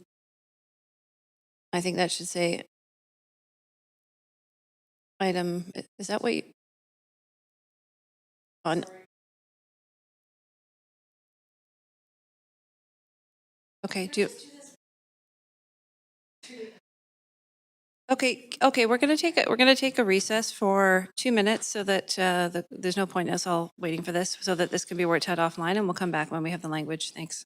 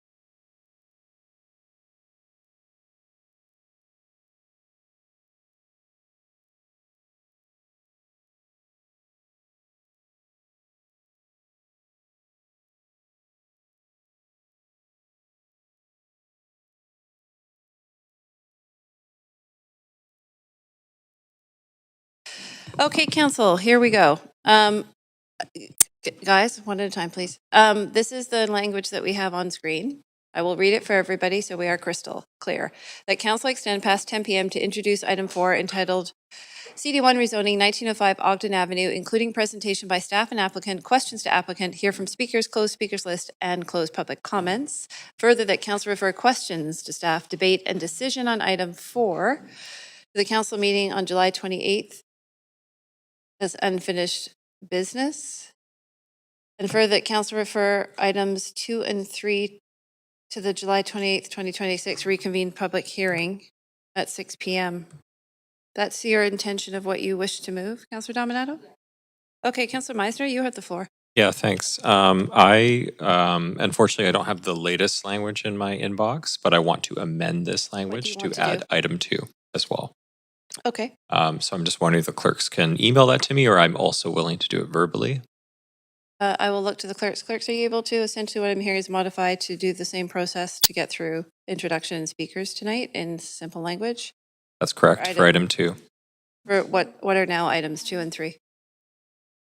Yes, so the Prior Avenue item and the Ogden Street item.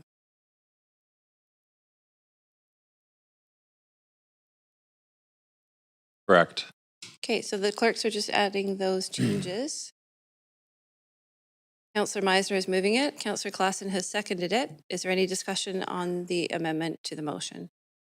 Councillor Orr, comments? I think it was to the original one, but is item 4? It is for clarity. I will tell, so council know, it is the now considering continuing speakers for both, essentially, for both the Prior Street item and the Ogden Avenue item. Does that clarify for you, Councillor Orr?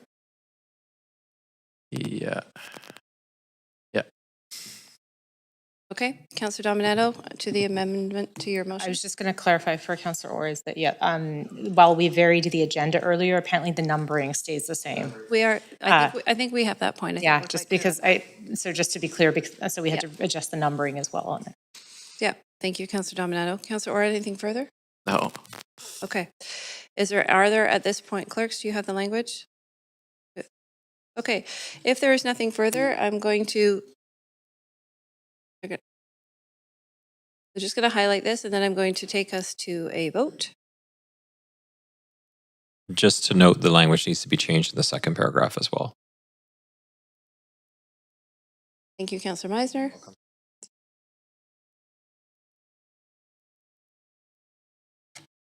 Okay, we now have the language. I am going once, going twice. If you no further conversation, all in favor? Aye. Are there any opposed? Okay, so we have two opposed from Councillor Fry and Councillor Maloney, but my understanding is that that is a two. Can I please just do this one at a time? Can I ask? I'm going to ask councillors. I know it's late, but if you can just let me get this out, this may answer some of your questions. My understanding is that that is a 2/3 vote of councillors present, and so by my calculation, as the clerks confirm, that passes. Is that correct, clerks?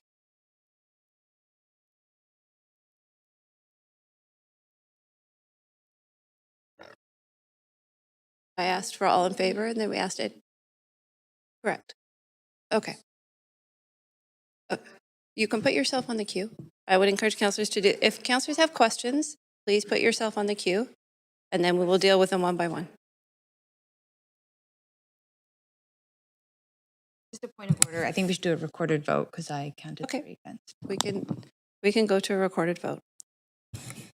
It would be very helpful for me if councillors can use your microphone, and Councillor Orr, if you're asking information questions, put yourself in the queue, because remember that the public can't hear also. I know, but I'm just saying put your microphone on if you can so that everybody can hear. It's difficult for me to hear and people are hearing along at line, so I'm just asking councillors to do that. Okay. Clerks, can we move to a recorded vote? Yes, Mayor Sim? Sorry, can Do I you want to put please get yourself a on the queue as well? Or are you asking for a vote assist? vote assist, please? In favor? Okay, thank you. Thank you. And can I get a vote assist in favor as well, please?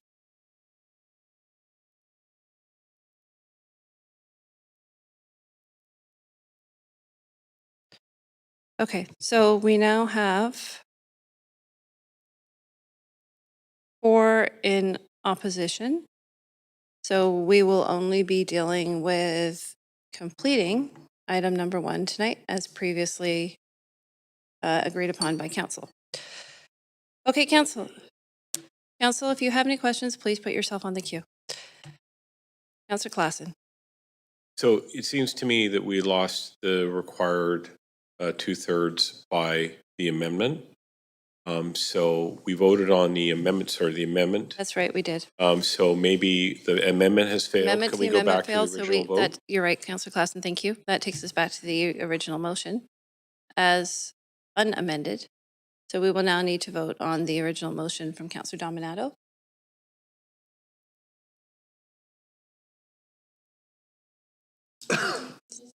Can we just give the clerks an opportunity to put that on screen, please?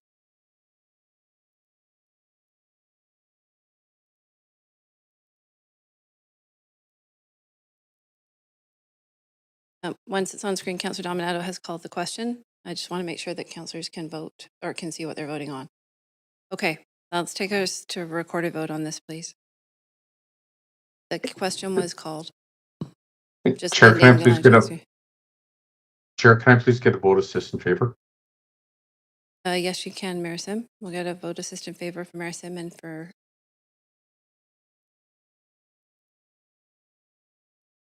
Okay, so we're. I'll withdraw it. Okay. So, Councillor, let's recapping where we are. Councillor Dominato is withdrawing calling the question. We now have the original main motion on the floor. That is debatable. Councillor Klassen, any further comments? Well, thank you. Okay, Councillor Bly, please go ahead. Thanks very much. I just need clarification on whether or not this needs to be unanimous to hear from speakers or not. It does not. It's debate and decision that is unanimous. It's the only thing is unanimous. And if a councillor just votes to support this, but can't actually stay, as long as we have quorum, we can proceed. Yes, that is correct. Okay, thank you. Okay, any further questions from council on this? So just to be clear, councillors do not have to be present for the council to continue. We only need a quorum, but in order for council to continue, it does require a 2/3 vote in favor to continue with further business beyond item 1 as proposed by the motion on your screen. Is that straightforward to everybody? Okay. And so no further questions. Going to ask if we can go to a recorded vote, please. Chair, can I please get a vote assist in favor? Yes, you can. Can I get a vote assist in favor for myself and Mayor Sim, please, clerks?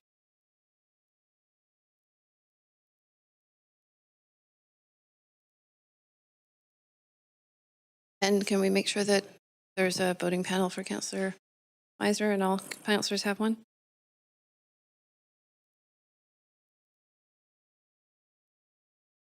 And I'm looking for a vote assist in favor for myself and a vote assist in favor for Mayor Sim. There we go. Okay, Councillor Dominato and Councillor Bly, we need your votes as well. Okay. So now, so that does require a 2/3 vote of all councillors present, and that is one vote short. So we cannot continue with any other business beyond item number 1 as previously voted by council. Okay, so we will now, so that means everything will have to go to future dates. And may or may not get finished depending on the schedule, and clerks will have to advise scheduling for everybody at future dates. Clerks, do you have any other comments on that before I go back to speakers on item 1? Okay. All right, so we're now going to move to, we have some additional speakers that have phoned in online. And I'm going to identify them by their phone number. The first one is ending in 9785. Hi, can you hear me?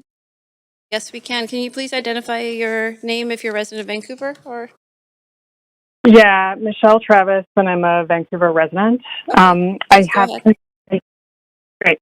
I've got concerns and questions about the redevelopment of the former Molson Brewery site. While the property may no longer be suitable for heavy industrial uses, given how the surrounding area has evolved, a land use change of this magnitude doesn't mean we need to give away enormous public value without securing equally significant public benefits. So tonight's decision is about transforming over 7 acres of industrial land into one of the most valuable mixed-use development sites in the city. The planning decision will dramatically increase the value of the land. That increase in value is not created by the property owner. It's created by a decision made by the council. The referral report references and speaks to guiding principles around affordable housing, employment, public amenities, and open space, but they don't establish binding requirements at this point that ensure these benefits will actually be delivered.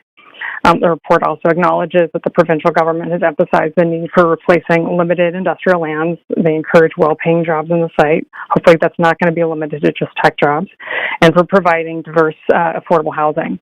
The staff report also notes that the public overwhelmingly identified affordable housing, community amenities, infrastructure, and public benefits as priorities, but none of those are guaranteed. So once the land is redesignated from industrial to mixed use, the property owner receives a tremendous increase in development potential. The question I have is, how does the city capture the value of that upzoning at this stage of the game? City staff earlier this evening said they're meeting regularly with Concord Pacific. So question whether there have been any commitments made at this point by the owner of the site regarding any sort of public benefits. The report also raises several issues that deserve greater attention. School capacity is already projected to be under pressure. Transportation upgrades would certainly be needed. We also need new parks and community facilities there. So these are real costs created by redevelopment, and they should not be downloaded onto existing residents and taxpayers while the landowner captures most of the financial upside.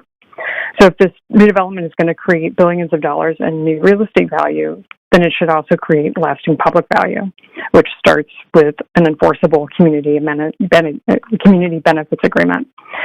Such an agreement should include more ambitious, affordable housing targets that go well beyond minimum policy requirements. That means requiring substantial non-market and below-market housing so that working people, not just high-income households, can afford to live there. It should require strong labor standards so that construction jobs and permanent jobs created on the site are family-supporting jobs with fair wages, apprenticeship opportunities, and respect for workers' rights. It should guarantee childcare, parks, cultural facilities, other community spaces that the public needs as the population grows. And we also want to make sure it establishes clear timelines and accountability so that those commitments cannot disappear during future negotiations. The report says the rezoning process will determine a lot of these details. My concern is that what happens in those details. Council is being asked to approve an enormous increase in land value today while asking the public to trust that meaningful public benefits will follow tomorrow. History tells us it's not always how these negotiations unfold. So if this redevelopment is really intended to build a complete community, council should establish clear expectations now and not after the value has already been transferred. If the public is creating extraordinary wealth for the property owner through this land use change, then the public deserves extraordinary benefits in return. Thank you. Thank you. Okay, our next speaker online is ending in 3453. Hello, good evening. Hi, if you can just identify yourself and if you're a resident of Vancouver, please. My name is Tyler Winter, and I am not a resident of Vancouver. Okay, please go ahead. I want to ask whether my position is opposed. I want to ask whether the public will have ongoing stake in the value created on this site. The city is considering a planning decision that could transform a former industrial property into a major mixed-use high-rise district. The decision will create substantial private value. A one-time contribution at rezoning may not be enough to reflect the long-time value of the opportunity. Council should consider forms of lasting community benefit. This could include permanently affording housing, publicly owned or nonprofit or owned community space, long-term affordable commercial space, childcare facilities, cultural space, and revenue arrangements that support local services over time. The city should publish an estimate of the land value uplift and explain how much will be captured immediately and how much the benefit will remain permanent. A park dedication, social housing building, or community facility has a lasting value. A temporary program or short-term discount does not. A mandatory community benefits should create this long-term framework. It should include local and indigenous hiring, apprenticeships, good job standings, affordable commercial space, community facilities, and annual public reporting. Community representatives should have a role in monitoring the agreement. The provinces is about industrial land and well-paying jobs would lead to permanent employee protections. The one-for-one replacement of the former 283,000 square feet of industrial floor area should be secured for compatible job uses. Some of the space should be designed and priced for light industrial protection, laboratories, technology, arts, and cultural work. If the project includes hotels, restaurants, and retail, the CBA should require living wage expectations and career pact. Housing should also create permanent public asset. Council should require a strong share of social and below-market rental housing with long-term ownership or operating arrangements. Family size and accessible units should be included. The city should avoid relying entirely on temporary affordable affordability tied to private ownership. Public space must be genuinely public. The project should include land or legal rights that guarantee access, connection, and use for the broader community. It should not rely only on privately managed plazas that can be change rules or access over time. The Department of National Defense concerns need long-time solutions as well. Security buffers, large vehicle access, emergency routes, and structural protections must remain effective after construction and through future changes in ownership or use. Agreements should bind future owners, not only the original developer. The project could create a new neighborhood and a new source of public value. Council should ensure that the benefits do not disappear after the first sales are completed. Please require permanent affordable housing, protected employment space, publicly secured community facilities, a mandatory CBA, and transparent value capture. The community should receive lasting assets in exchange for lasting development rights. Council should also explore community ownership models, a nonprofit land trust, housing provider, cultural organization, or public agency would own portions of the site or key facilities. Ownership gives the community stronger protection than a temporary operating agreement. The land use change is permanent, so at least part of the public return should be also be permanent and controlled in the public or nonprofit interest. Long-term benefit also requires protection against future conversation. Community rooms should not become private amenities. Employment space should not become residential storage. And affordable commercial units should not quietly return to market rent. Covenants, ownership structures, and regular audits should preserve the purpose of each benefit for future generations. The city should appoint an organization responsible for stewardship and public reporting, with stable funding and authority to correct violations. Lasting benefits require an institution that will defend them long after the original approved team and development company have changed. So thank you. Thank you. Next speaker, ending in 1273.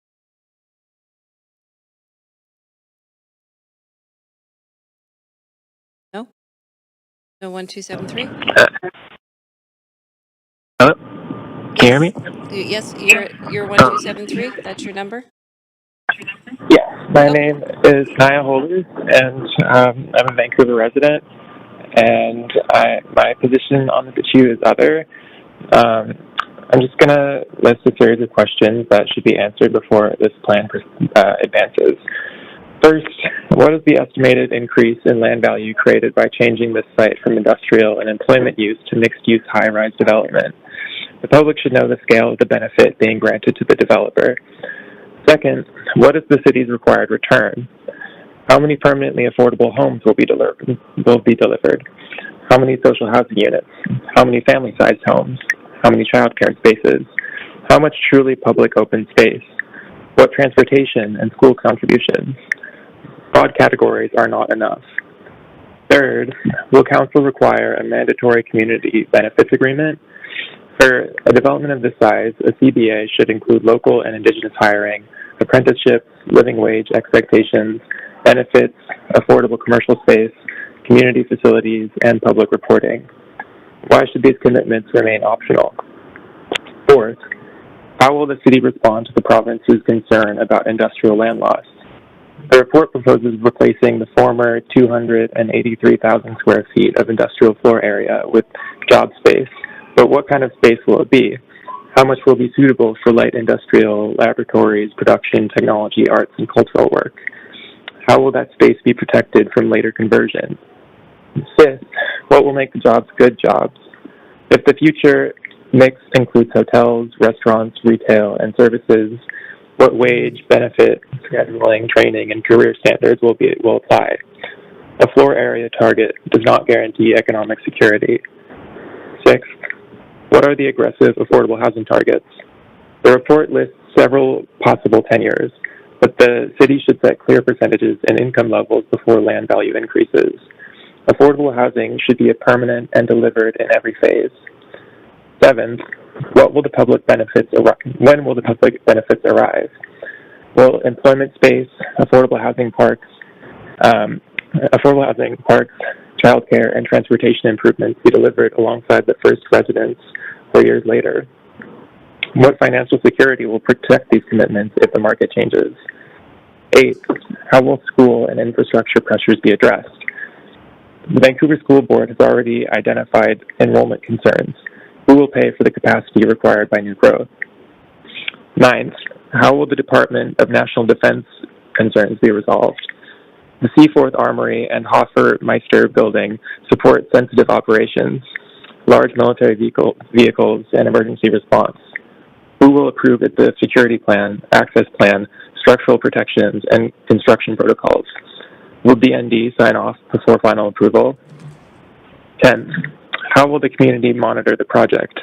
Will there be public commitments to register annual reports and consequences when obligations are delayed or changed?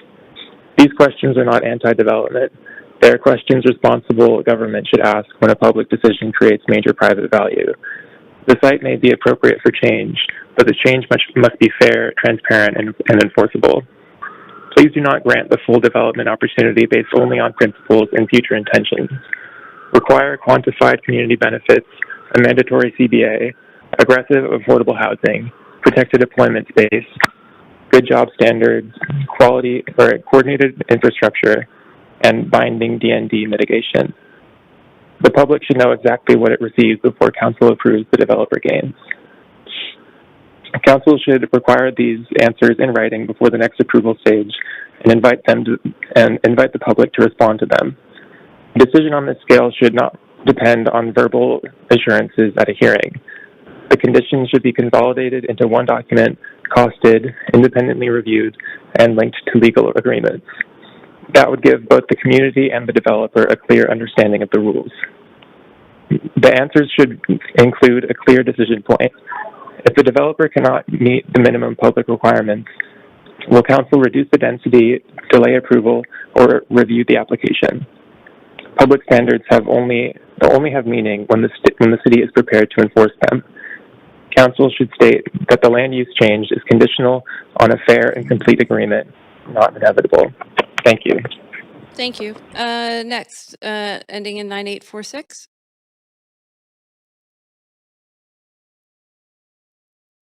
No, not hearing 9846. Going once, going twice. Next, 0510.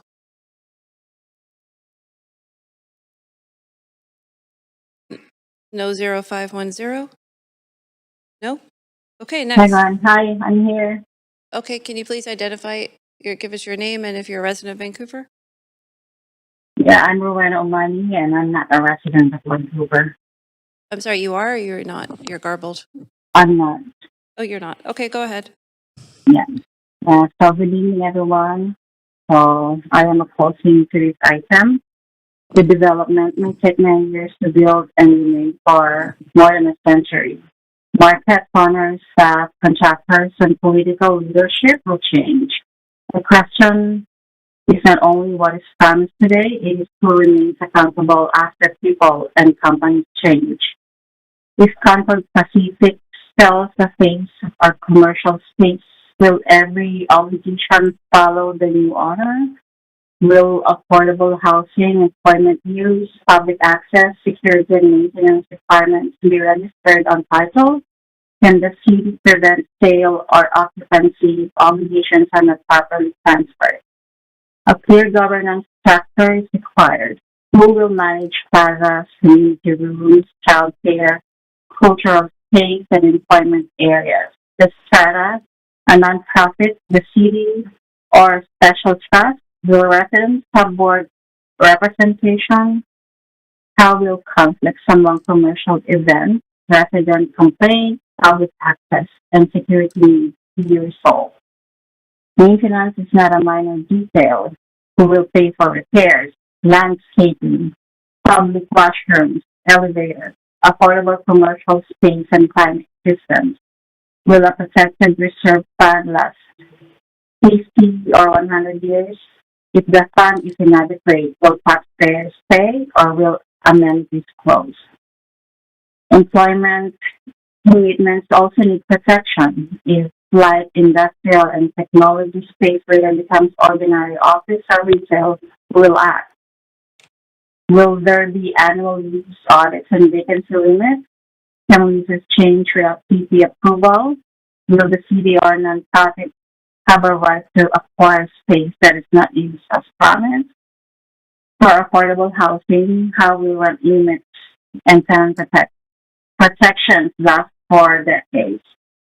Will there be an independent operator and a public register of units?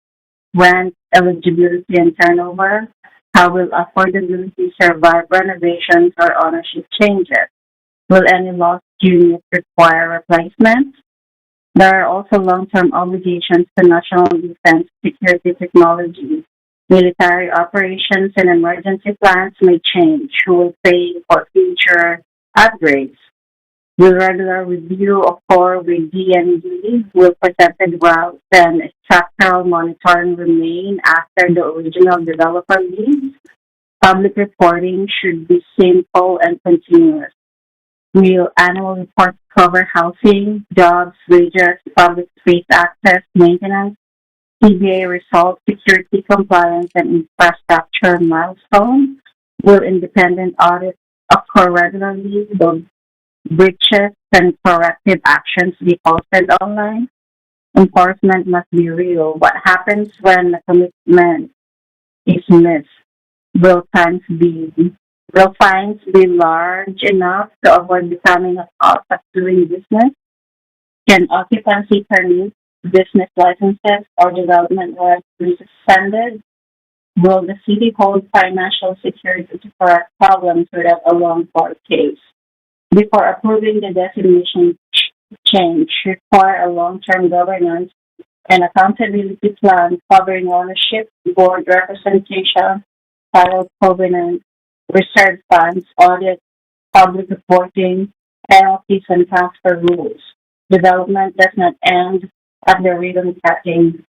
A public benefit is really only if it remains after the original developer is gone and tonight's promises have been forgotten. Thank you.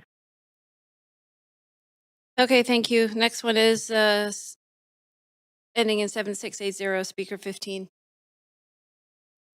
Hello?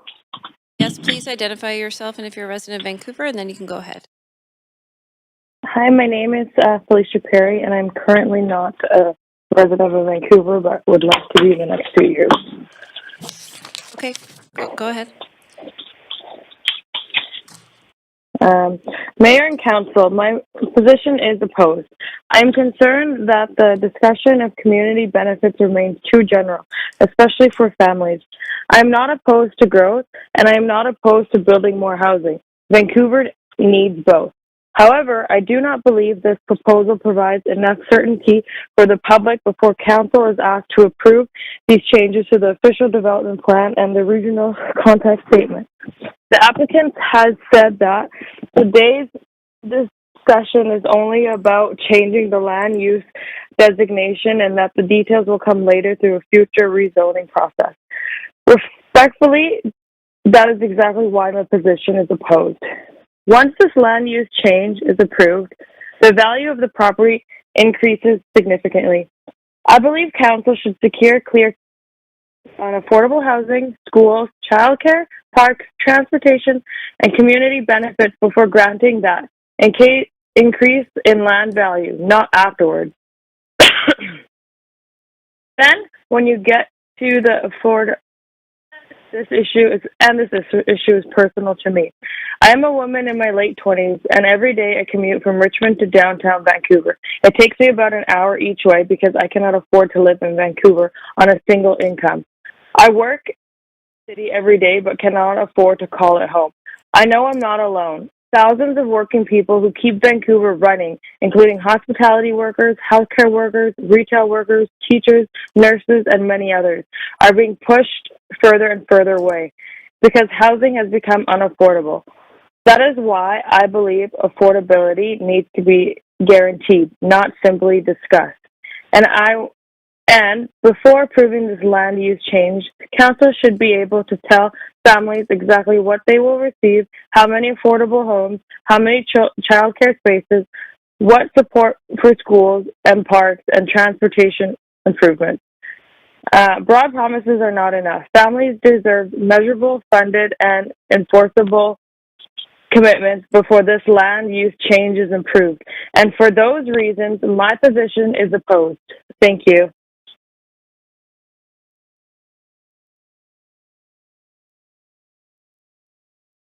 Thank you. So speaker 8023?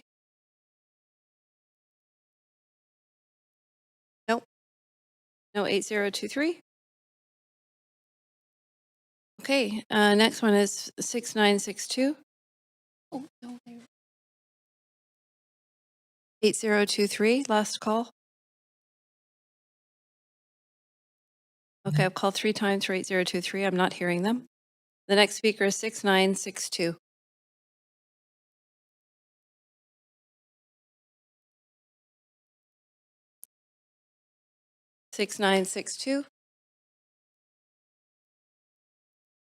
And a third and final time, 6962.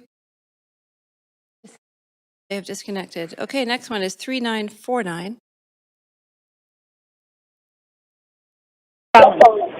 Yes. Can you I'm resident of. Can you please tell us your name and if you are a resident of Vancouver? Yeah. My name is Alan. I'm resident of Burnaby. May I speak in Mandarin? I'm sorry, you have a very poor connection. We're having a hard time hearing you. Okay. Okay.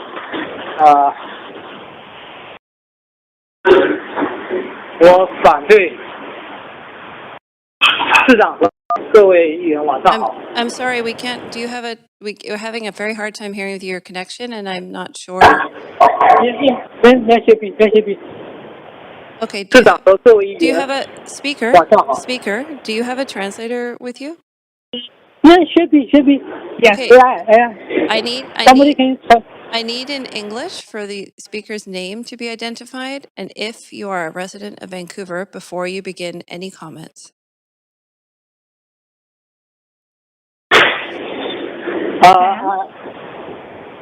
Hello? Yeah. Yeah, I'm Alan. I'm resident of Burnaby. I'm against this proposal. Speaker, again, do we have if we have a translator, I'm going to request that the translator identify who the speaker is before beginning. I'm also going to say your line is very poor, and it is not possible for council to hear you.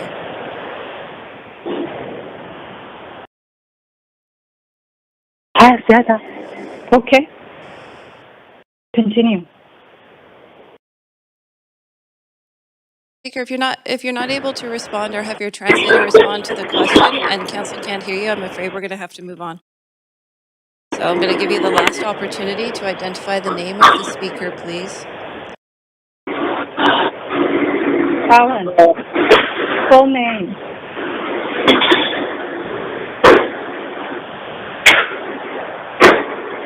Okay.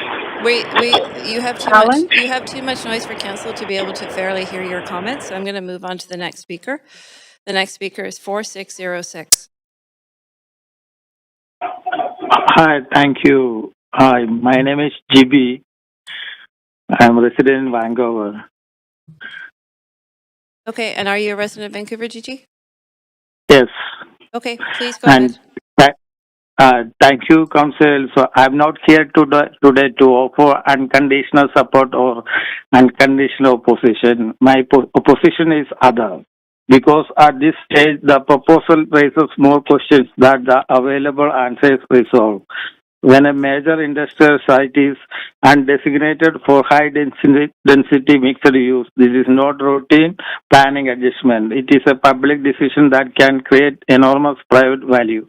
The first question must therefore be how much value is being granted to the developer and what guaranteed value will the city and the residents receive in return. Has the city calculated the likely increase in land value created by the change? What share of that increase will be captured for the public? Will it appear as parks, childcare, school capacity, better transit and housing that is genuinely affordable? Or are we being asked to improve the most valuable planning decision now while being told that the public benefits can be negotiated later during rezoning? Council central responsibility is to avoid "we will deal with it later" approach. If the land use change granted first and the public return is negotiated afterward, does the city lose bargaining power? Why can minimum community benefits not be written down now? Should each commitment not have a value, a deadline, a responsible party, and a consequence if it is not delivered? The province has raised concern about the loss of industrial land. That concern should not be treated as a technical footnote. Once industrial land is converted, it is extremely difficult to replace. How many existing or potential manufacturing, distribution, logistics, technical, and green industry jobs could be displaced by this decision? Where will the city replace the capacity? Why should council proceed before an independent employment land assessment is completed? We may hear that the future development will create hospitality, retail, and service employment, but a job count alone is not an employment strategy. Wages, benefits, stability, union access, and career progression of matter. How many new jobs will pay a living wage? How many will be permanent, full-time position with the benefits? Will the city require a good job standard, or will lower wage service employment be used to claim that the loss of industrial the employment has been offset? There must also be clarity about the community benefits agreement. Why should the CBA be optional for a redevelopment of this scale? Should the project not be required to include the local hiring, apprenticeship, training, inclusive procurement, living wages, construction safety, and community oversight through a binding agreements? Housing commitments also require much harder questions. It is not enough to use the word affordable. Affordable to whom? A unit price somewhat below the market may still be beyond the reach of nurses, teachers, service workers, newcomers, seniors, and working families. But minimum share of all homes will be secured as non-market rental housing. How many will be 2 and 3 bedroom homes suitable for families? Will these charges be expressed as best efforts or as legally enforceable requirements? The additional density and development rights are value created by public permission, and developer contribution must therefore not be confused with the ordinary project cost. Roads, sewers, stormwater systems, and utility relocation are necessary to make the project function. Will those basic expenses be presented as community benefits? Should the real public return not be over and above the infrastructure needed for the development itself? Thank The you. Department of Thank you for National speaking. That is your time. Now we have speaker 8023 or speaker 50 and number ending in 8023. Nope. Yeah, they've just connected. They disconnected twice. Okay, great. All right. So that is clerks. There are no other speakers on the line. And seeing as no further speakers, the speakers list is now closed. Council, has there been, or sorry, clerk, has there been a large volume of public comments received on this item since 5 p.m.?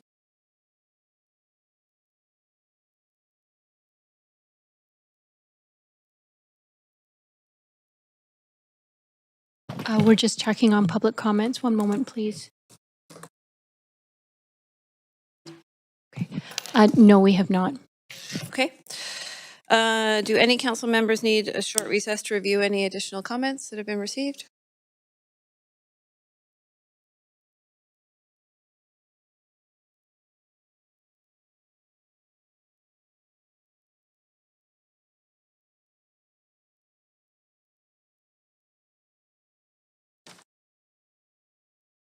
No, seeing none.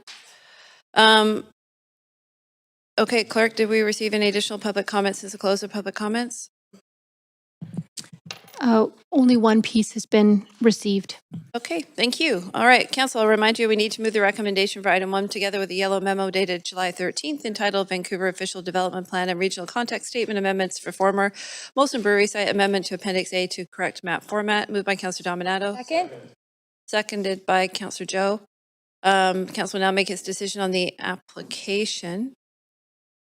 Is there any discussion? Councillor Meisner.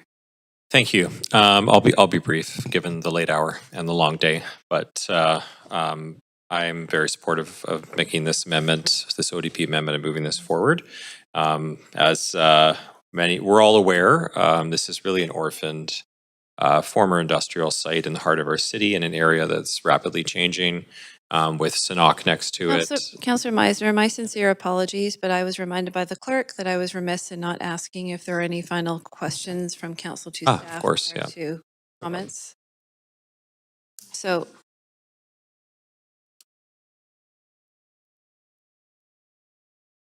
I am following my script.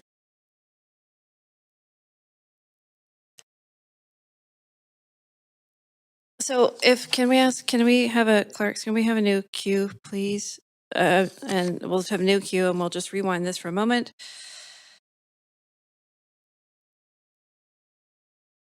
Okay, all right, I'm gonna ask council, since that was moved and seconded, if council would extend goodwill to withdraw the motion. And that was moved and seconded so that we can go back because we have a couple of items to complete that we were remiss in not doing. So I was remiss. Okay. Okay. Any discussion on that? All in favor? Are there any opposed? Yes. No problem.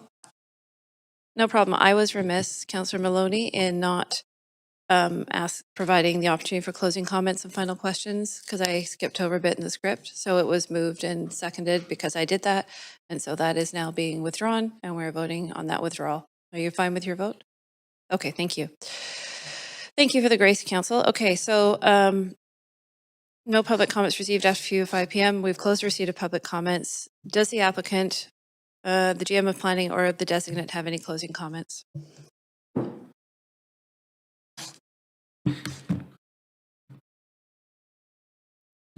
Thanks for the opportunity to provide some brief closing remarks, and I'll try to be brief, recognizing the hour. Staff would just like to remind Council of the nature and purpose of the recommendations contained in the staff report. So Recommendation A seeks Council approval of the change of general land use designation for the former Molson Brewery site from industrial and employment to mixed-use high-rise 2, and to change the regional land use designation from industrial to general urban in the regional context statement. And further, that the amendment to the RCS be referred to Metro Board for their consideration. And further, that subject to Metro Vancouver's approval of the RCS amendment, the Director of Legal Services be instructed to bring the amended Vancouver ODP to Council for enactment. Staff recommend these changes to provide clarity on the fundamental land use question, which is the principle of allowing mixed-use redevelopment of the site. This would enable consideration of a future rezoning application, subject, of course, to Metro Vancouver approval of the RGS land use redesignation. In addition, Recommendation B seeks Council approval of a set of guiding principles and rezoning guidelines for the site. These would be used to guide consideration of the future rezoning application in concert with the city's broader policy regime, which covers a range of key topics, including housing tenure and affordability, sustainability, transportation, urban design, and the funding and delivery of public amenities to support growth.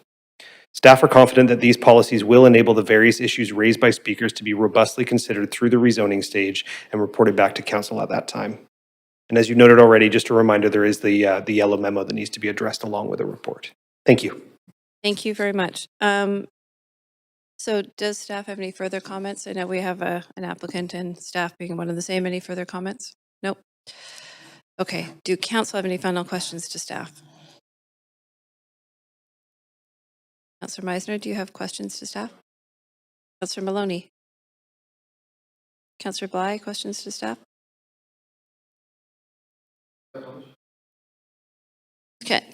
Council, can you just give me a second here? I want to make sure we go through the procedure, please. So no final questions to staff. Clerk, did we receive any additional comments since the close of public comments? I'm sorry. Hang on a second. Go ahead, Councillor Orr. Thanks. Thanks for that last little bit of clarification. I think it answered some of my questions in terms of what we can and can't do at this land use decision, but I'll ask a few more. Can we require a mix of unit size? Can we mandate co-ops? Can we create binding agreements? And can we require a community land trust at this stage? Thank you for the questions. Matt Shillito, Director of the Special Projects Office. Could you just repeat those items? Just like what just sort of things that we can and can't do. Like I just wrote down some of the things that we heard. Like, can we require a mix of unit sizes, or can we mandate affordability like co-ops? Can we require something like a community land trust? Things like that. Yeah, none of those items are within the pertinence of the questions in front of council today. Thanks. Most, if not all of them, would be during the rezoning. Yeah, no, exactly. And then I heard somebody say that this would be approving the project in principle. That's like incorrect, correct? We are asking for council to make a decision in principle about the change in land use designation. Change in land use, but not a project of any kind. That's right. Just the principle that we want this to be a mixed use site. That's correct. There's no, okay. With all of the details to follow through the rezoning stage. And then what can future councils require at a future rezoning? What are some sort of things just? Yeah, absolutely. So the precise land use mix, the housing mix, tenure type, affordability, the density on the site, the building heights, the placement of buildings, the public realm design, the public benefits strategy. Okay. Speaking of community benefits, would it, and this is maybe getting a little out of the realm of things, but would a site that comes to this, a very large site, would that trigger a community benefits agreement? Not necessarily, or those are currently optional. Community benefits agreements, something we would discuss with the. But a future council may sort of require it. What happens if we say no to this today? This change in land use. Well, if council were to say no to the ODP amendment, that would be the end of that process, and we would withdraw the application to the Metro Vancouver for the regional growth strategy land use redesignation. And then just questions around like this decision here, would this create land lift? And there was a lot of people saying that this would create this massive land lift, or would that happen at the rezoning? Well, the current zoning, industrial zoning, will remain in place regardless of council's decision on the ODP amendment today. And so we would then move forward into the rezoning, which is where, yes, the development rights and obligations are enshrined, and where the land lift takes place, and we apply our financing growth tools to explore efforts or the ability to fund public amenities and infrastructure commensurate with that. At that rezoning stage? That's right. Okay, that's all my questions. Thanks, Councillor Orr. Councillor Bly, questions? Thanks very much. Just two quick clarifying questions. Is the number of, I think the number of jobs that once were home here as an industrial area was around 200, is that right? At its height, around 250.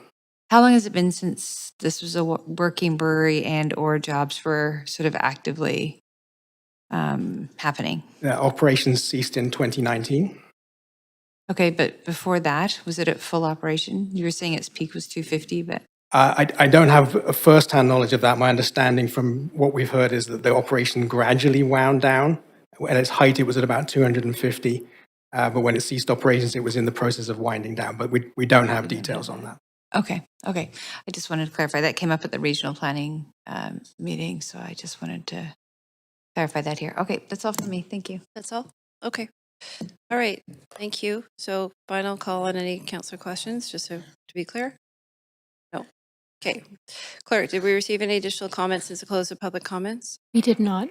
Okay. And I will also remind council we need to move the recommendation for item 1 together with the yellow memo that was previously.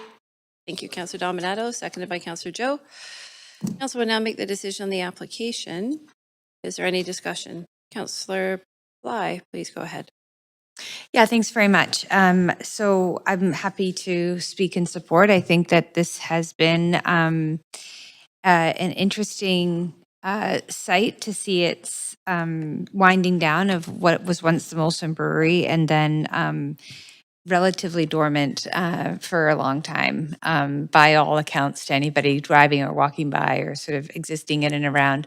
I think there's a interesting context around this area where it's a bit of a naturally occurring creative district, designers and textiles and things like that. And I think that has also emerged over the last decade or so into a pretty robust creative district, which I think, and also small businesses, of course, in and around that area. So I think the change of use is appropriate. Having sat on, or I sit on the Metro Regional Planning Committee, there was a good discussion there.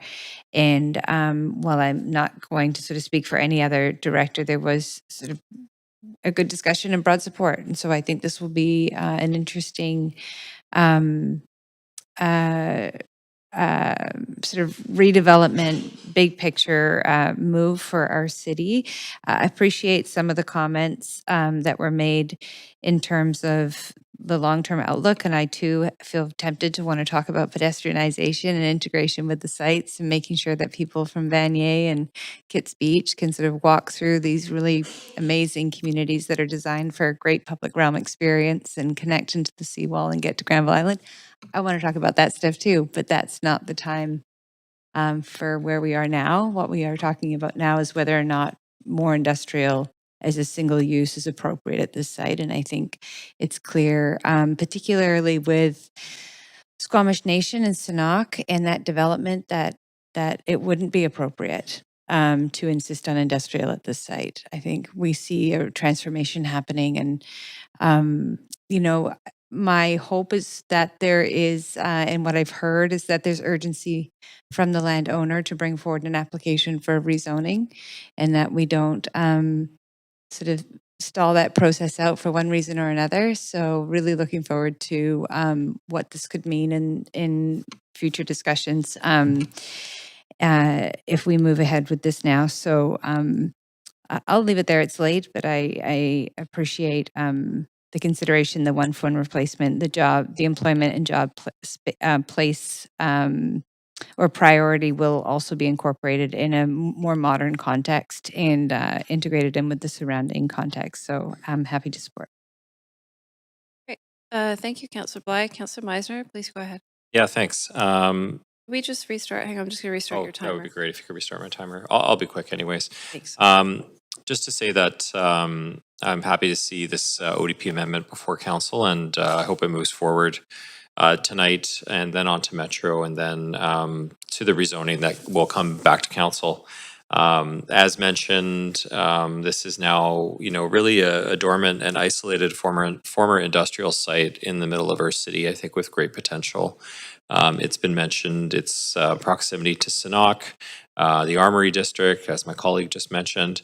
And I really believe that the land can be put to better use to create a true new mixed-use community, which will bring jobs back to the site, housing of various tenures where it doesn't exist, retail, and new public spaces, including pedestrian and cycling connections. So I'm looking forward to seeing what the vision is for the site, but I certainly support the ODP amendment tonight to encourage a new mixed-use development there over what it currently is, which is abandoned, dormant, and isolated industrial site. So I think it can be put to much better use. Thanks.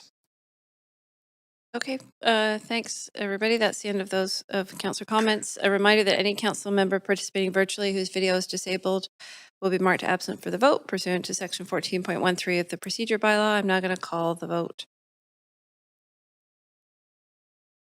Chair, it's Mayor Sim. Can I please get a vote assist in favor? Yes, Mayor Sim, thank you. Thank you.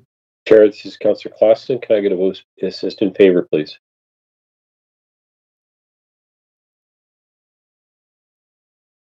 Yes, you can, and that passes unanimously with none in opposition. I will note that, hang on a second, just skipping ahead here, that we are now going to recess this public hearing until, and I'll just confirm the clerks to verify that that would be it. Just a second, I just want to remind council, it's very important on the other items, so you do not engage in any discussion on the matters, those are live items. This hearing will recess until July 28th at 6 p.m. Is there anything further, clerks, before we adjourn?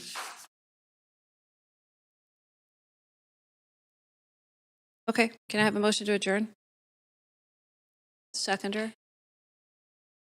Sorry, recess. Yeah, it's fine, we're recessing. Okay, we're done. Thanks, everybody. Right.